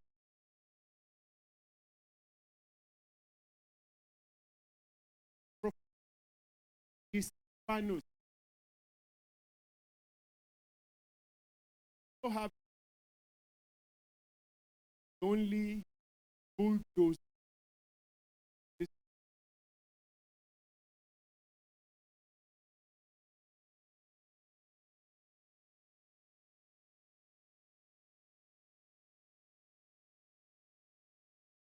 in that same vein too. Pleasure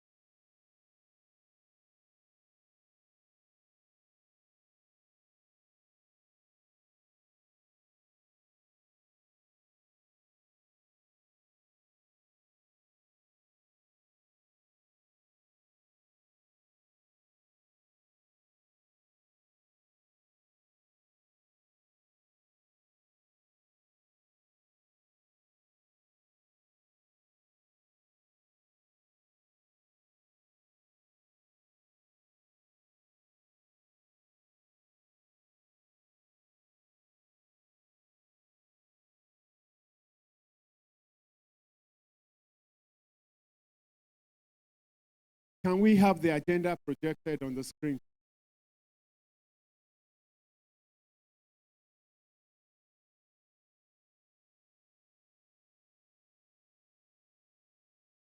Again,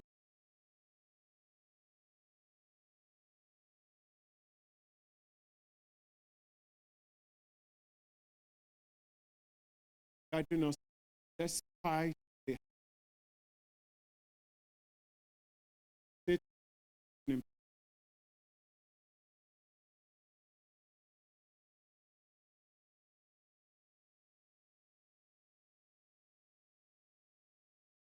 Alhaji Ramalan, please come to the item.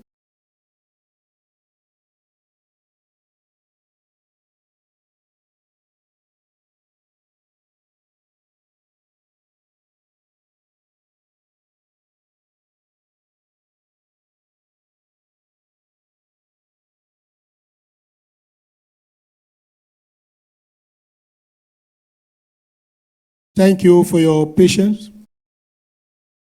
I would like to call any members of Northeast, the best zone of the year, to lead us in the opening prayer.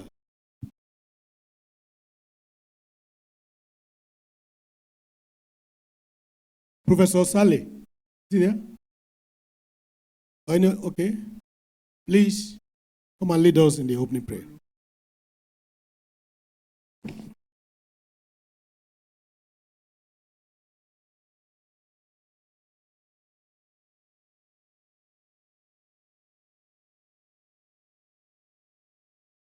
صلى على النبي.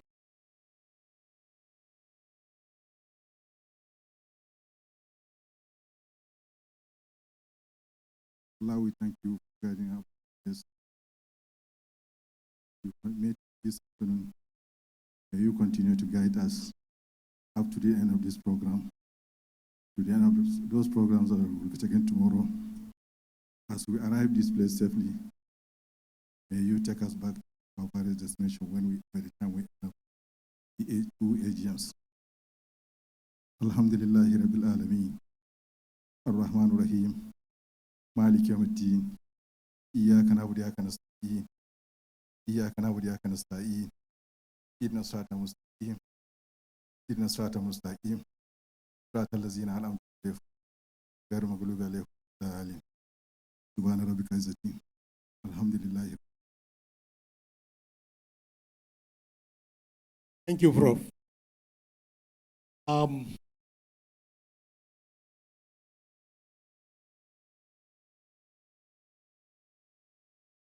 I would like to welcome everyone while I'm standing on the existing protocol. But before we continue, since the last time we met at Umaya,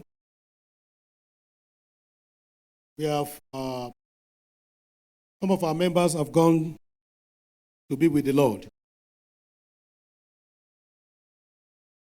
Notably among them are the chairman, board of trustee of Asan, Alhaji Asis Adedotun Bello, and our former president of NIAS, Professor Emeritus Israel Folonsho Adu,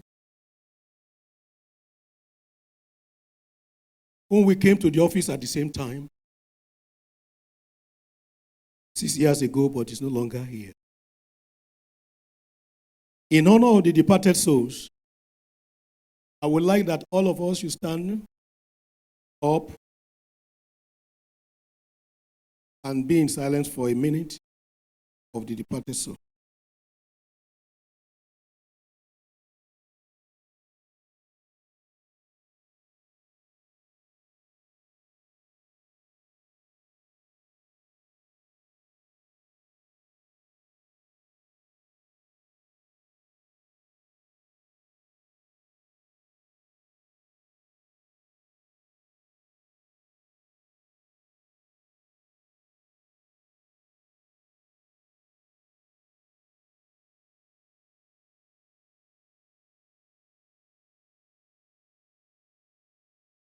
May the soul of the departed souls rest in peace.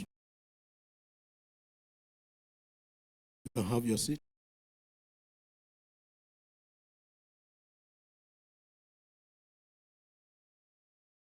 I am so delighted and very happy today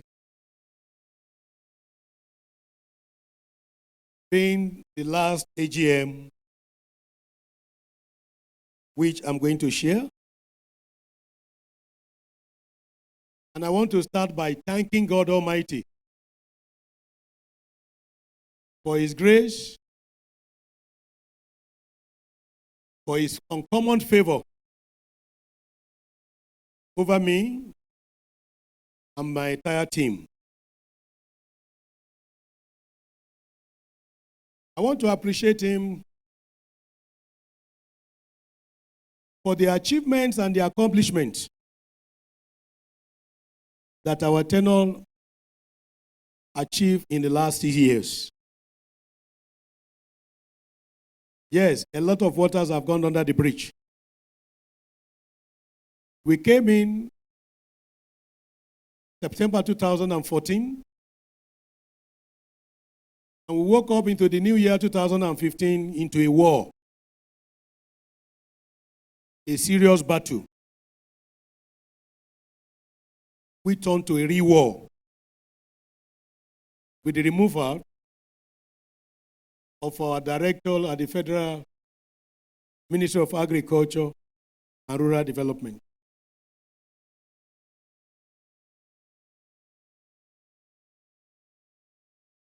It was like a war that will not be won. Today, together with all of you and my team here, we are celebrating God's intervention. Because after that, we are already entering into our rest. And I think we should be excited about that by giving all the glory to God.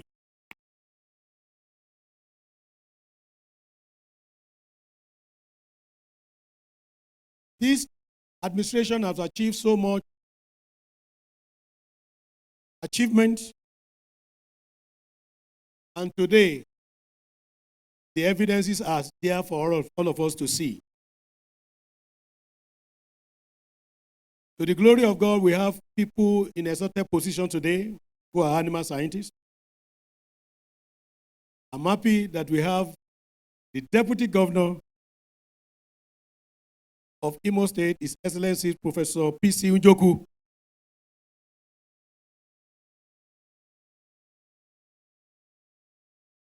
My lecturer and one of the people, including himself and Professor Omuna, who made me to study animal science. Today is a celebration for me because I wouldn't want to even study agriculture.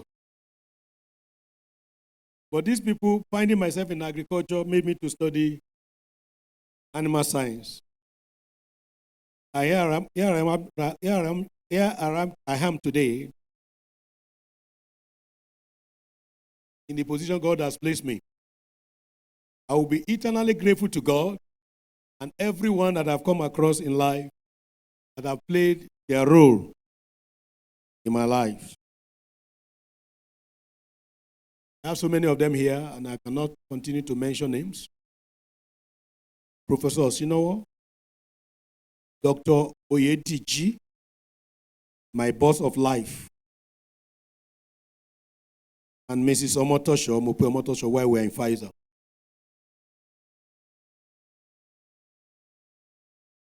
The end of the matter most than the beginning. And we are at the end of the matter. And that's why I decided to be in my flowing agbada, celebrating the faithfulness of God. As I said, I wouldn't want to start recounting all that we have achieved. These are there for everybody to know or to see. And as I've told you, we have people in a certain position today. We have commissioners of agriculture. We have permanent secretaries. We have the Executive Secretary of TED Fund, our own Professor S.E. Bogoro, and many other people. Only God deserves all the honor and glory. As we are stepping out, we will admonish the next administration to consider the following. One of the things that we actually want to do more for time is to see that our new generation of animal scientists becoming eminent animal scientists in their various place of work, and more importantly, for them to be able to stand on their own. Our wish is that when they are leaving school, they will not even be looking for a job.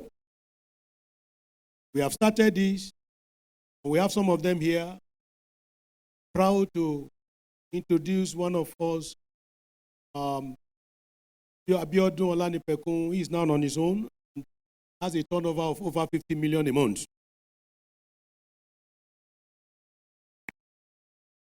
This has been replicated in several places or states around in the country.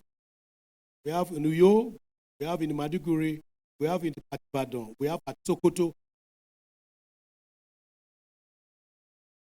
I will wish that the next administration continue to empower these young individuals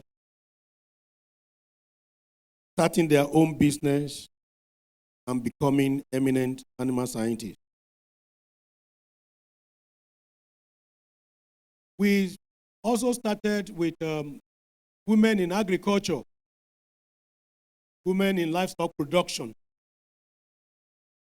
We understand that there are a lot of grants around that are meant for women. And we would like the next administration to take up this challenge to empower our women colleagues, female animal scientists in this regard.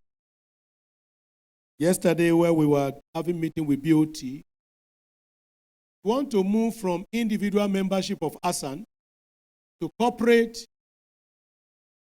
members. And that means many of us will turn from working for people or being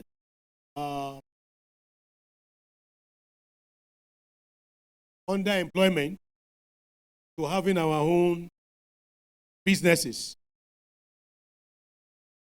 With that, we'll be able to drive our association forward and to the greater height. I've said this before that we are no longer known at national level. At regional level, ASANs have been known. Today, we have my friend, Professor A.O.K.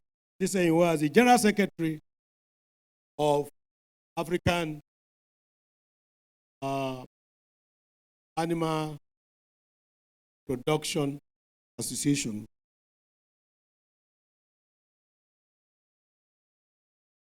At the international level, many of us belong to several international organizations in animal production. American Society of Animal Production, so many people are there now. And to the glory of God, the work of our forefathers, especially the foundation president of NIAS and the registrar, is now yielding result with American Registry of Professional Animal Scientists.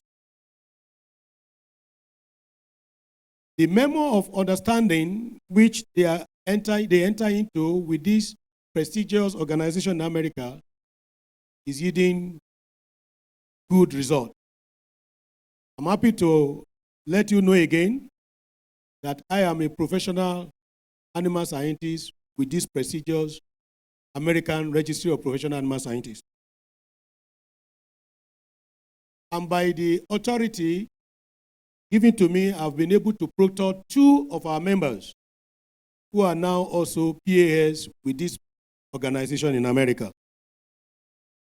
Dr. Jima and Dr. Mrs. Martha Olumide, they are members of this American Registry of Professional Animal Science.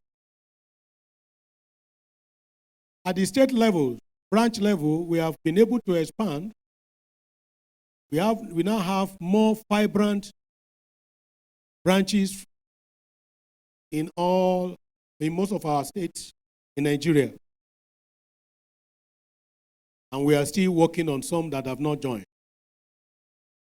Today, we have more states having director of livestock services with animal scientists being the head of the department. I can continue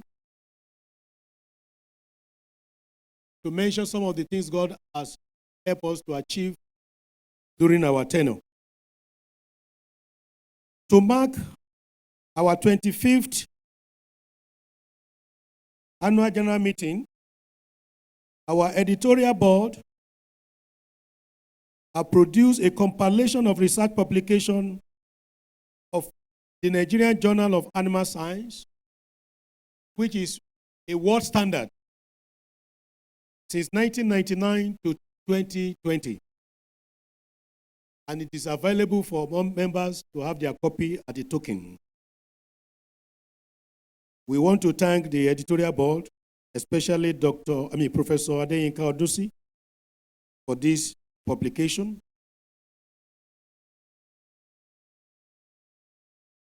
We have produced our clean copy of the Constitution, and I wish that every member of ASAN have their copy for a token, 200 naira only. And this one is 500 naira. At appropriate time, I will call out the LOC to thank them on behalf of all of us for the good job they have done. Sorry, this is a special occasion that we are not really following the agenda per se, maybe because of the excitement. So you forgive us, because we want to quickly round up. It's not going to be a usual AGM. Okay. One of my team here said we should ask for forgiveness of not following. So forgive us. So it's not going to be a usual AGM, really, because it's a time of celebration. I think you agree with me. So we are only come to celebrate and then hand over to the next administration. So we'll go back to the agenda and do everything sharp.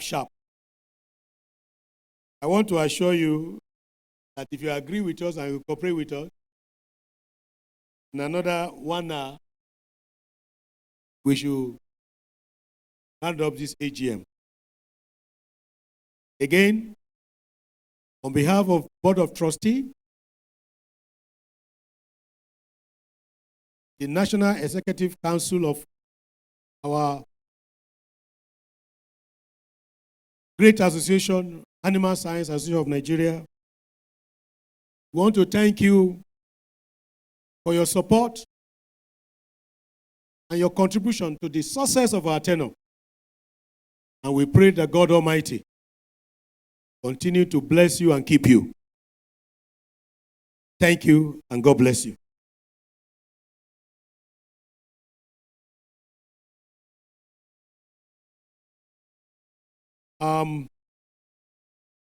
Apologies.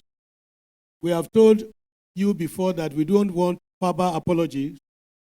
If anybody will not be around, let there be a written document, a letter. We came to this conclusion because a lot of people just come to say somebody sent them. We don't seem to recognize that kind of apology. So if you have any letters of apology, please submit to the secretarial so that we can capture that in our minute. Now, we are going to look at I've told you we are not going by former parameters. So the agenda, let us just take it as it is. Thank you. Okay. Yeah, thank you. So we are going to look at the reading and the adoption of minutes. This has been sent out before, but maybe the summary. Thank you. Distinguished members, you're welcome once again to this August meeting. Now we want to adopt the agenda despite the over-engagement which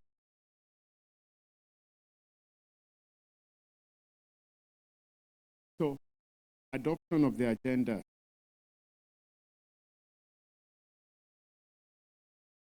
Please project the agenda, please. Project.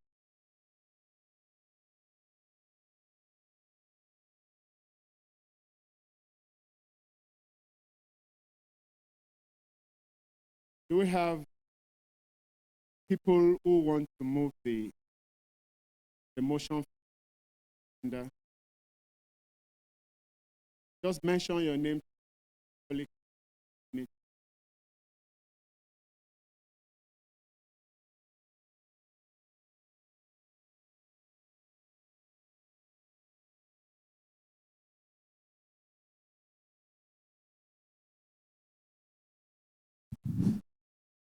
I, Professor Salem Wamasa, do hereby adopt the agenda of today's meeting. A seconder. I, Kuforiji Olayinka, second the motion for the adoption of the agenda. Thank you very much. Now that we have the agenda set and with the presidential remarks already given, the next on the program is a reading and adoption of minutes last AGM. We have a project being done in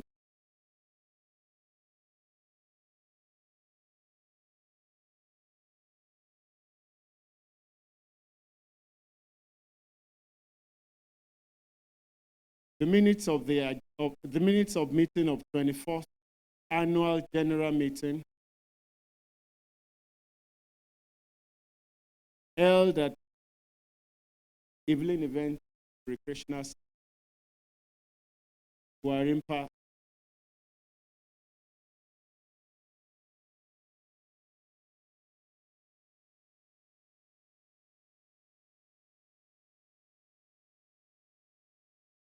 Sorry, the excitement is flowing around everybody in the neck. Commencement. The meeting was called to order by the President at 5:09 p.m. with the open prayer delivered by Malam Mo. Apology. Letters of apology were received from the following members: Alhaji Umaru Ramalan, Dr. Gloria Ineyi, Dr. Lukono, Professor Niya Gumbiad. Consideration and adoption of agenda. The President called for a review in addition to the agenda. After due consideration of the agenda, the motion adoption of the agenda was moved by Professor Ikeobi and Dr. Mrs. Idoreye. Opening remarks, the President. The President welcomed members to the 24th Annual General Meeting of Animal Science Association of Nigeria. He appreciated members for their presence. Thereafter, the President recognized and invited fellows to the association. He reported that several members of the association were promoted at academia, public service, and the industry. The President congratulated the Northeast Zone because the zone ranked the best zone of the year.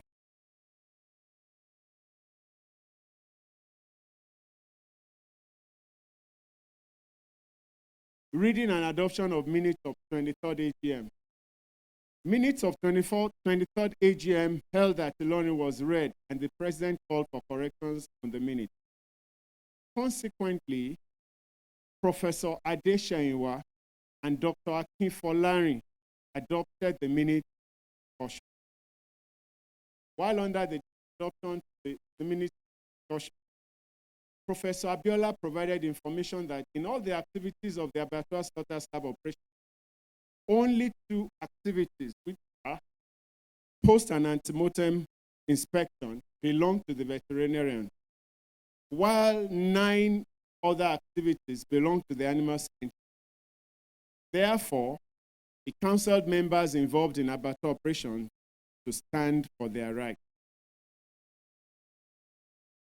Mr. Olayinka Kuforiji requested for a synergy between NEC and state chapters, such that members can pay their dues at when due. Also, inquired if apologies for absence during conference could be sent through electronic media. It was therefore agreed that such apologies can be sent to the email or the website of the association, or not through WhatsApp. Alhaji Ayanda complained about the issue of inadequate provision in the area of meeting venues and facilities for scientific sessions, while Professor Belewu counseled that members should be called forward for presentation of their research findings in order to mentor younger colleagues. Matters arising from the minute. A, update of the department. The President informed the House that the head of service of the Federation and National Council of Establishment approved the change of nomenclature from Livestock Development Officer to Animal Husbandry Officer / Animal Science Officer.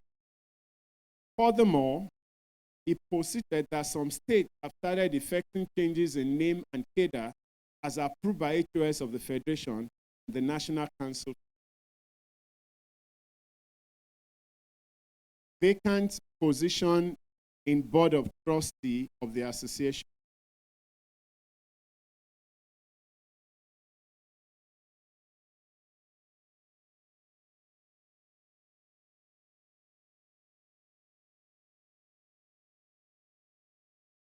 The President reported that Dr. G.O. Oyediji was appointed by National Executive Council to replace late Professor G.M. Babatunde in the Board of Trustees of our great association. Thereafter, Dr. Oyediji was called to the splitting of Department of Animal Husbandry Services from Ministry of Agriculture in Rivers. In collaboration with Nigerian Institute of Animal Science, a communique was sent to Rivers State government on creation of the Department of Animal Husbandry Service. However, it was discovered that in the Ministry of Agriculture in Rivers, the highest qualified animal scientist is on level 10. Therefore, splitting into department became an ordeal. Report. Professor Oshosonya read the report to the Secretariat. The highlights of the report included several promotion of members in academia, public service, and the industry, various representations for the association in several international meetings, such as All African Society of Animal Production in Ghana. Editorial. Professor Adeyinka Odunsi summarized his report to include opening of domiciliary account with GTB for the editorial board, publications frequency maintained at 3 issues published, upload of NJAS abstract on AFTAN web, and upload of NJAS volume to Agile web, and Agile receipt of Agile payment in $252.01. On the financial, Dr. Adekoya Wosibo summarized his report to include total income for the year ending 19,237,113 naira kobo.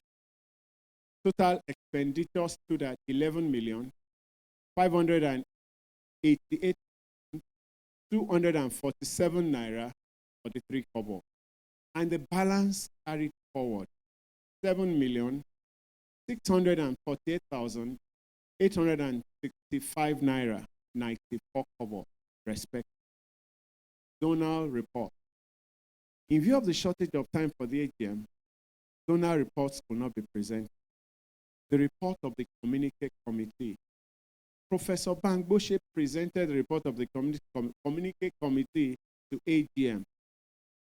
Professor Adu opined that the report was not detailed, but posited that members had robust discussion during conference. Any other business? While AGM was in session, Professor Bailey was conferred with the award Fellow of Animal Science Association of Nigeria because he could not attend the opening ceremony due to transportation challenge experienced by the contingent from Ilorin. Professor Abiola raised the issue of life members. He advised that the procedure be circulated to members. Professor Bami Kole commended the National Executive Council for the report. Also, he commended the involvement of fund in editorial, but reinstated the intervention, not alone. Dr. Idoreyen commended the editorial board for a good job, but advised the journal to have impact factor, while reviewers should be awarded.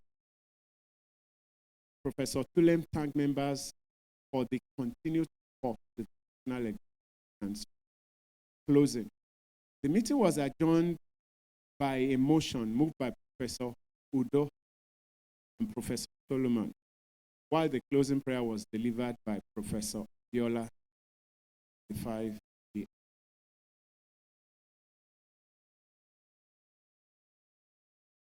Thank you, Professor Sosonya, the General Secretary of ASAN. That is a minute, but matter arising from the minute. Adoption first.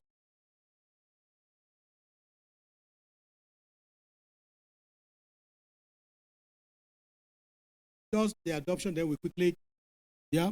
Okay, so, Professor Adesanyiwa, somebody assist us with moving the Idowu.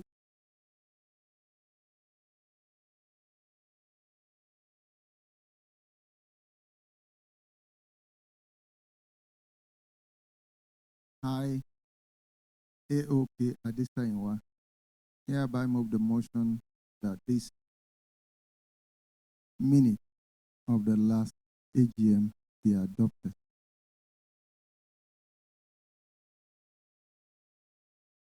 Point of order, please.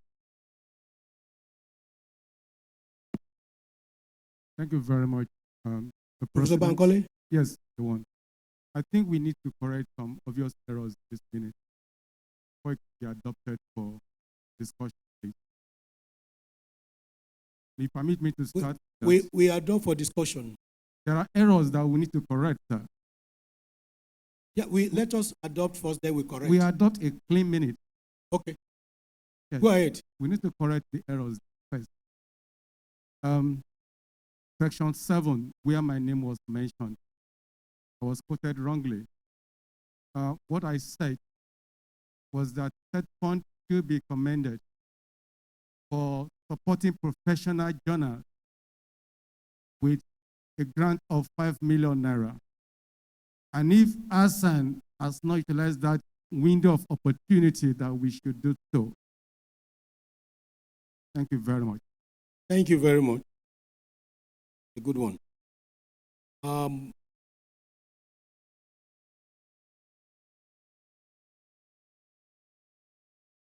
Please, that woman, I can't see you to name, to give, okay. Okay, Prof, you can, after you. Just give it to the President and okay, other after members, him. President and other members of NEC. From the heading of the minutes, I saw it's like is this venue they use, while the last AGM took place in Umahia. So I think needs to be corrected. September last year in Umahia. Noted. Thank you very much. Kufariji, I also observed, and I think the secretary also noted that the late before Professor Adush will be removed because he was still alive as at that time. Thank you. Okay. Corrected. In the corrected minute, the General Secretary is ready. Thank you. Thank you. Please, is there any other one? Just Yes, one. Yes, please. Okay. I'm Dr. Shewan Oshinaye. I want to correct, I call it a grammatical error. Anti. I think the third or fourth slide. What we have there is anti, and it shouldn't be anti. It should be anti, post, and anti. A-N-T-E, not A-N-T-I. Thank you very much. We know those who went to grammar school and those who went to high school. Thank you, Jerry. Please, I would like that we suspend the. Okay, let's seconder now. To still maintain the seconder, please. Okay. Dr. Shahu. Senator, I, Senator. Dr. David Jehimba Shahu, second the motion for the adoption of the minute. Thank you very much. Before we move to matters arising from the minute, I will humbly ask that we allow His Excellency, the governor, the deputy governor, amen. You didn't get that? Okay. The deputy governor of Imo State, Professor P.C. Njoku, to speak to this AGM. Thank you, sir.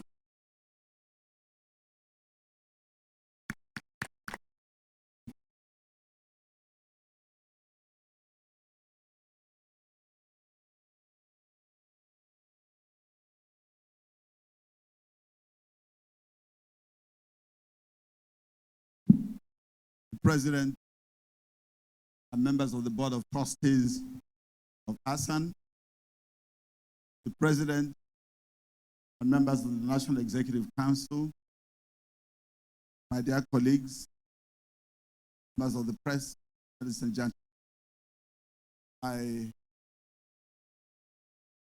I feel everybody's laughing at me. But I'm most delighted, very, very delighted to be here this evening to attend this ASAN AGM. The association is one that we're very proud of. And an association, whether we would like to believe it or not, was started in fairly difficult times, but has grown over time to become the father, or should we call it the mother, of the Chartered Institute of the Profession.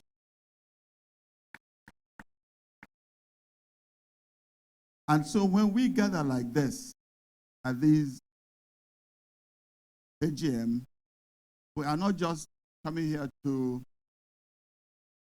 see faces. We are actually here to make history.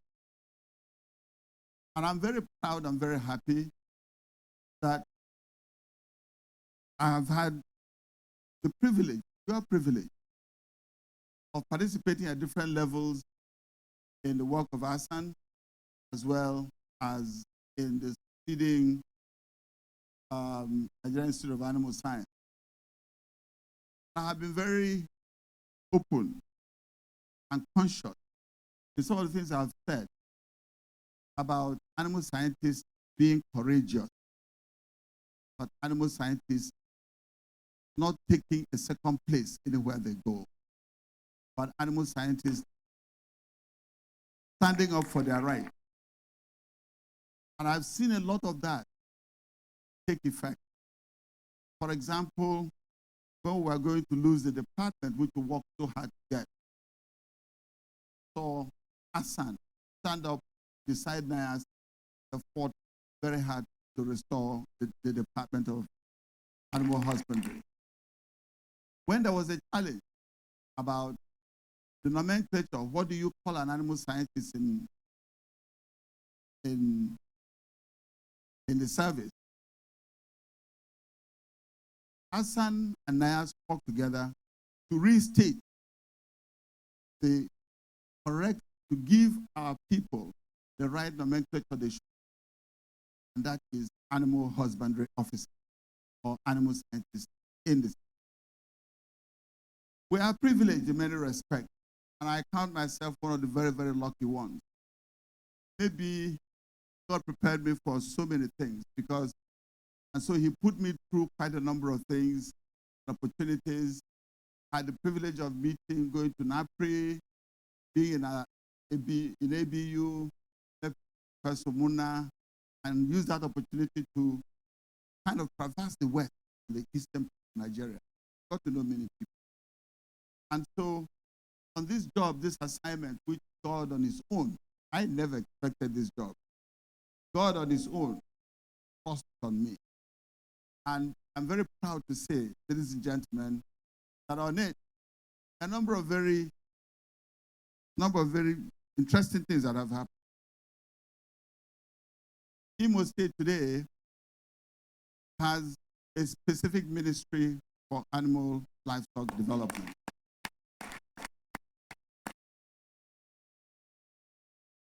Also today, Imo State has a University of Agriculture and Environmental Science. And the essence of it all is to drive agriculture. Drive agriculture to a point where you start talking about smart agriculture. Not just applied agriculture, but agriculture that is sensitive to the environment where it is located. And so, I don't know why me, but God has been kind to me too. And I will also say that all of you here have been very kind to me. You have, even in my app, you prodded me and made me president of the Nigerian Institute of Animals. Even in my app, you've said and done many things. I remember leaving office at the conference hall at the University of Ibadan for the way I was treated. I thought I went from that day feeling much taller than I truly know that I am. So I'd like to thank all of you for what you have been in my life. And I'd like to assure you that I shall never abandon you. Whatever little mentoring we must give, I shall give. And I'd like to encourage all our seniors, Shinowo, Ekatwa, Oyediji, where is Olomu? Is he here? And all of us. Where is Funsho? I have Funsho is around here somewhere. Dafuang, where is he? We must find ways of mentoring our young animal scientists. They must feel us. They must feel what we have done for them. And so, ladies and gentlemen, I'd like to thank you, Mr. President, for giving me this opportunity to speak. I wasn't expecting it, but this is our own environment, isn't it? And time any day shall rise to occasion. May God bless you all. Please give a round of applause for His Excellency, the Deputy Governor of Imo State, our own Professor P.C. Njoku. I would like to give this testimony about His Excellency. While we were fighting the battle I mentioned earlier, we had to meet somewhere, and impromptu gave a call to him. Laji Ramalan is here, he testified. Before we got there, Professor Njoku was already waiting for us there.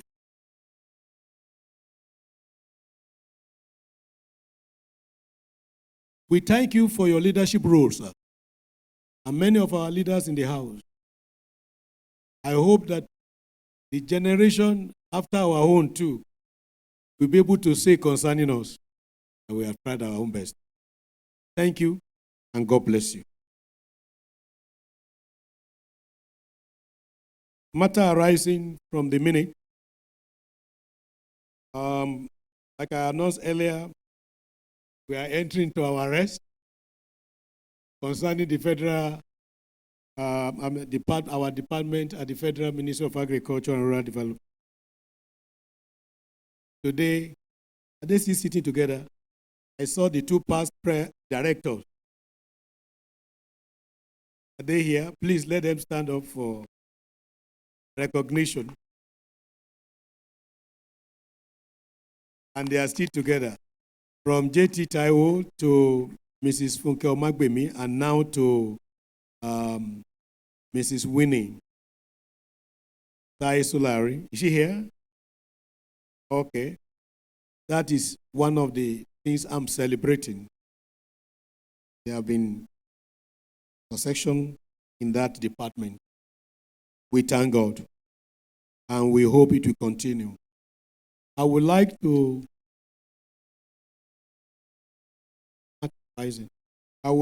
also mention, maybe we omitted that from the minute, that we are still in court.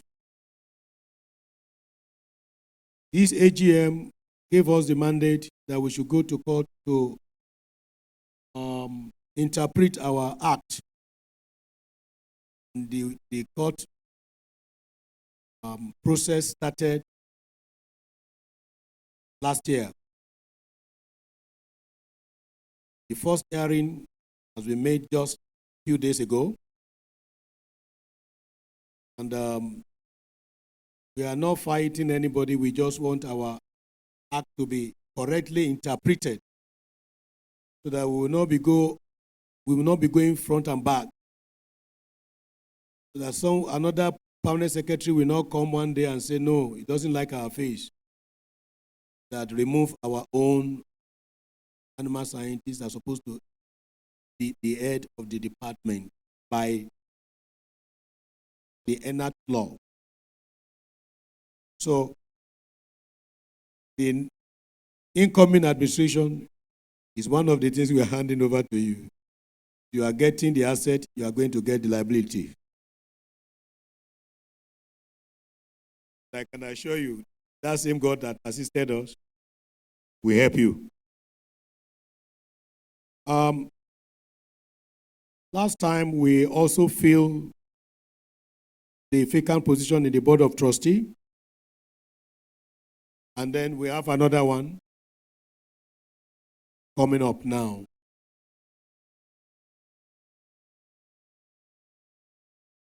That to replace Alaji Bello.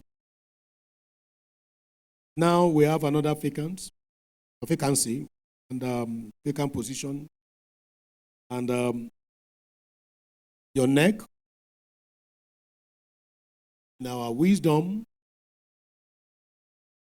the consultation, looking at all criteria possible, is presenting to this AGM the first national president of Animal Science Association of Nigeria, Mr. Funsho Ogunshina, to be member of the BOT, replacing Alhaji Azeez Adedotun Bello.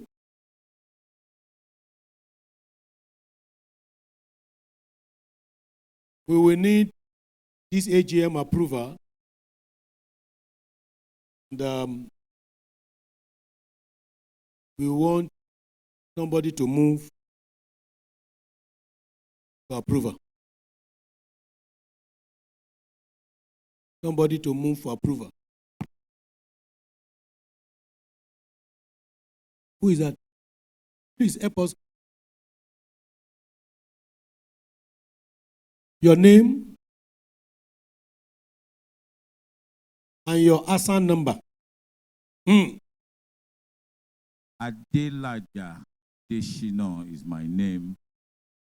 I am an associate member, AA 005. 5. It is my pleasure to move the motion to accept the nomination of my son, call him the Augustino member. Thank you, sir. We are together with NIAS, but we want every one of you to know your ASAN number from now on. I'm 8901. We are not going to trouble our leaders, our fathers, because there are so many things they have to. But for younger ones, you must know your ASAN number, henceforth, not RAS number. When we get to the NIAS AGM, then you mention RAS number. I'm just joking. Seconder, please. Yeah, please. We have BOT members here, and he has the right as well. Please give him the mic. Professor Dafwan.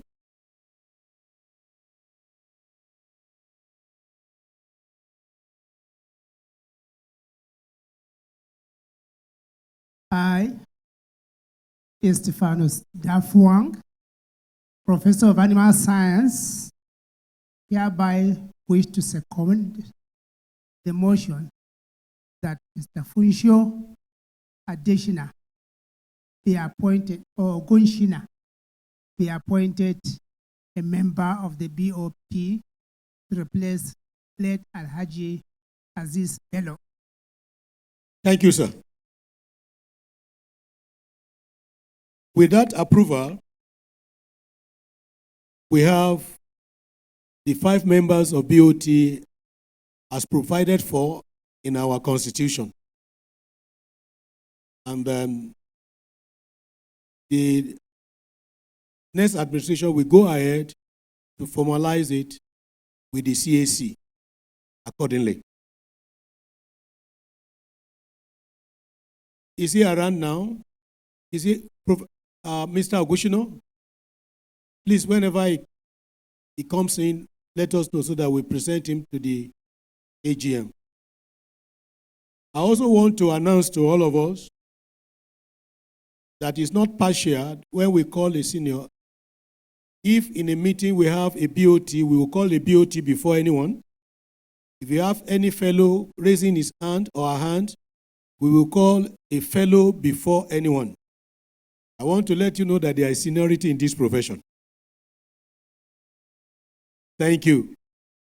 So it is not partial. You give honor to whom honor is due. So if you raise your hand and I don't call you first, and I have to call a fellow, that is the normal thing.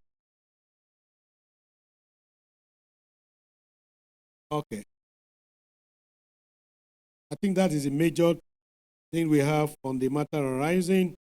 Now I would like to call on report from the Secretariat, Editorial Board, and then the Finance. Secretariat, please. Thank you very much, my President. Please, can we have the Secretariat report projected?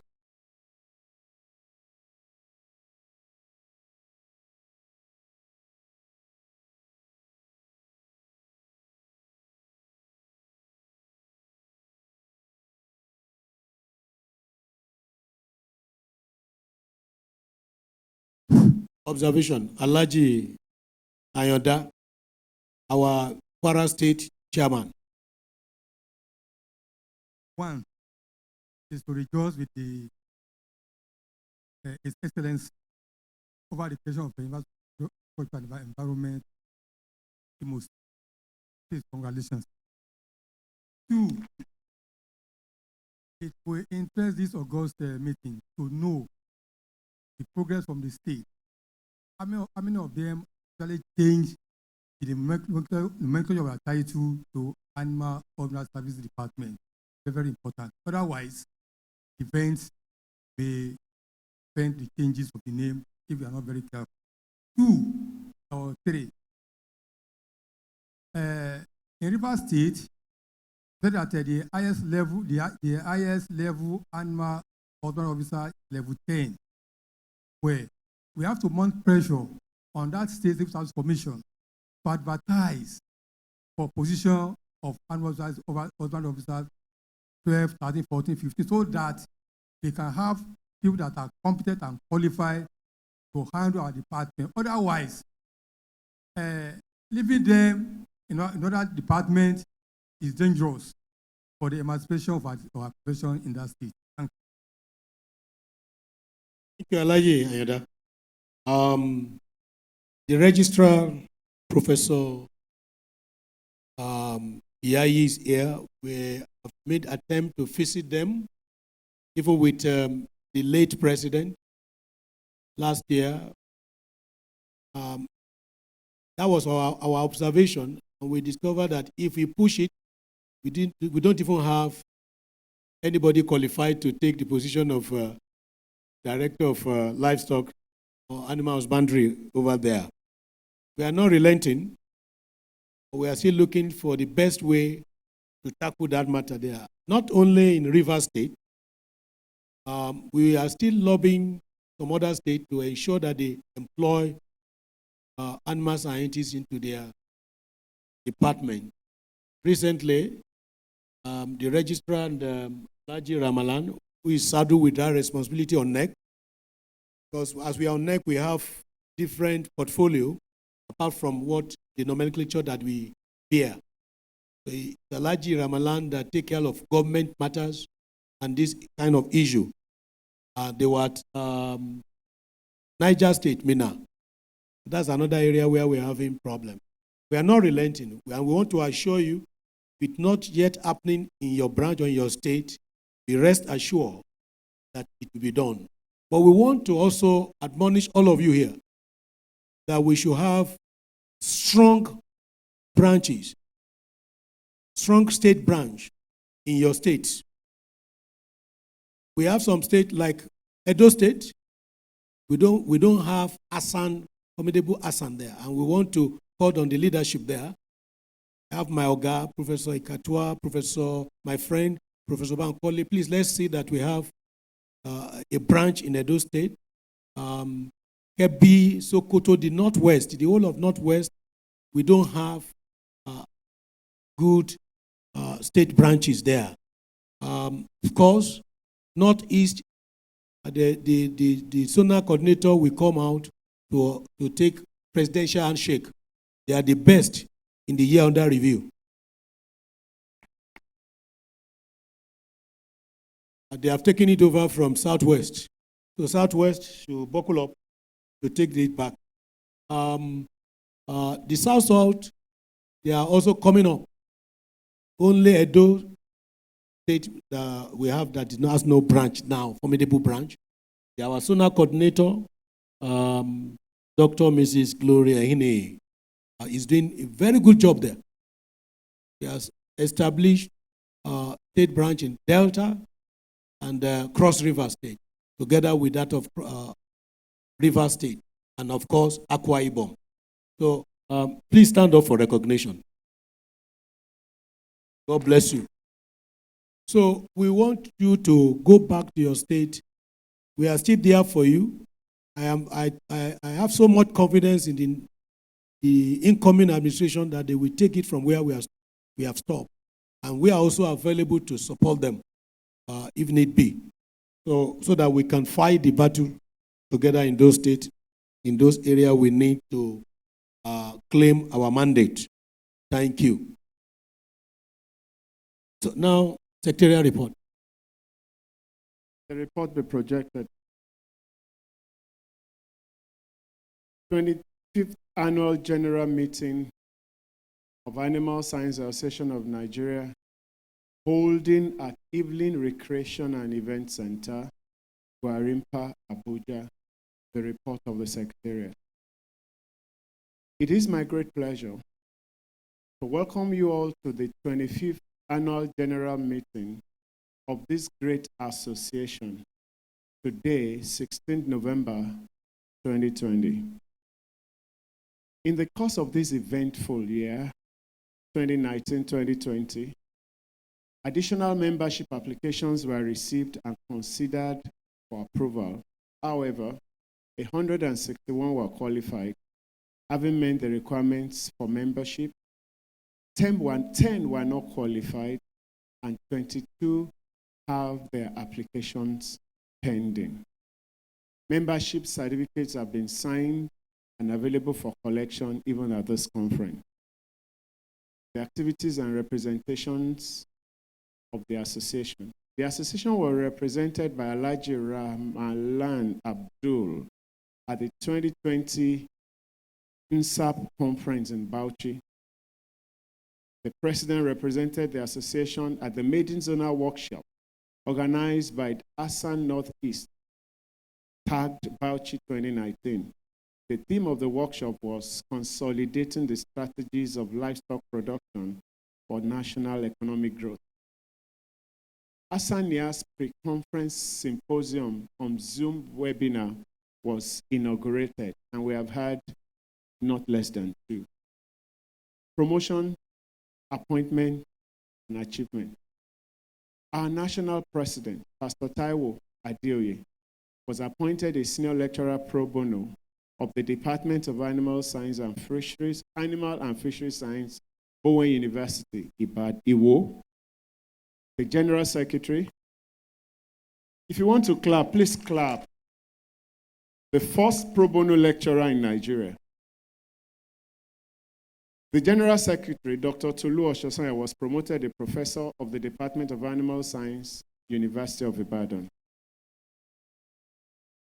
Dr. A.O. Owosi-Bo was appointed the Provost of Federal College of Animal Husbandry and Production Technology, More Plantation, Ibadan.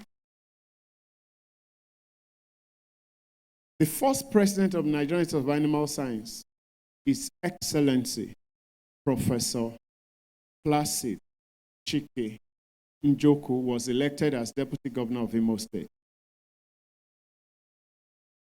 Dr. Fadi Yimu was appointed Provost, Federal College of Agriculture, Akure. Professor E.A. Iyayi was reappointed as the Registrar CEO of Nigerian Institute of Animal Science. Mrs. Funke Omagbemi retired as Director of Federal Department of Animal Husbandry Services in the Federal Ministry of Agriculture and Rural Development here in Abuja. Mrs. Winnie Lai Sholari was appointed as the new Director, Federal Department of Animal Husbandry Services, and she's also the National Coordinator for LPRESS. And today, while we were gathered here, we got the news of another promotion. Professor F.T. Ajayi of the Institute of Agri and Research and Training was appointed a professor. F.T. Ajayi, are you here? Let's see you. It's a thing of joy. Oh, that's the short man there. I've just been told that Dr. Lawan Ghana has been appointed as the first HOD of Agric Science in Borno State University.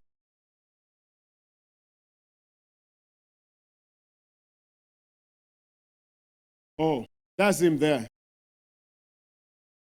And so many others that were not known to the Secretariat, particularly in the ministries, departments, and agencies of government and academia were also.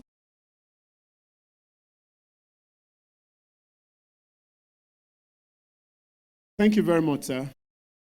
Our profession now has a commissioner in Ondo State. In Ekiti State, Elder Bode Adetoyi was appointed the Commissioner for Agriculture in Ekiti State. However, at this juncture, we lost a few members.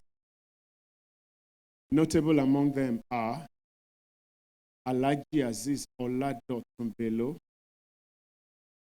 Emeritus Professor Israel Folorunsho, and Dr. Mrs. Denny J. Comfort. May the souls of the departed rest perfect. Thank you very much. Thank you. Let's take all the reports before we can entertain one or two questions. Finance, Dr.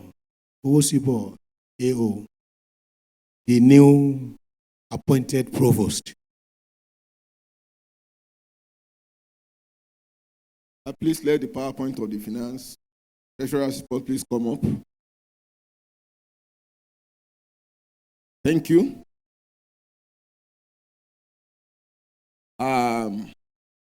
Treasurer's statement of accounts from the 1st September 2019 to 31st August 2020.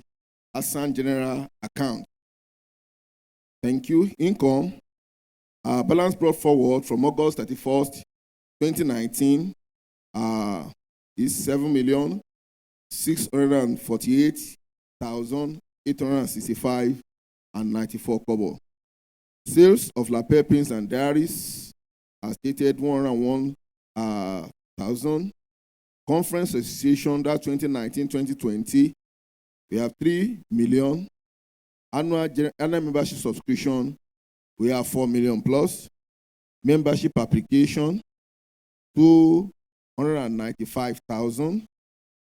Deposit by LOC of 8 jam. As at the time of reporting, 31st August 2020, we are yet to have any. Student registration 168,000. And non-member registration, we have some people that come as non-member and they are intending member as well. 108,000. Live membership. At the time of the filing of this report, it was just one that we have. But after 31st of August 2020, we had some other that paid. Gas registration. These ones are gas that are registered for conference. 87,000. And give to Assam. We have 2.5 million. And the deposit by intending fellows. There are some fellows that have been inducted. At the time of filing this report, they are yet to pay, but they have all paid in now. Then interest on bank deposit. We have 849,440 and 37 kobo. The subtotal 19,093,706 naira and 31 kobo. Following expenditures were incurred in the course of the year. Expenses on 8 Jan 2019. Those are the ones that were incurred after 31st of August 2019. 610,044 kobo. Secretariat expenses 349,120 naira. Assam Secretariat rent 1,061,000. The rent has been paid up to August 2021. Publicity and public relations. That's the print of diaries and the other public relations, maybe gifts and other things like that. 757,000.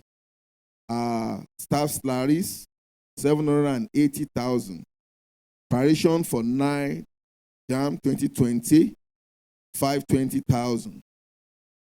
Charitable activities, 1,230,829,000. You have bank charges, no. Travels and tours, 1,230,829 naira. Charitable activities, 1,270,000. Bank charges, 40,376. Then outstanding staff loan, just 60,000. Then website maintenance and Zoom meetings, we have 465,000. Total for the expenses, 6.8 million. And then the balance, as of 31st August 2020, the accounts, we have two accounts, Stanbic, IBTC, and GT. We have 12,250,036 naira and 64 kobo. That is for the general account. Association of our stature must just have a separate account for the journal. So I'll quickly present the ASAN editorial account before I have my say. Please, can it be projected, please? Thank you very much. Animal Science of Nigeria, spin of account from 1st September 2019 to 31st August 2020, ASAN editorial account. Income. The balance brought forward from 31st August 31st, 2019, we have 2,646,118 naira and 22 kobo. Handling charges and page charges, 1,699,000. Sale of journal and proceedings, 68,000. Pay charges pay charges of proceedings. Those are of the current conference. It was paid to the journal account, 560,000. Conference registration. Somebody paid conference registration to journal account, 6,000, just one. Somebody also paid 10 paid annual dues into journal account, 100,000. And the advert, as at that time, was 90,000. We have total income to be 5,169,118 naira and 22 kobo. Only expenditures were incurred within the frame of time that the reporting covers. That's 31st of August 2020. Transmission of journal to 8 jam, 97,000. That's 8 jam at Humaya, 97,800. Then payment for the production of Injas, volume 22-1, 500,000. Editorial expenses on Injas 22-1, 96,250. Bank charges, 5,383 naira and 66 kobo. I want to, well, maybe the editorial board can tell us by themselves. We have produced 22-2 and 22-3, but at the time of the production, it has exceeded the time of reporting. Summary. Income, 5,169,108 and 22 kobo. Less expenditure of 099,433 naira and 6 kobo. Balance at 31st August 2020 in journal account was 4,469,684 kobo and 56 naira. Thank you for listening.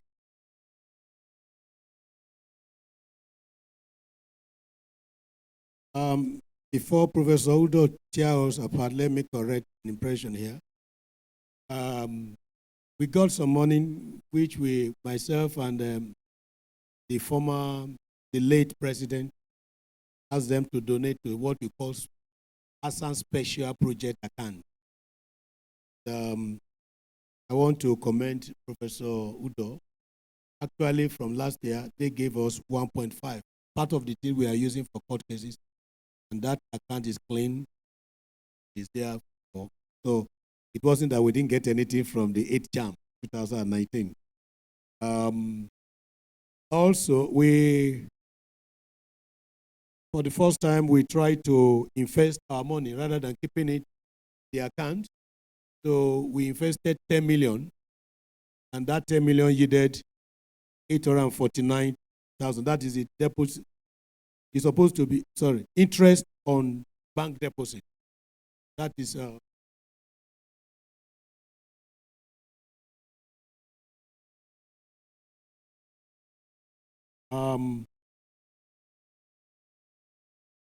the charitable activities is supposed to be welfare. I think it's captured by the, some of us are not really trained accountant. Those of us who did finance for non-finance managers, probably we are better.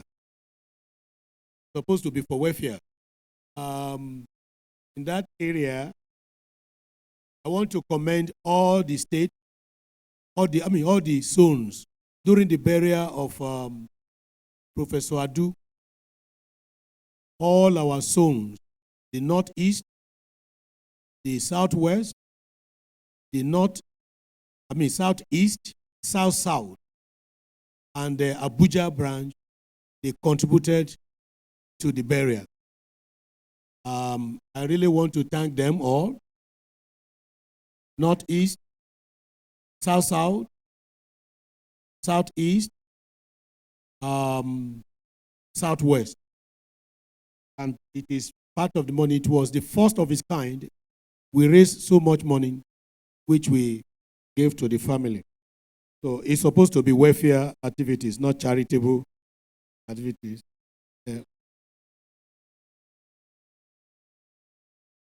No, for us, it's welfare. So that's the way we understand it here. It's not charitable. Charitable means that there are things that is not acceptable to the association.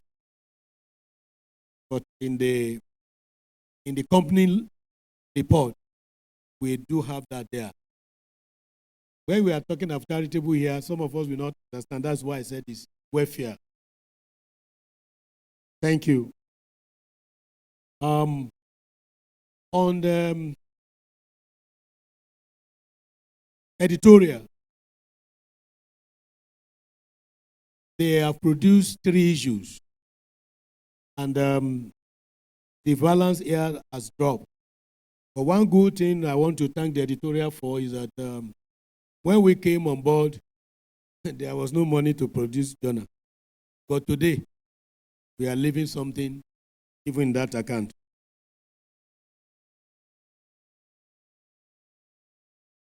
We also want to let you know that the incoming administration will be inheriting some millions to start their work.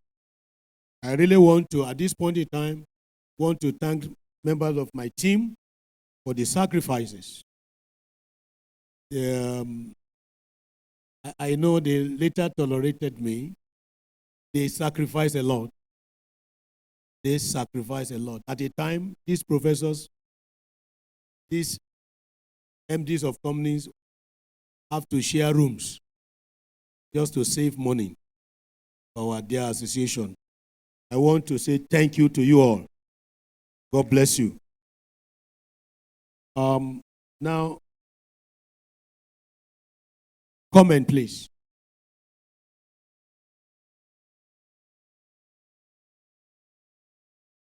Oh, sorry. Before comment, there was an omission. Professor Hubert Udo was appointed Deputy Vice Chancellor of Academics, Michael Okpara University, Muduke. We are moving. That's a potential VC. By God's and many more others. Okay. Thank you. Before I go on, I need to recognize 2 or 3 people that have attended consecutively our AGM, that is 25 AGM. Baba Hassan, Dr. D.O. Ediji, he has not missed any. And Mrs. Mokpe Omotosho. Actually, I think I want to know, maybe later, I think my friend AOK should be in that group as well. Maybe he missed 1 or 2. AOK, Adesheyiwa. I miss few. Thank you. So, comment on the financial report. Is there anybody from the back so that we don't just call on? Now, Professor. Okay, let's adopt the report first, please. Adoption of the report, of the financial report.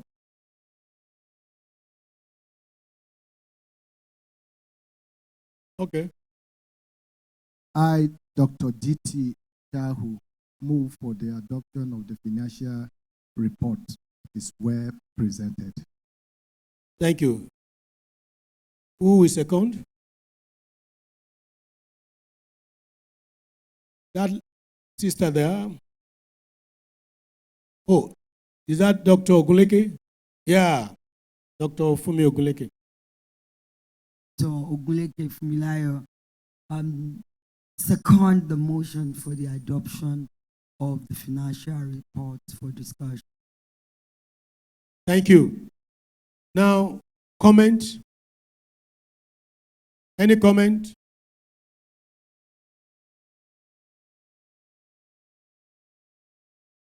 Okay.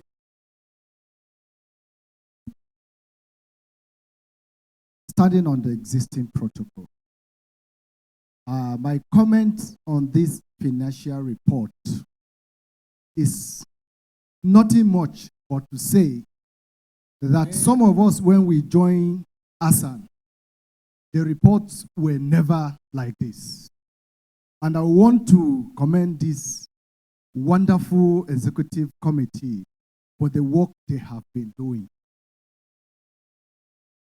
Like the national president said, at some times it will be like the report of Nzo Kase in the TIV Women Fellowship, where everything that comes in goes out at the end of a report. Today, we are having a leftover of millions of naira, and even at an election time where an executive is going and is handing over, it is something to commend this ESCO. And I want to thank you. And I will say that every ESCO that is coming in should come with the intention to serve and not to look at that money that is left there. Thank you. Thank you, Dr. Shau. We are encouraged, humble, and challenged as well. For some of my members that are going back, this is a challenge for us. God will help you. At this point in time, please permit me to quickly call the zonal coordinator of Northeast, the chairmen that are here from the Northeast, and all the executives from there for supporting that zone for excellent performance in the year under review for the presidential handshake. I would like you, COVID or no COVID, don't worry, I have mine. So please let them come up. Northeast zone. The chairman from the Northeast zone. Please, let's put our hands together for them.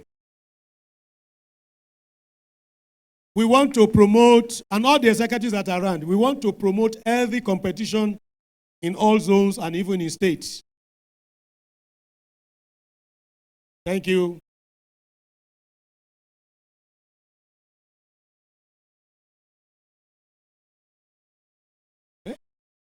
No,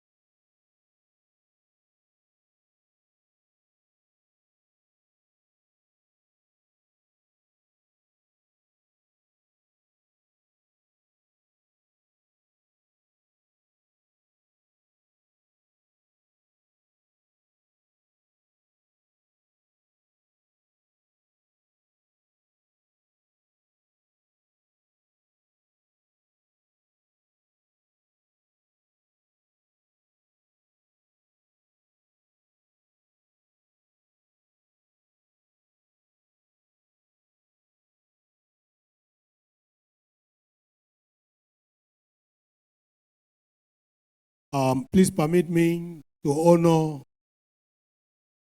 those that have served our association at the next level. We are giving them certificate of service, and we are going to do it quickly. I just call them one by one. My first Vice President, Professor Comfort Doshima Tulen. Quickly.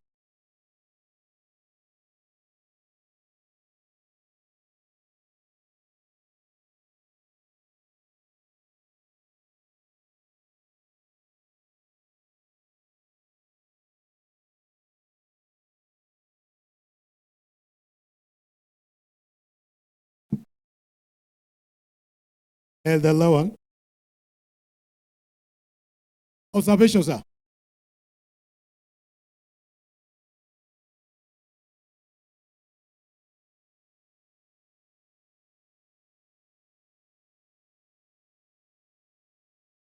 Stephanus Jafuang. I wish to observe that it would have been more appropriate to have an external body reward the outgoing members. Thank you, sir. Because you also have to be rewarded. That's when they can call somebody to honor me.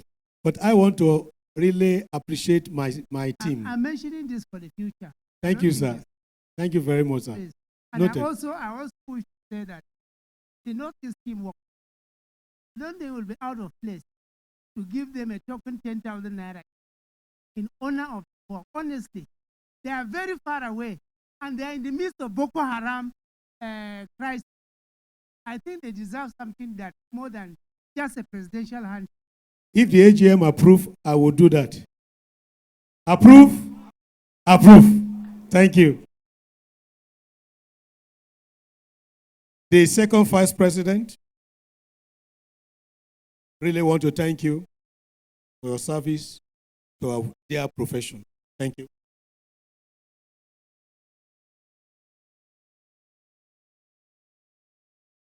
Professor Adeyinka Odusi. He has served as Southwest Coordinator and now the Chief Editor of our World Standard Journal.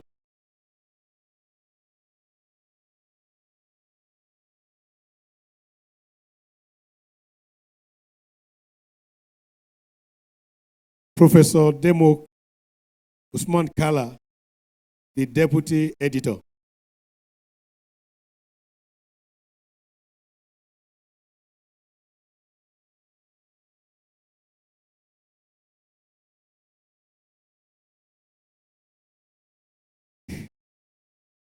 Dr. Adekoya Olatunde Owosipo, Treasurer for 2 terms.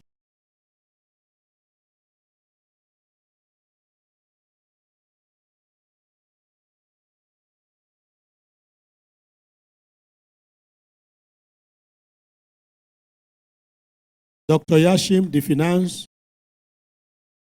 Chair Secretary. National Secretary.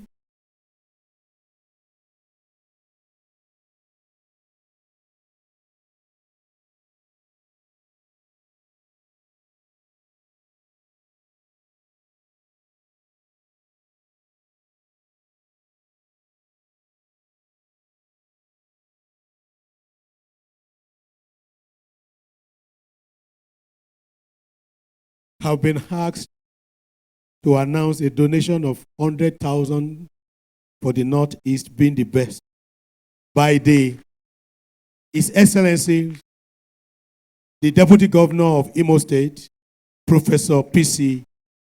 Unjoku. Thank you, sir. Thank you very much, sir. Up Northeast, up Northeast, up Northeast. Great animal scientists. Great animal scientists. Thank you, comrades. Mrs. Mokpe Olubukola Omotosho, ex officio, the former immediate president, past president of our great association.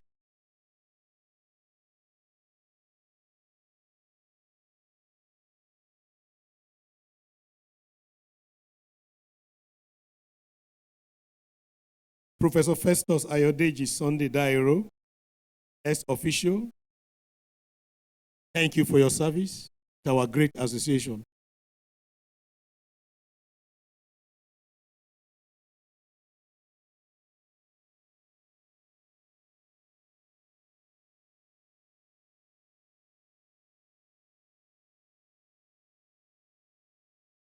Alhaji Umaru Ramalan Abdul, president, licensed president in Abuja, and the zonal coordinator is also North Central coordinator and ex-official. Thank you, Alhaji.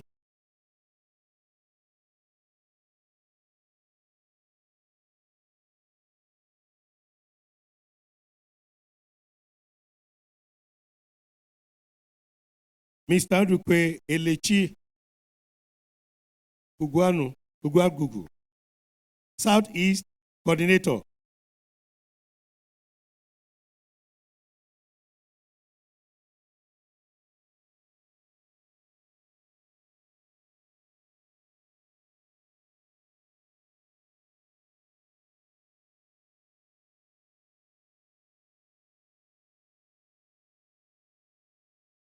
The Northeast Zona coordinator, Dr. Haruna Dua.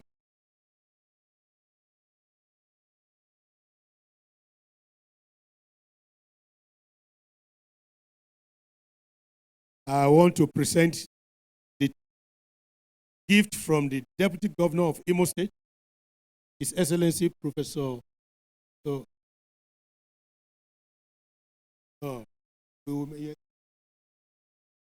Thank you very much. This is no go come. Eh?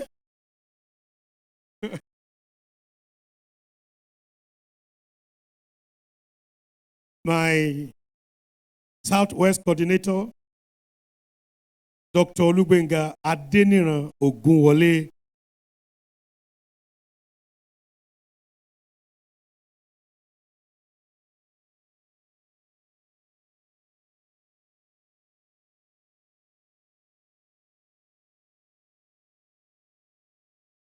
I have my wonderful South Zona coordinator, and who has done very well,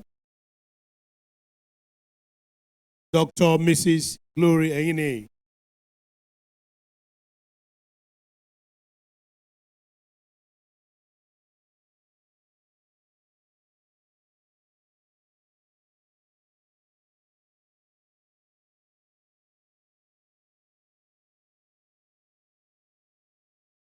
Ex-official and the publicity secretary, the second term, comrade, I call him Comrade Julius Iyame.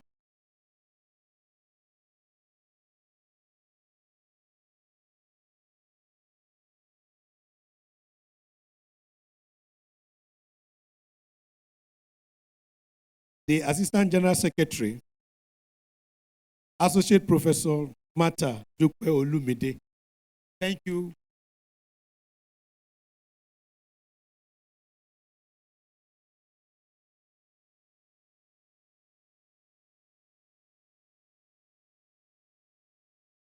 Prof, my brother, my friend, thank you very much. Professor Tolulope Opeoluwa Ososonya.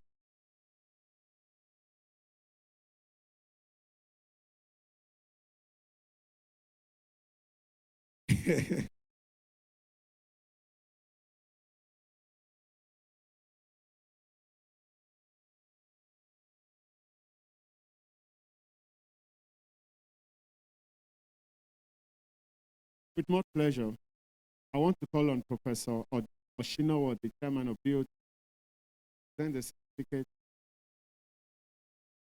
How I do it. Give him.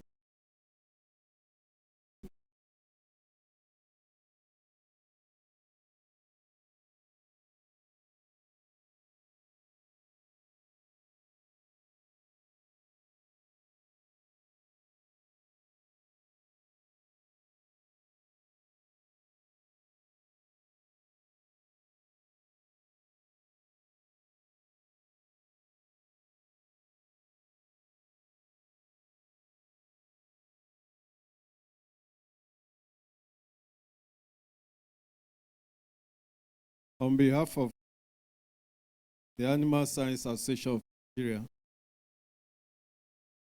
this certificate of service is presented to you.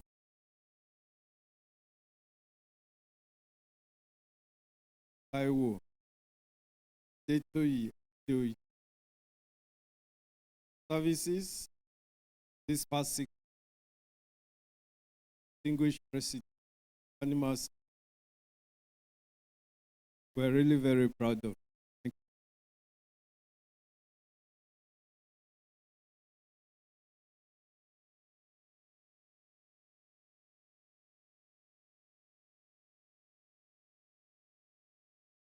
Stand up for the champion, for the champion. Stand up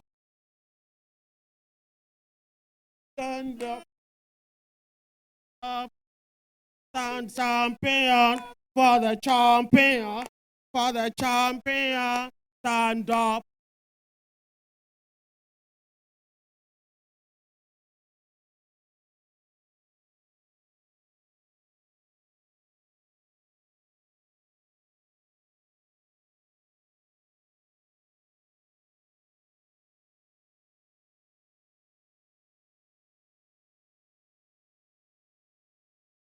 We want to thank everyone again for your support over the years.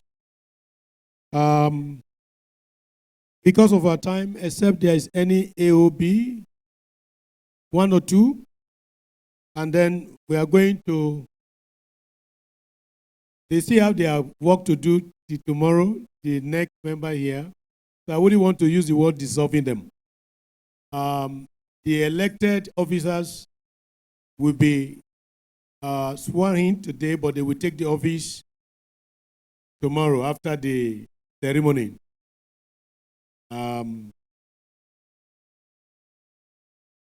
then tomorrow I will hand over the staff of office to the whoever comes to be the president. So we are going to step aside now. Not the kind of step aside of Babangida, please. AOP, please. Prof. We need just okay, AOP, let's see your hands up. Professor Bankole, Dr. Ogunleke. Any other person? AOB from the back? Okay. One, just one there. Yeah, okay. Please, let's quickly give them microphone. Thank you very much, Mr. President, for this opportunity to speak.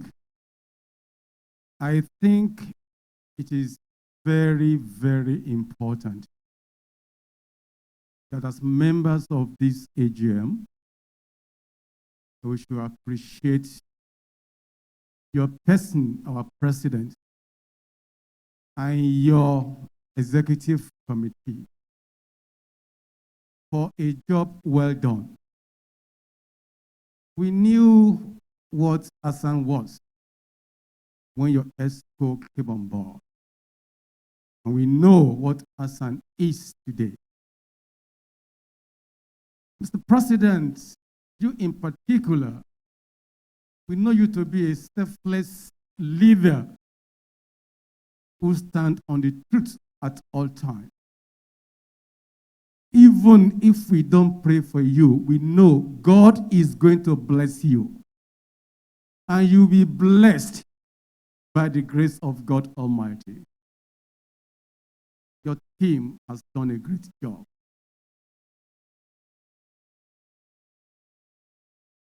We appreciate you. We'll continue to appreciate you. All of you in that executive council, by the special grace of God Almighty, you'll be blessed in all ramifications by special grace. Congratulations. We are very proud of you. Please keep it up. Thank you very much.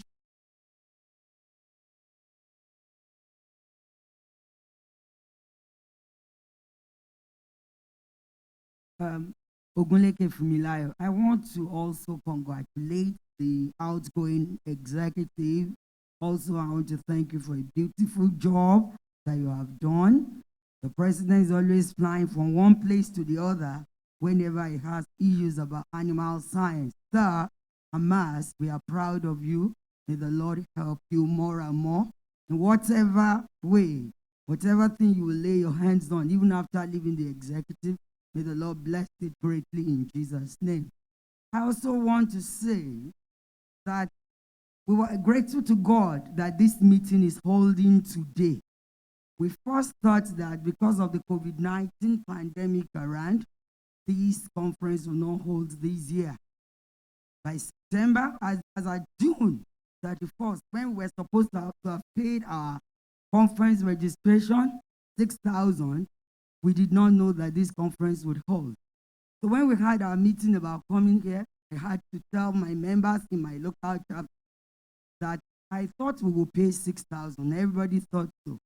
If we did not know that we were going to have conference, and at the end of the day, the conference is holding at a later date when we did not know, we felt that we should not be told to pay a fine of the 2,000 naira for late.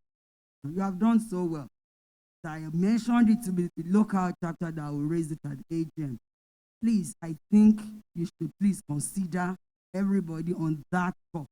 The money has already been paid. We know it may never be refunded, but subsequently, I think when we don't know, we did not know that we still have, I know my chapter we would have paid. Before that June 31st, you could check over the years, we pay en masse and we pay before that. So I want to say that subsequently, when we are not sure of what will happen, we shouldn't have been told to pay that 2,000 naira extra. Thank you so much. Thank you very much. We appreciate your comment, but let me throw one thing to you so that we don't postpone it till transfer this to the next administration. Our journal is at 22,000 naira now. If you look at the quality and the cost, things are moving up.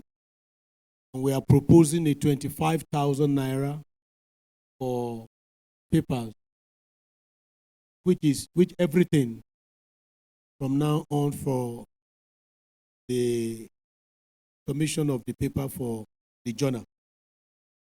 So please, we want you to understand with us. We have tried to manage, but things are getting more expensive. Some of us who are monitoring the inflation rate, you know that it's not coming down. And for us to still have that quality product, we need to give that marginal increase. And we want you to bear with us. If you so approve, from next year, our journal will be, the paper will be 25,000 each. Thank you, and God bless you. I've been told that Mr. Ogushino, the newly elected BOT, is in the house now. Appointed, sorry. Please, sir, with all humility, please can you stand up for recognition? And please, can you take a step forward to come forward? And I would like to call on the members of the POT in the house to please welcome Mr. Ogushino to the Board of Trustees.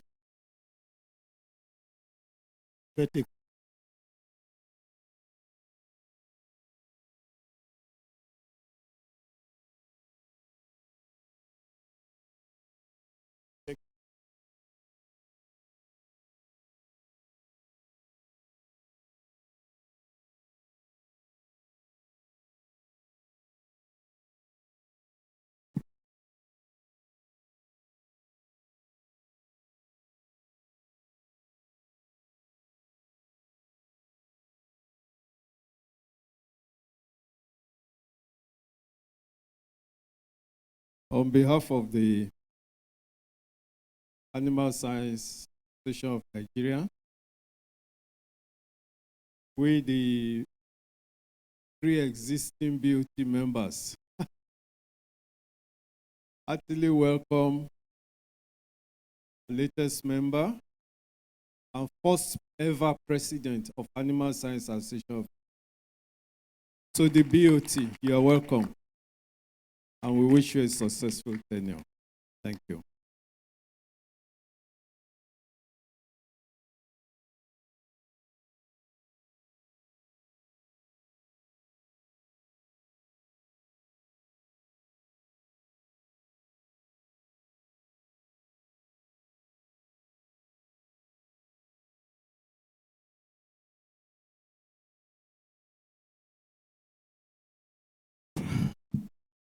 At this time,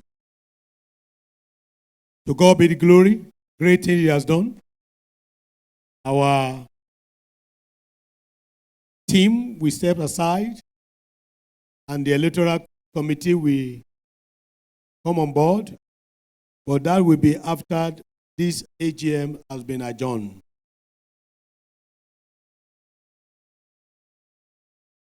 Please, because of our time, Dr. Shau, my friend, please.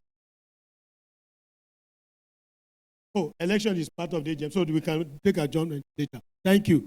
So we are going to step aside now, and then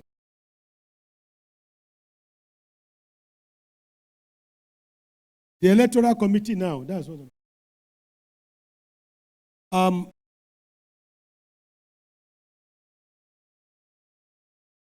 Dr. Babaworo and his team, the Electoral Commission, Professor Grace Joktan, Mr. Victor Obasi, Mrs. Akere Dolu,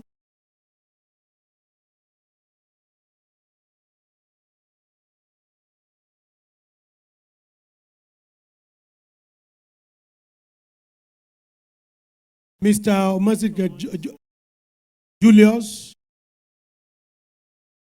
from South South. Where are you seated? Thank you. Whoever wins the presidency, I'm not giving you this until tomorrow. So, until tomorrow, I'm still doing this until tomorrow. Thank you very much. God bless you all. We love you.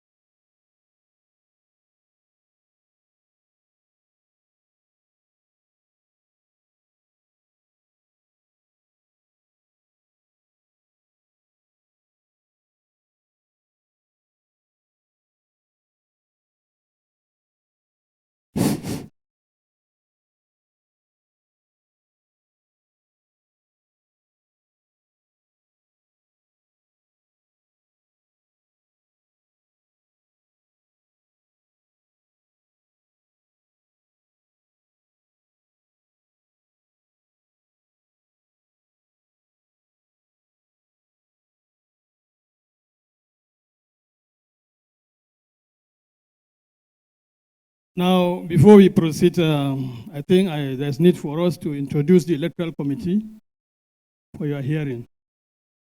I'm Dr. Babauro Yahaya from Federal University, Kashere, Gombe State. I'm the chairman, electoral committee. Thank you. I'm Grace Jackson, Department of Animal Science, National Open University of Nigeria. Member, thank you. My name is Olayinka Akeredolu, a staff of Federal Ministry of Agri and Rural Development. Member. My name is Mr. Victor Obase from Ministry of Agriculture, Umuahi. Member. My name is Chukwuemeka Julius Omunizwa, Minister of Agric Delta State.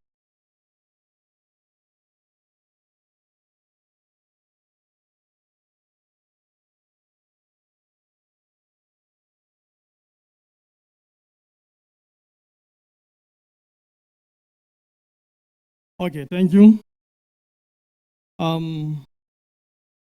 Going by the Electoral Act of this, as amended 2019, Article 6, subsection 1 and subsection 1 mandated the Electoral Committee to elect officers that are in charge, that will take the association to the next level. So in view of all the arrangements so far in the Secretariat, about 13 applications were received. And as a criteria, we swung into action almost 2 months ago. The eligibility for an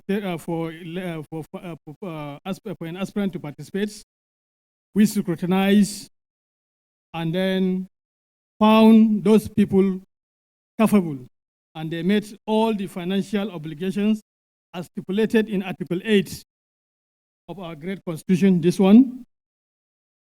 Then, based on this, we are presenting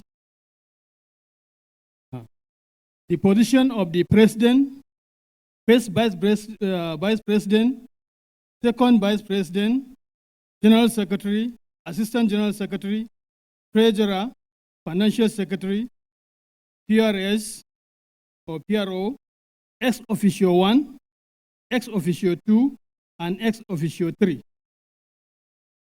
Going by the Constitution, Article 9 of the Association, ex officio 1 and 2 are the immediate past President and Secretary. So on that, it's an automatic appointment, that what I can say. Ex officio 3 is to be elected. However, the association being a being a family affair member, the position of the first Vice President, we have, of the President, we have Mr. Raymond Isiadiosun. I don't know whether he's here. Isiadiosun. Now, before we proceed, because we only received one nomination in that office, and the Constitution says you cannot do the election, you can do it individually, maybe the box for this, since we have only him. So we want to affirm him by voice vote. Those in favor of Mr. Raymond Isedon as the President of ASAN, to say aye. Those against say nay. The ayes have it.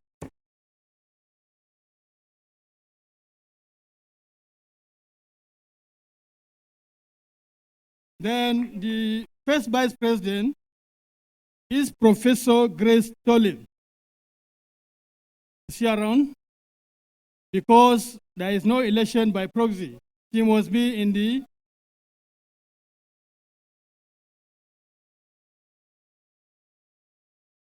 yes. Okay, observation.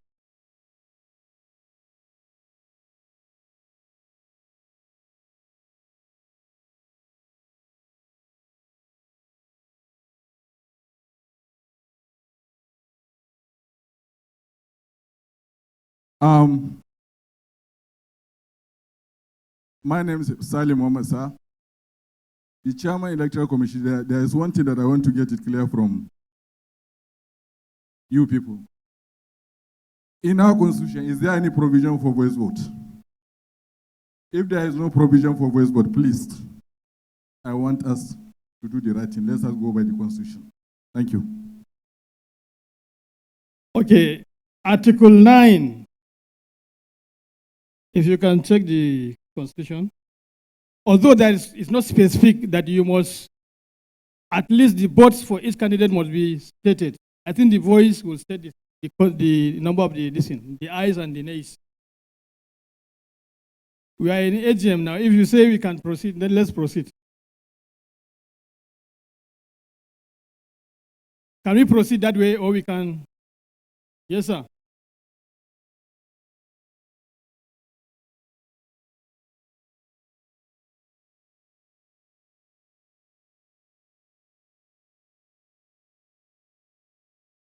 Dr. Ofoma Sowa is my name, from Delta State College of Education, Mosoga. Article 3 of this Constitution, Procedures for Election, Section 8, clearly states that where there is only one nominee for an office, he or she shall be returned unopposed. So I think it's a simple thing and we don't even need a voice vote. Thank you. Okay, I was about to raise that issue. So, in order not to waste time,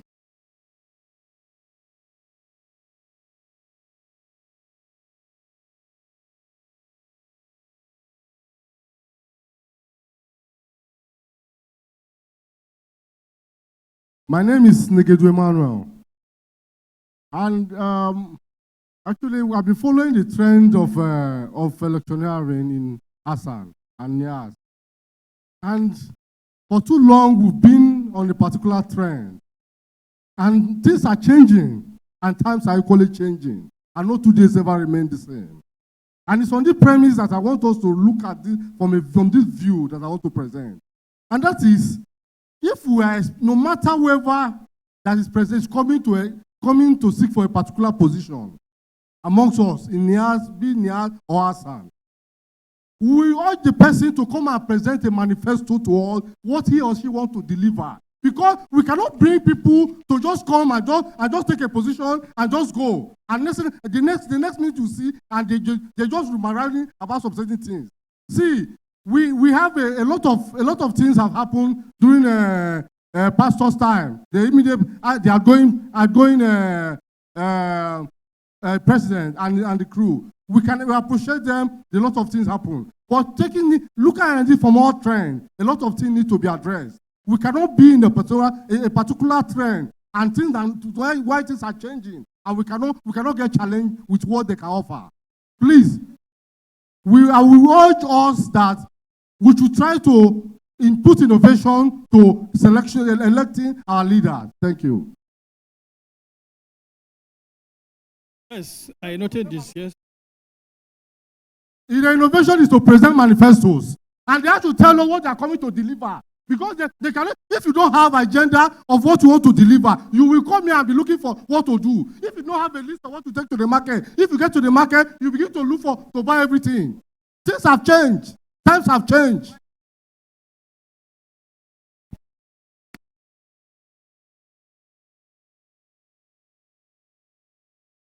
Okay, observed. Can we proceed? Okay. Now, since time is against us, I think 1, 2, 3.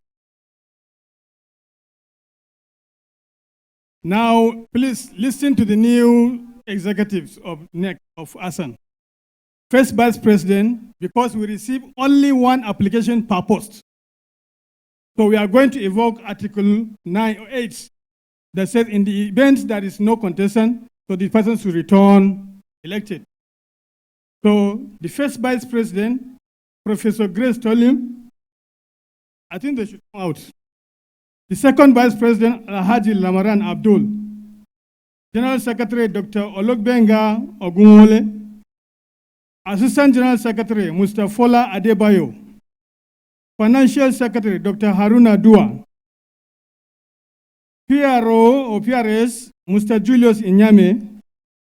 S Officio 1 Pastor Taiwo Adewe. S Officio 2 Professor Tolong Osonya. S Officio 1. This end. So I think they should come out for presentation to the Congress.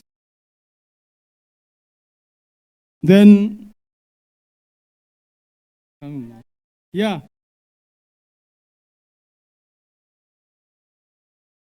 Dr. Martin Olumide, Treasurer. Then we have Editor-in-Chief. No, Odung.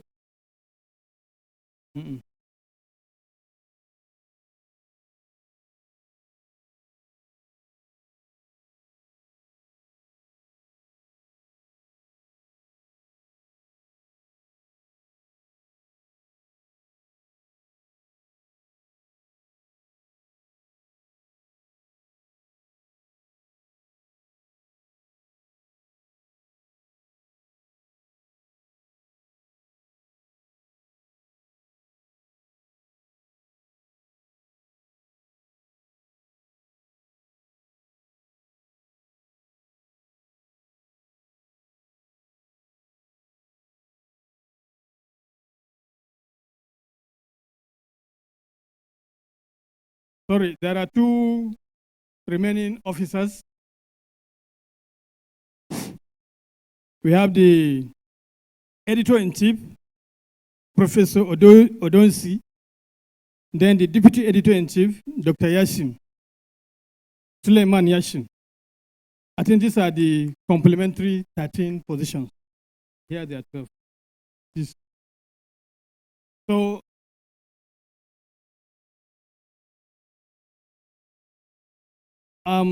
as I have said earlier, these are the criteria we followed in arriving at the selection or verification. The criteria says members seeking the nomination of next position shall satisfy the following conditions. Shall be regular members of the association recommended from zonal level and state branches.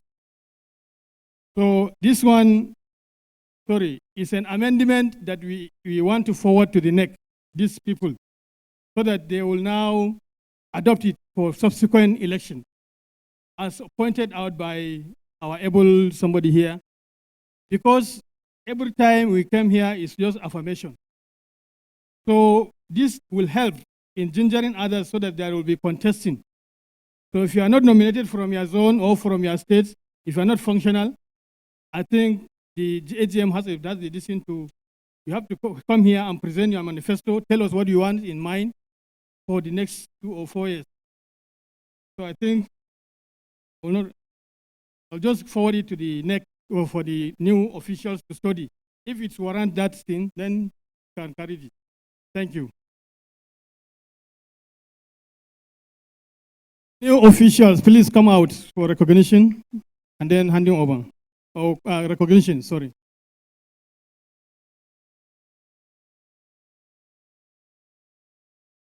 Thank you very much. I'm Kuforiji from Ogun State.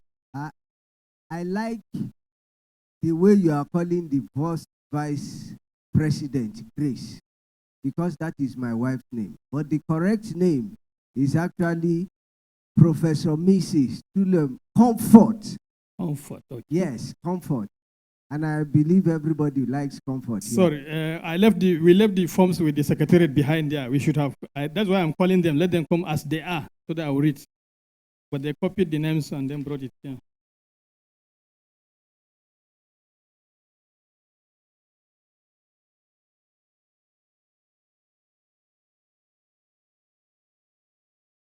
Thank you. Any other? Thank you, sir. I think you can call your members. The Chairman Electoral Committee. Thank you, sir. The observation I want to add is we have to be sure either if these people are around or not. Because we don't just do just like that for the sake of reading names and what have you. That's why we let them come here. This is a very matured association. Who nominated them? Who seconded the nomination before their election? Don't just do things just like that because we are rushing because of time.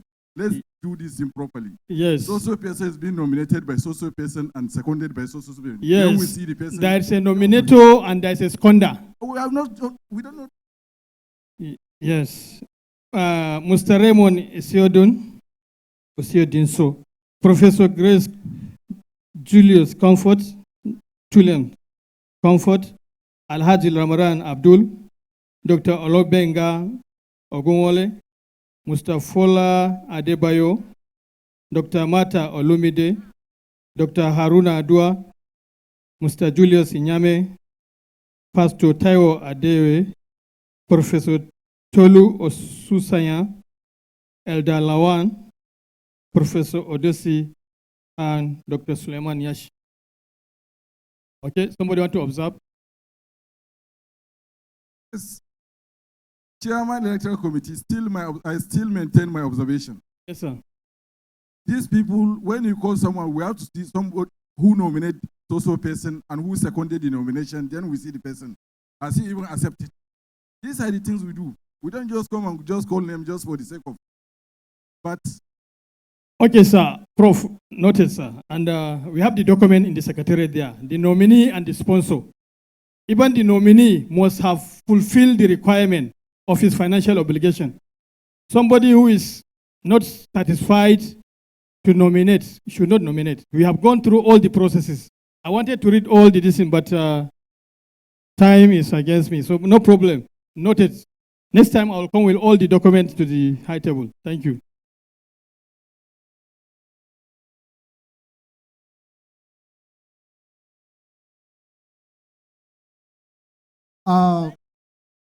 One of the duties of the electoral committee, as stipulated in the constitution, is to dissolve the NEC. The NEC were not supposed to dissolve themselves. So, as far as this constitution is standing, the NEC is still in position until the electoral committee dissolve them before another NEC can be pronounced. Thank you, sir. Thank you very much. It's a good observation. No. Thank you, my.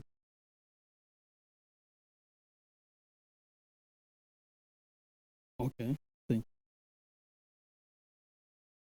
you. Yes. Okay, Grace.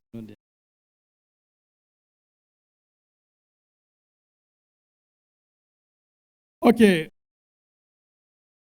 Thank you very much for the observations. With the inauguration of the Electoral Committee, the NEC is hereby dissolved. Thank you very much. And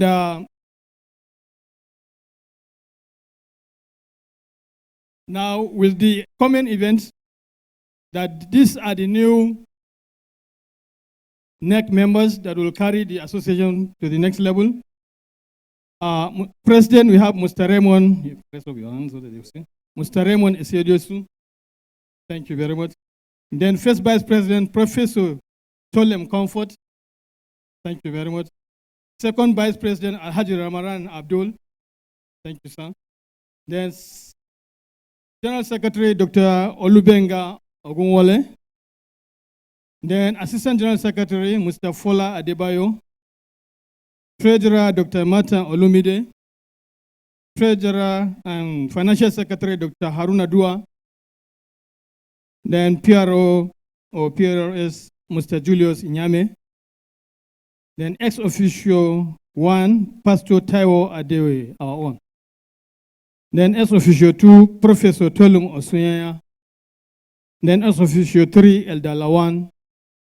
Then we have the editor-in-chief, Professor Odonsi. Around. He was here before now. Then Deputy Editor-in-Chief, Dr. Suleiman Yashim. Thank you very much. So with this, I will give the incoming president to make his own speech or remark. Thank you.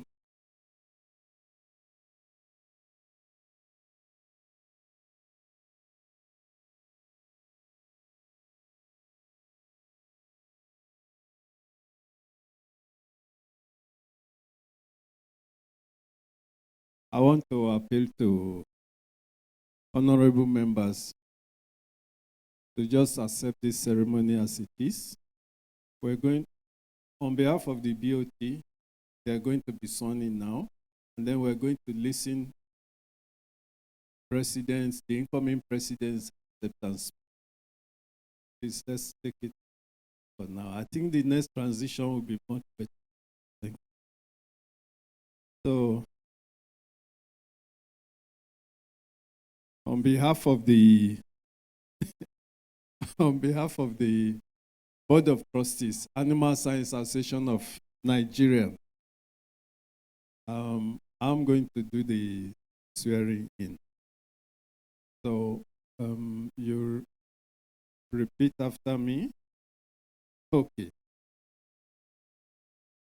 Thank you. So many people are protecting my interests. So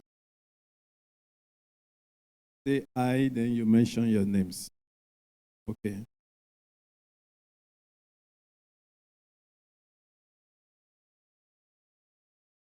Promise to discharge my duties. The Animal Science Association of Nigeria, to the best of my ability, and according to the constitution of the association. So help me God. Give them a round of applause.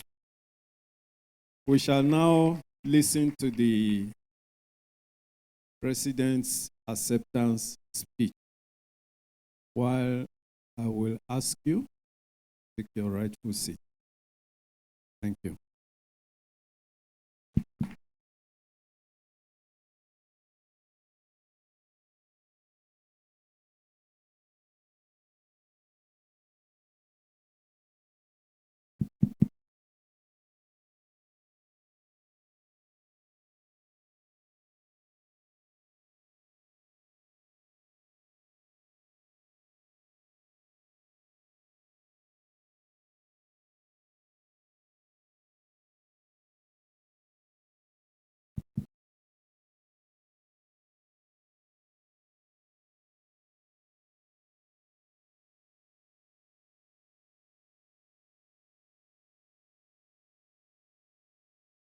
I want to present my acceptance speech.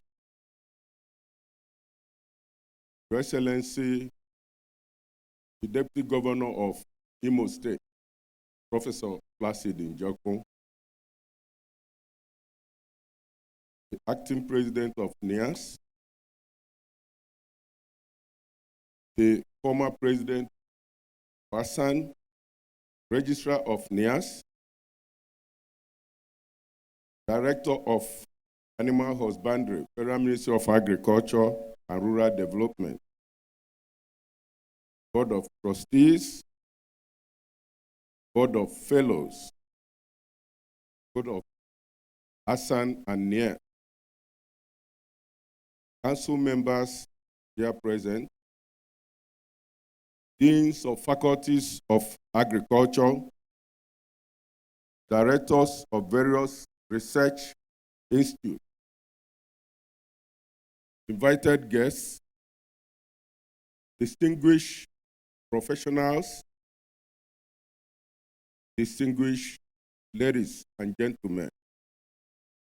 I welcome you all from your various destinations to this great occasion.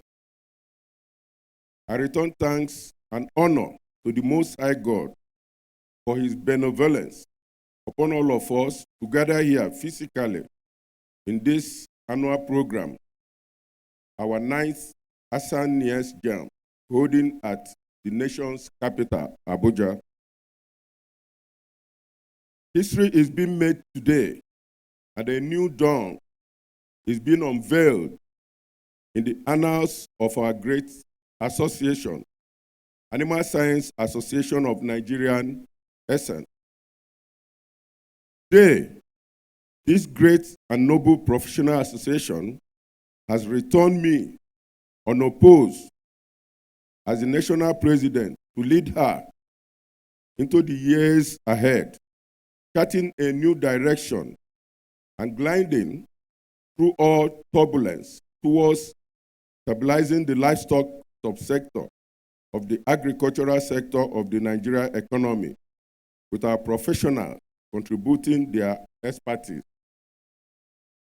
I am aware of the daunting task of repositioning our professional practice in time with the local needs and the world order, and as such, I am well prepared, equipped, and experienced for the task and trust you have put on my shoulder from today onward. Our profession holds the greatest number of opportunities and windows amongst any known profession in the world in terms of value chains.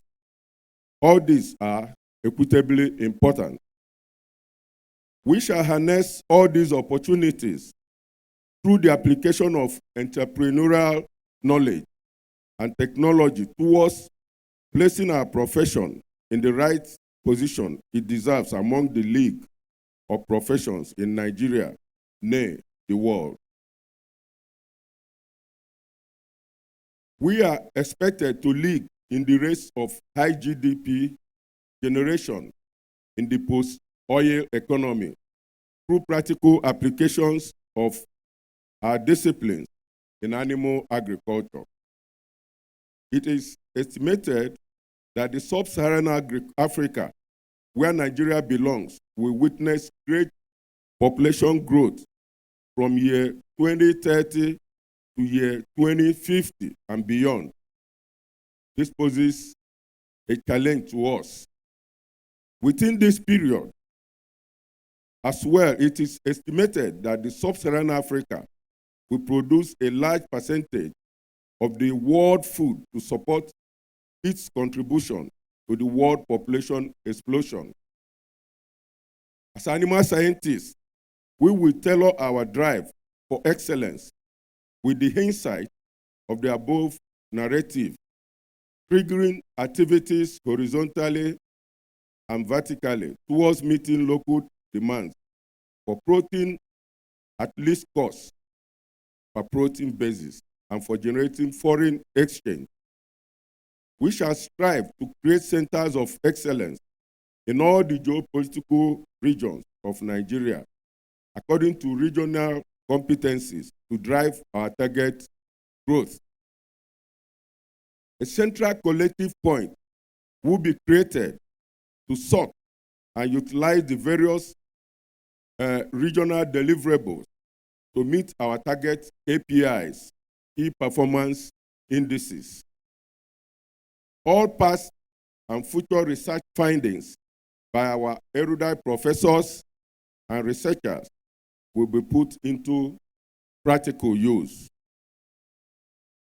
We shall initiate year-round training and retraining of our undergraduates and graduates in practical application of their theoretical knowledge, such that a graduate of animal science will no longer be seeking for employment, but instant employers of labor.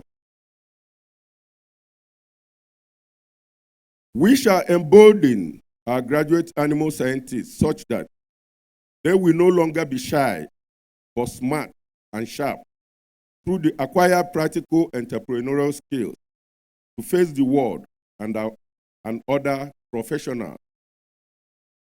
We shall collaborate with NIAS and other educational bodies through federal ministries of education to inculcate entrepreneurial studies in livestock curriculum in our universities that teach animal science. We shall create committees to drive our programs, and experts, according to their age of graduation and work carried, will be appointed to head these committees. Of great concern to us in Nigeria is the opening up of many hitherto locked up opportunities, like dairy industries. We are going to popularize dairy industries. Very, very important.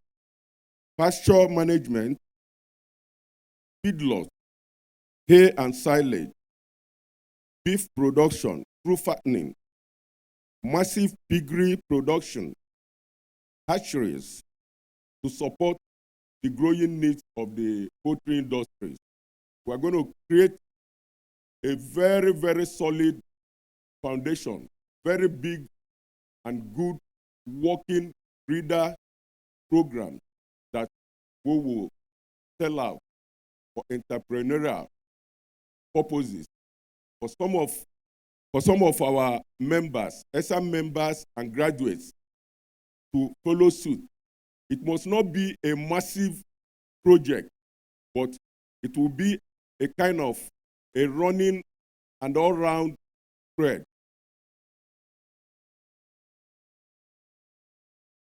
We shall also develop a very good, strong, and systematic small ruminant production. We will improve on our native breeds and adaptables like Boa, the Boa breed from South Africa and from America. We will do more on rabbitry, and we shall also work so much on micro livestock production. We shall face boldly and solve the various nutritional challenges bedeviling our country through the creation of a strong think tank on alternative sources for feeding our livestock. We shall collaborate with government in this regard and pool our research findings for government utilization based on our professional guide. This is where a great work will be done with my team and with everybody's collaboration.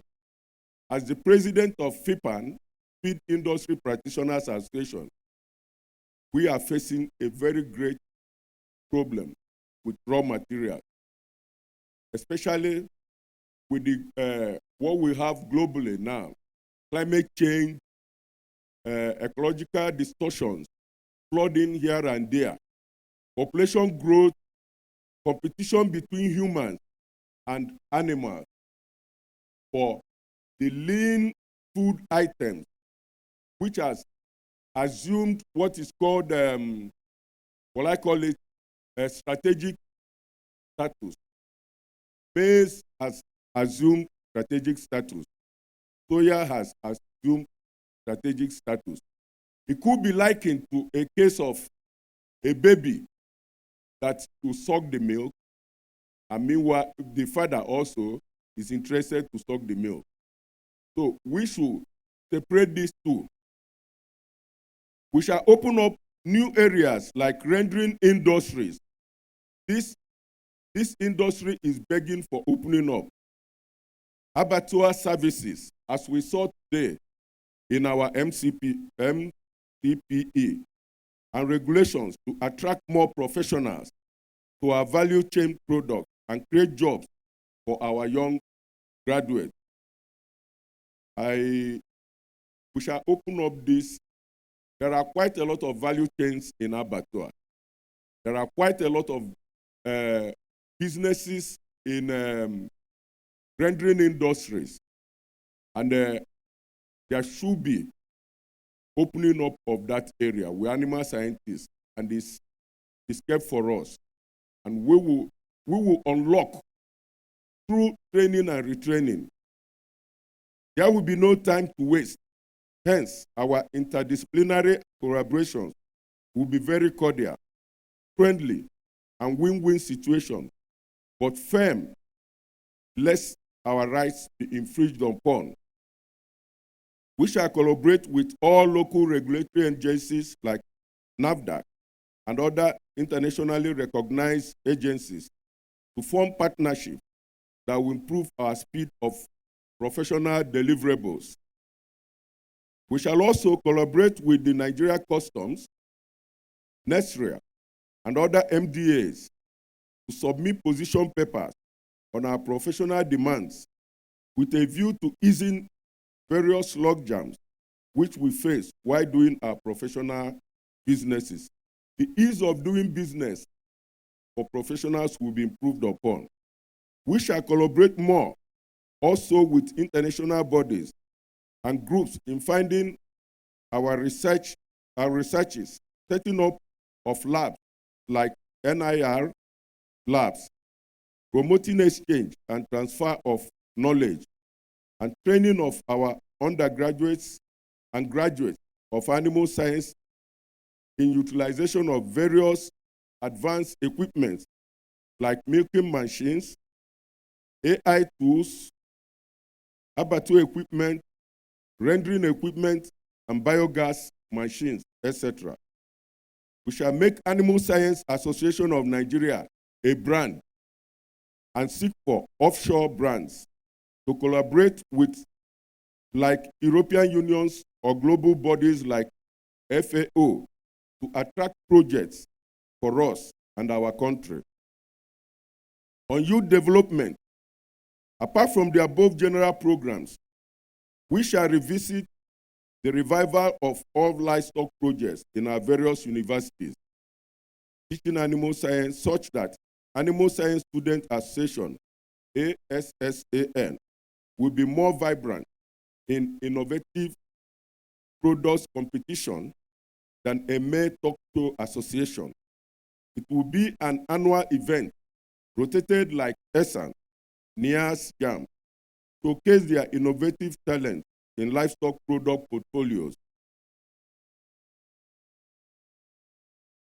We shall accord more recognition and respect to our elders and those still in active service of our profession so as to bridge the generational gap, ensuring no knowledge is lost.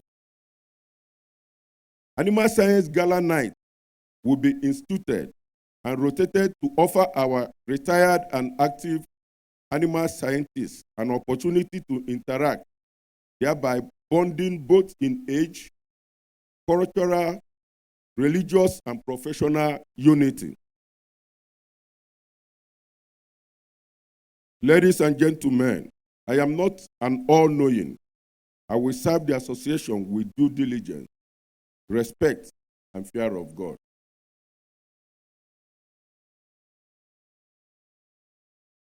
I shall welcome suggestions and constructive criticism and shall hold the association first in all my decisions.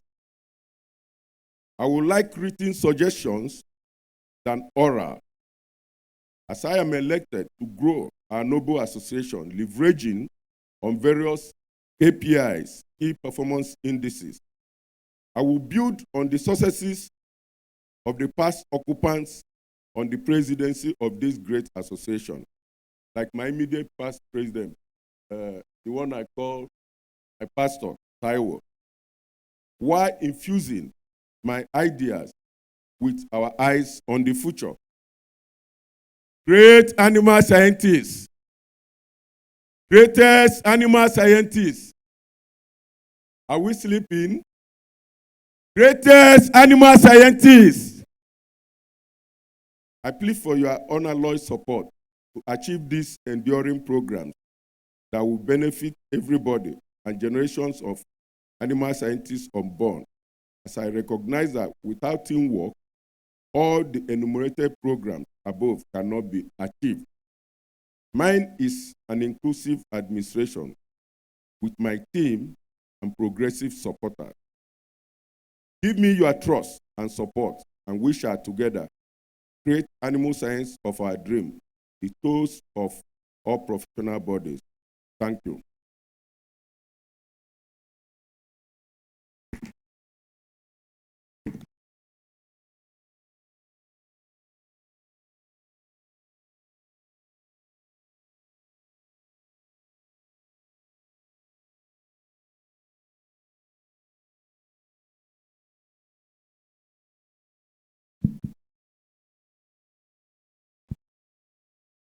I think on this note, as the elected president, I want us to move a motion for adjournment.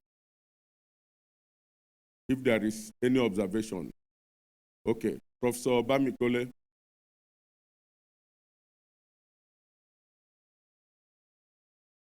The chairman and the president, congratulations, sir. Having successfully had our AGM for this year, for ASAN, having successfully elected the new set of executive, I move that this meeting be brought to a close.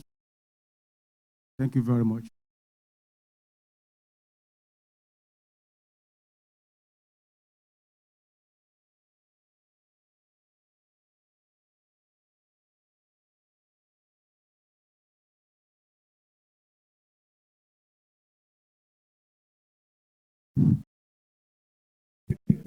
Please, I was carried away, please. Seconder, please. Yes, with every... Professor Ikobi. I have the microphone, Mr. President. Oh, sorry. Professor Yimonyi. Yes, with every respect, Mr. President, I most respectfully wish to second the motion that this AGM stand adjourned. Thank you. Yeah. May I call on Chief Owofa to lead us a closing prayer?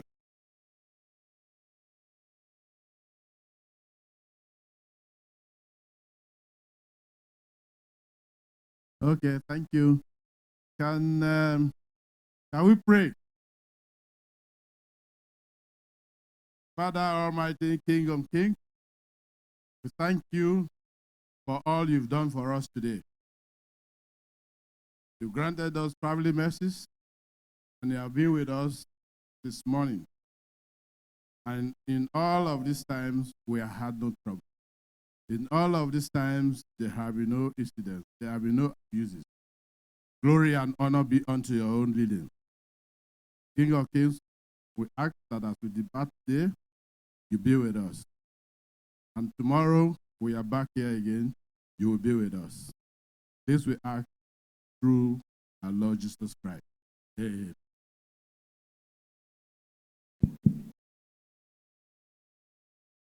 I wish everybody safe return to your various destinations.